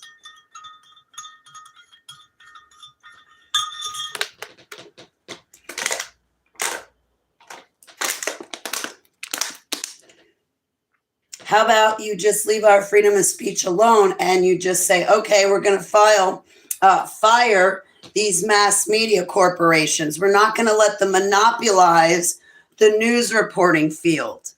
We're going to change it all around and we're going to get rid of these corporations. And we're going to bring in the smaller mom and pops, so to speak, and put them on TV, put them on cable, and let them give us the news.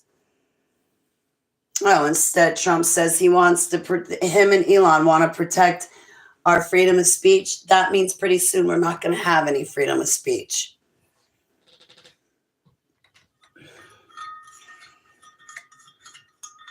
Yeah, the second they say, we got to plan a war on drugs, is the second drugs explode on the scene.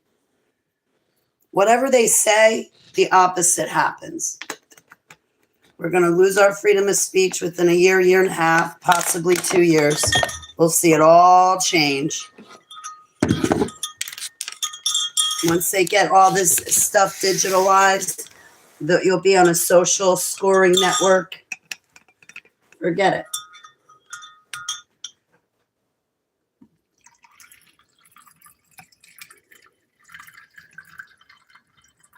I feel a little bit better having eaten.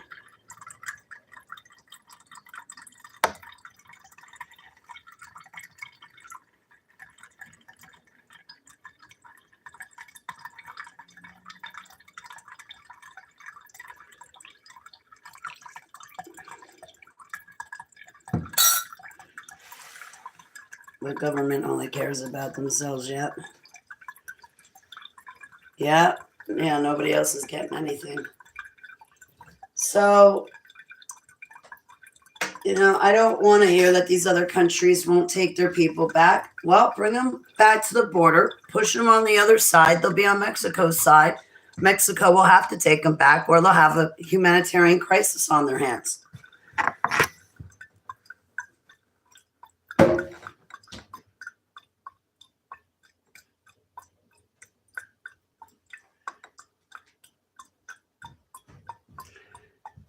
And now all haters of America have moved in, and we're watching the New World Order being ushered in. These plane crashes, they're all set up. They're all psyops. It's to drive forward political agendas. I want no part of any of it. I'm not going to stop living my life, but I was never big on flying anyway, and I don't have any travel plans anytime soon anyhow.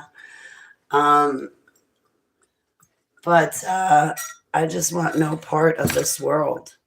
The weather is completely manipulated. People are like, oh, wow, look at this. Only one cloud is pouring down rain and there's no rain anywhere else. Ding dong. Yeah, weather manipulation. Engineered weather. People are so dumbed down nowadays.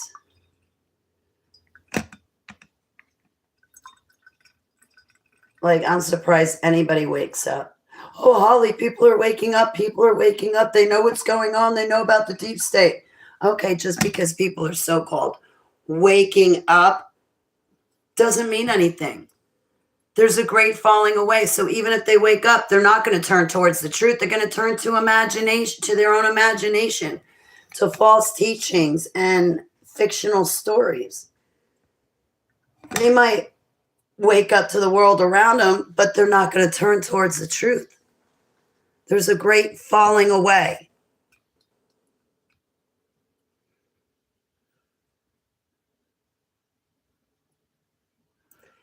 Anyway, I guess I better go. I'm glad I got to hang out all day. 7 hours and 18 minutes. Look at that.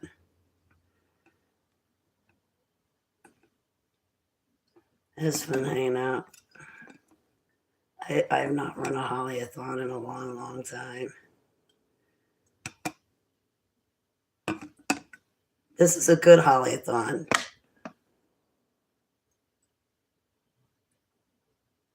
I remember I'd run them when I was upset, but now I'm running it just so I can hang out and talk to you fine folks. And I was not upset during any of it.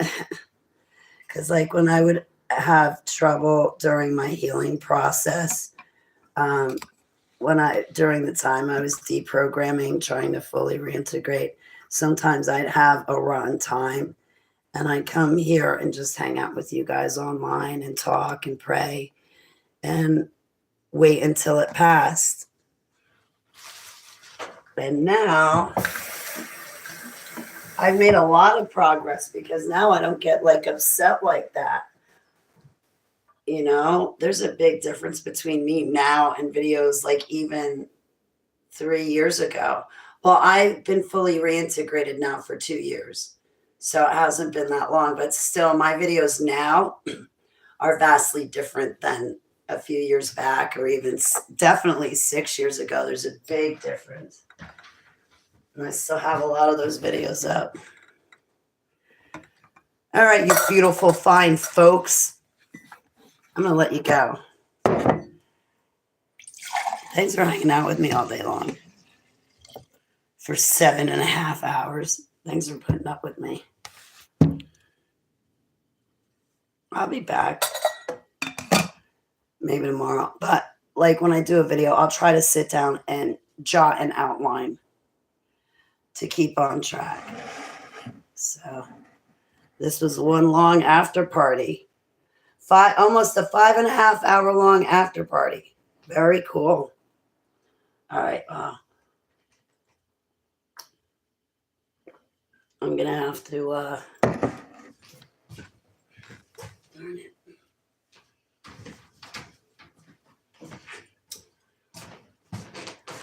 Transfer cups so I can take it to the store with me. I'm really hoping it doesn't snow. Every time I bind and cast that away. Abba, please send down your warring angels to stand guard around my property and keep us safe in Yahushua's name. Heavenly Abba, who's ever lurking around, I bind and cast away the entities they summon against me and that they summon to satanically surveil me. I bind and cast away the entities they use to come against me. And Abba, escort these people off my property, along with anything that they brought with them. And Abba, please put me in a bubble and keep me and Rumble and my friends invisible from the enemy. And if I have to run out, please do not let any astral travelers or remote viewers or the enemy come into my house. In Yahushua's name, Selah. And Abba, please put my full armor on. And again, please keep me invisible to the enemy so when I go out, the people in public don't see me at all. They don't hear me, see me, smell me, sniff me, nothing. And don't let any entities wander into my tracks or bump into me either. In Yahushua's name, Selah. That's a big one. Please keep me invisible to the enemy. All right, guys. I'm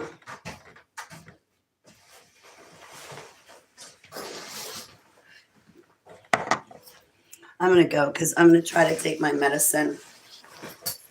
And it'd just be easier if you guys were not a part of that process. You know, I don't mind that you guys know that I use cannabis, but you don't need to see me do it. Come on. I hate that. It's so uncomfortable.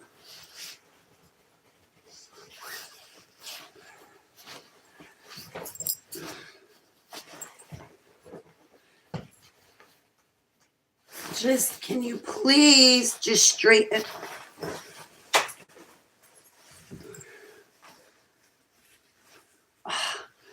I'm not going to have this sleeve twisted up and bothering me the whole time.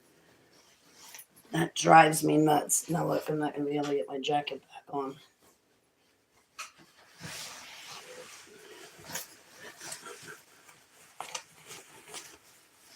I don't feel like being all bunched up, you know? It's uncomfortable.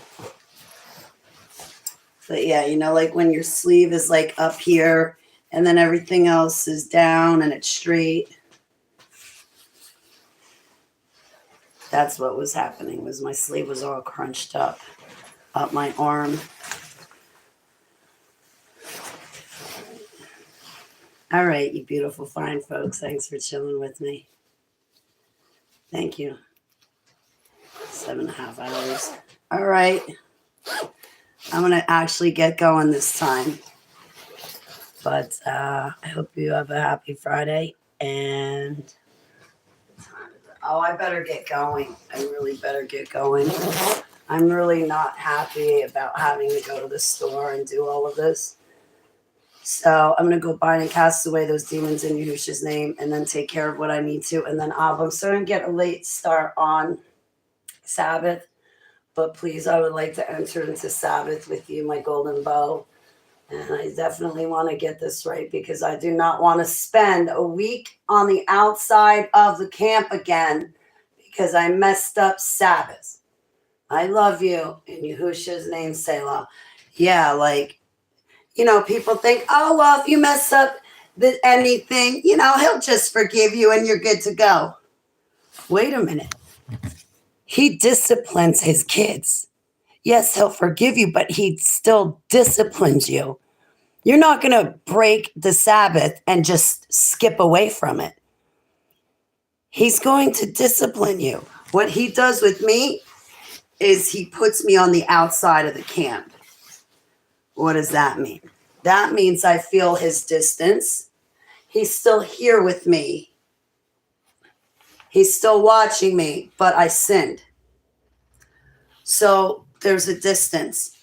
Now, when I pray for people, he's there to answer my prayers for other people. And if I, want to make him a drawing or listen to the word or do whatever with him, of course, I still do it. I still worship him, but he gets quiet on me. I can still see him.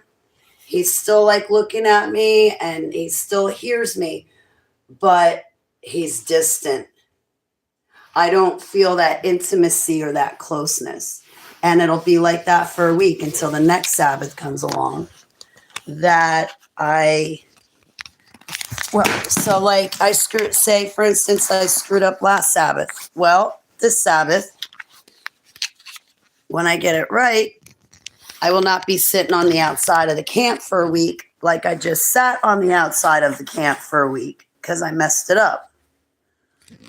Right? He disciplines us.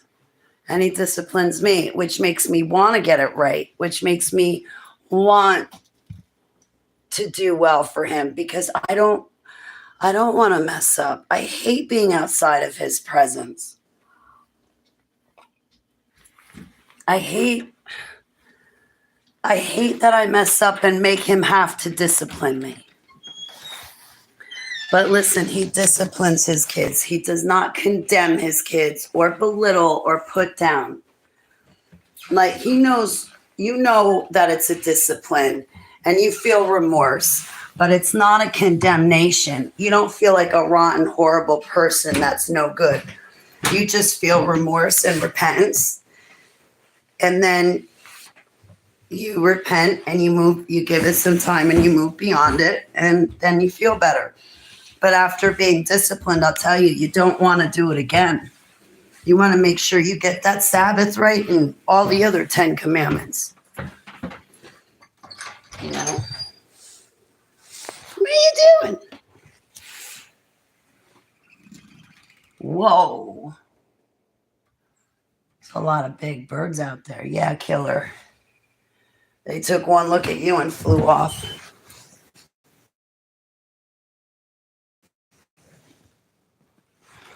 All right, so I better definitely get going.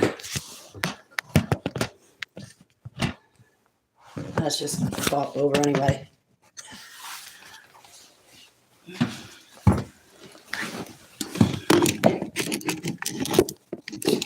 But yeah, I definitely want to get things right because I don't be sitting outside the camp for a week. I don't want to have to make Yahuwah discipline me.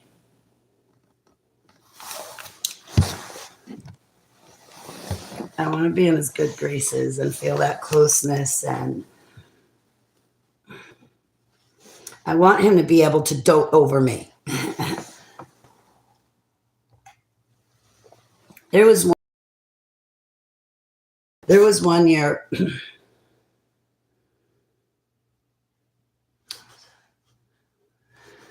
2023 we had Shabbat. Shavuot, I think, is a feast of weeks. And there was a Sabbath that landed on it. And I heard this still small voice say to me, hey, are you sure you want to do that? And what it was is I was going into a store to get kratom. And I didn't need to. I could have waited.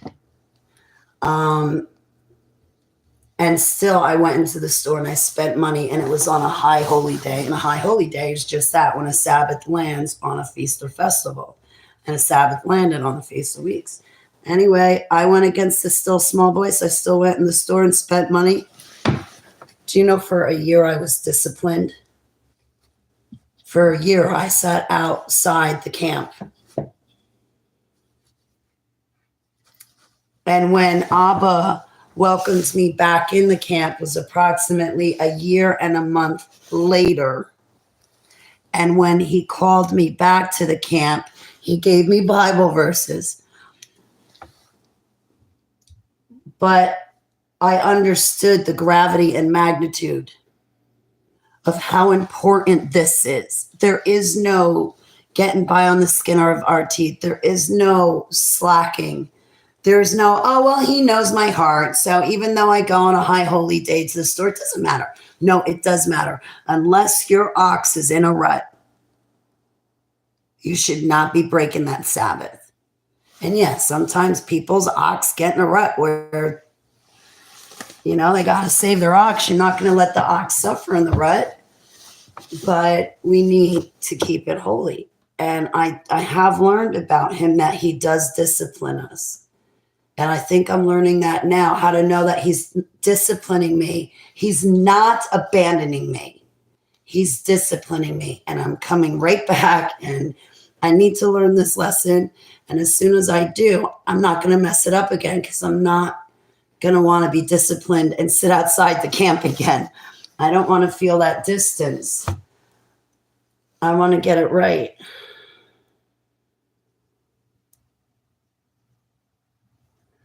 Okay, I don't see anybody talking in my chat room.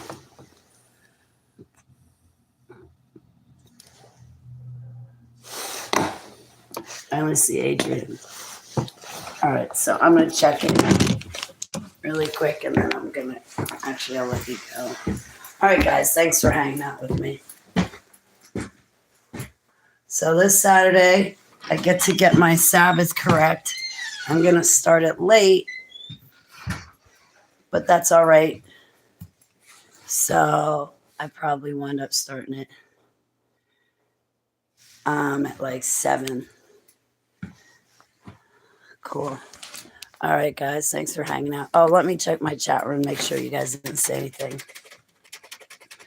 Because my chat room hasn't moved on my screen the whole time. I think I put so many people to sleep. Oh, my God, you've been talking to me. Oh, my gosh.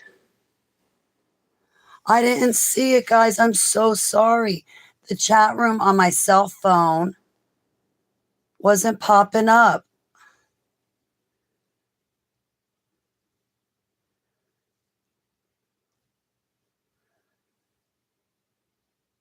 It's just insane because MAGA saw the corruption in the left, and the left doesn't see that it's all a show. How can the right go back and think Trump is now going to save them, right? Oh, they will. I love you too, Joe. Blinky. All right. JJ. 2 fingers if you're... My people perish for a lack of knowledge, right? When he's disciplined. Oh, he tells you. He tells you. He doesn't play games. Like, he lets you know you may have that still small voice. He may give you a vision or dream. He may give you a feeling. You may hear that still small voice, or you may hear him in the spirit. He tells you. He may give you scripture. Like, I knew I screwed up on that Sabbath, Joe. I knew it deep down inside. I was like, oh man, I really screwed up. All I had to do was wait 4 hours. And I couldn't even do that, Joe. I learned a valuable lesson. And then for that whole year, somebody's doing witchcraft against me. But if they're doing it against me and my broadcast and my relationship with you and my chat room and their households, I bind and cast away. Abba, please engage a person directly who's doing witchcraft against me right now and coming up against me right now. I repent for my sins, known and unknown. Please wash and cover me in the blood of the Lamb, as well as my chat room. Please put our full armor on. And I pour the blood of the Lamb on the video. Please do not let the witch try to take advantage of my live stream in any capacity. In Yahushua's name, Selah. I saw that coming in the air. I had to deal with it right then and there. He lets you know. You know, like me, I knew. Like I knew I screwed up. And when about a year and a month later, I was outside professing my love to Yahuwah, and he led me to finding a four-leaf clover. And I went running back to my Bible, and I was like, Abba, I need to make sure this four-leaf clover is from you. And he brought me to a book in Isaiah. I forget which one it was. Isaiah, I can't remember, but in one of the books, it was Isaiah 50 something or 60 something. Or maybe it was Isaiah 40 something. I'm not sure. But in the book, it said, I, your maker, I am calling you back. You sinned, but I'm calling you back. Your maker is your redeemer. And I'm going to have to find it and let you know the scripture. But it was just beautiful scripture. It was a chapter from Isaiah. But everything this chapter said, it was like basically, Holly, yeah, you screwed up, but I'm calling you back to me. I love you. You're not exiled from me forever. I, your maker, am also your redeemer. I am your husband, and I love you. And it was like that kind of scripture where it really hit my heart. He lets you know.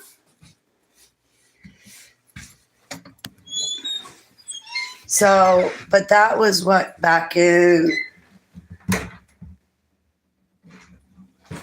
2023, I screwed up. And then in 2024, which was last year, he called me back. So, yeah, I knew he was I knew I did it wrong. Like, I knew I was wrong. You know? Like when I died and I landed in hell, I knew it was because I was not living for him. It was not due to him. It was due to how I was living. And I was living for me. I was doing what I wanted, thinking that what I wanted was good enough. And I was excluding him. And I never gave him any consideration. And I wasn't living for him. So when I died and I landed in hell, I knew exactly that it was my fault. And I felt horrible for it, man. Horrible. So, but he lets you know he's gentle, though. He's not mean or coarse. He's gentle. He's kind. Like he's crying with you, like he's hurting too. But he doesn't have grudges. He doesn't hold it against you. He just has sincere feeling and sincere emotion. And, you know, he's a very intimate person and a very, not only humble, but he's a very heartfelt person. Like he internalizes everything and he holds you dear to him. He does not take you or your relationship with him lightly. Like he loves you guys so much. Like he takes your relationship with him matters. And it matters as if you're the only one he has a relationship with. At least with me, he makes me feel like I'm the only one that he has a relationship. He pays attention to me. I know I have his attention. And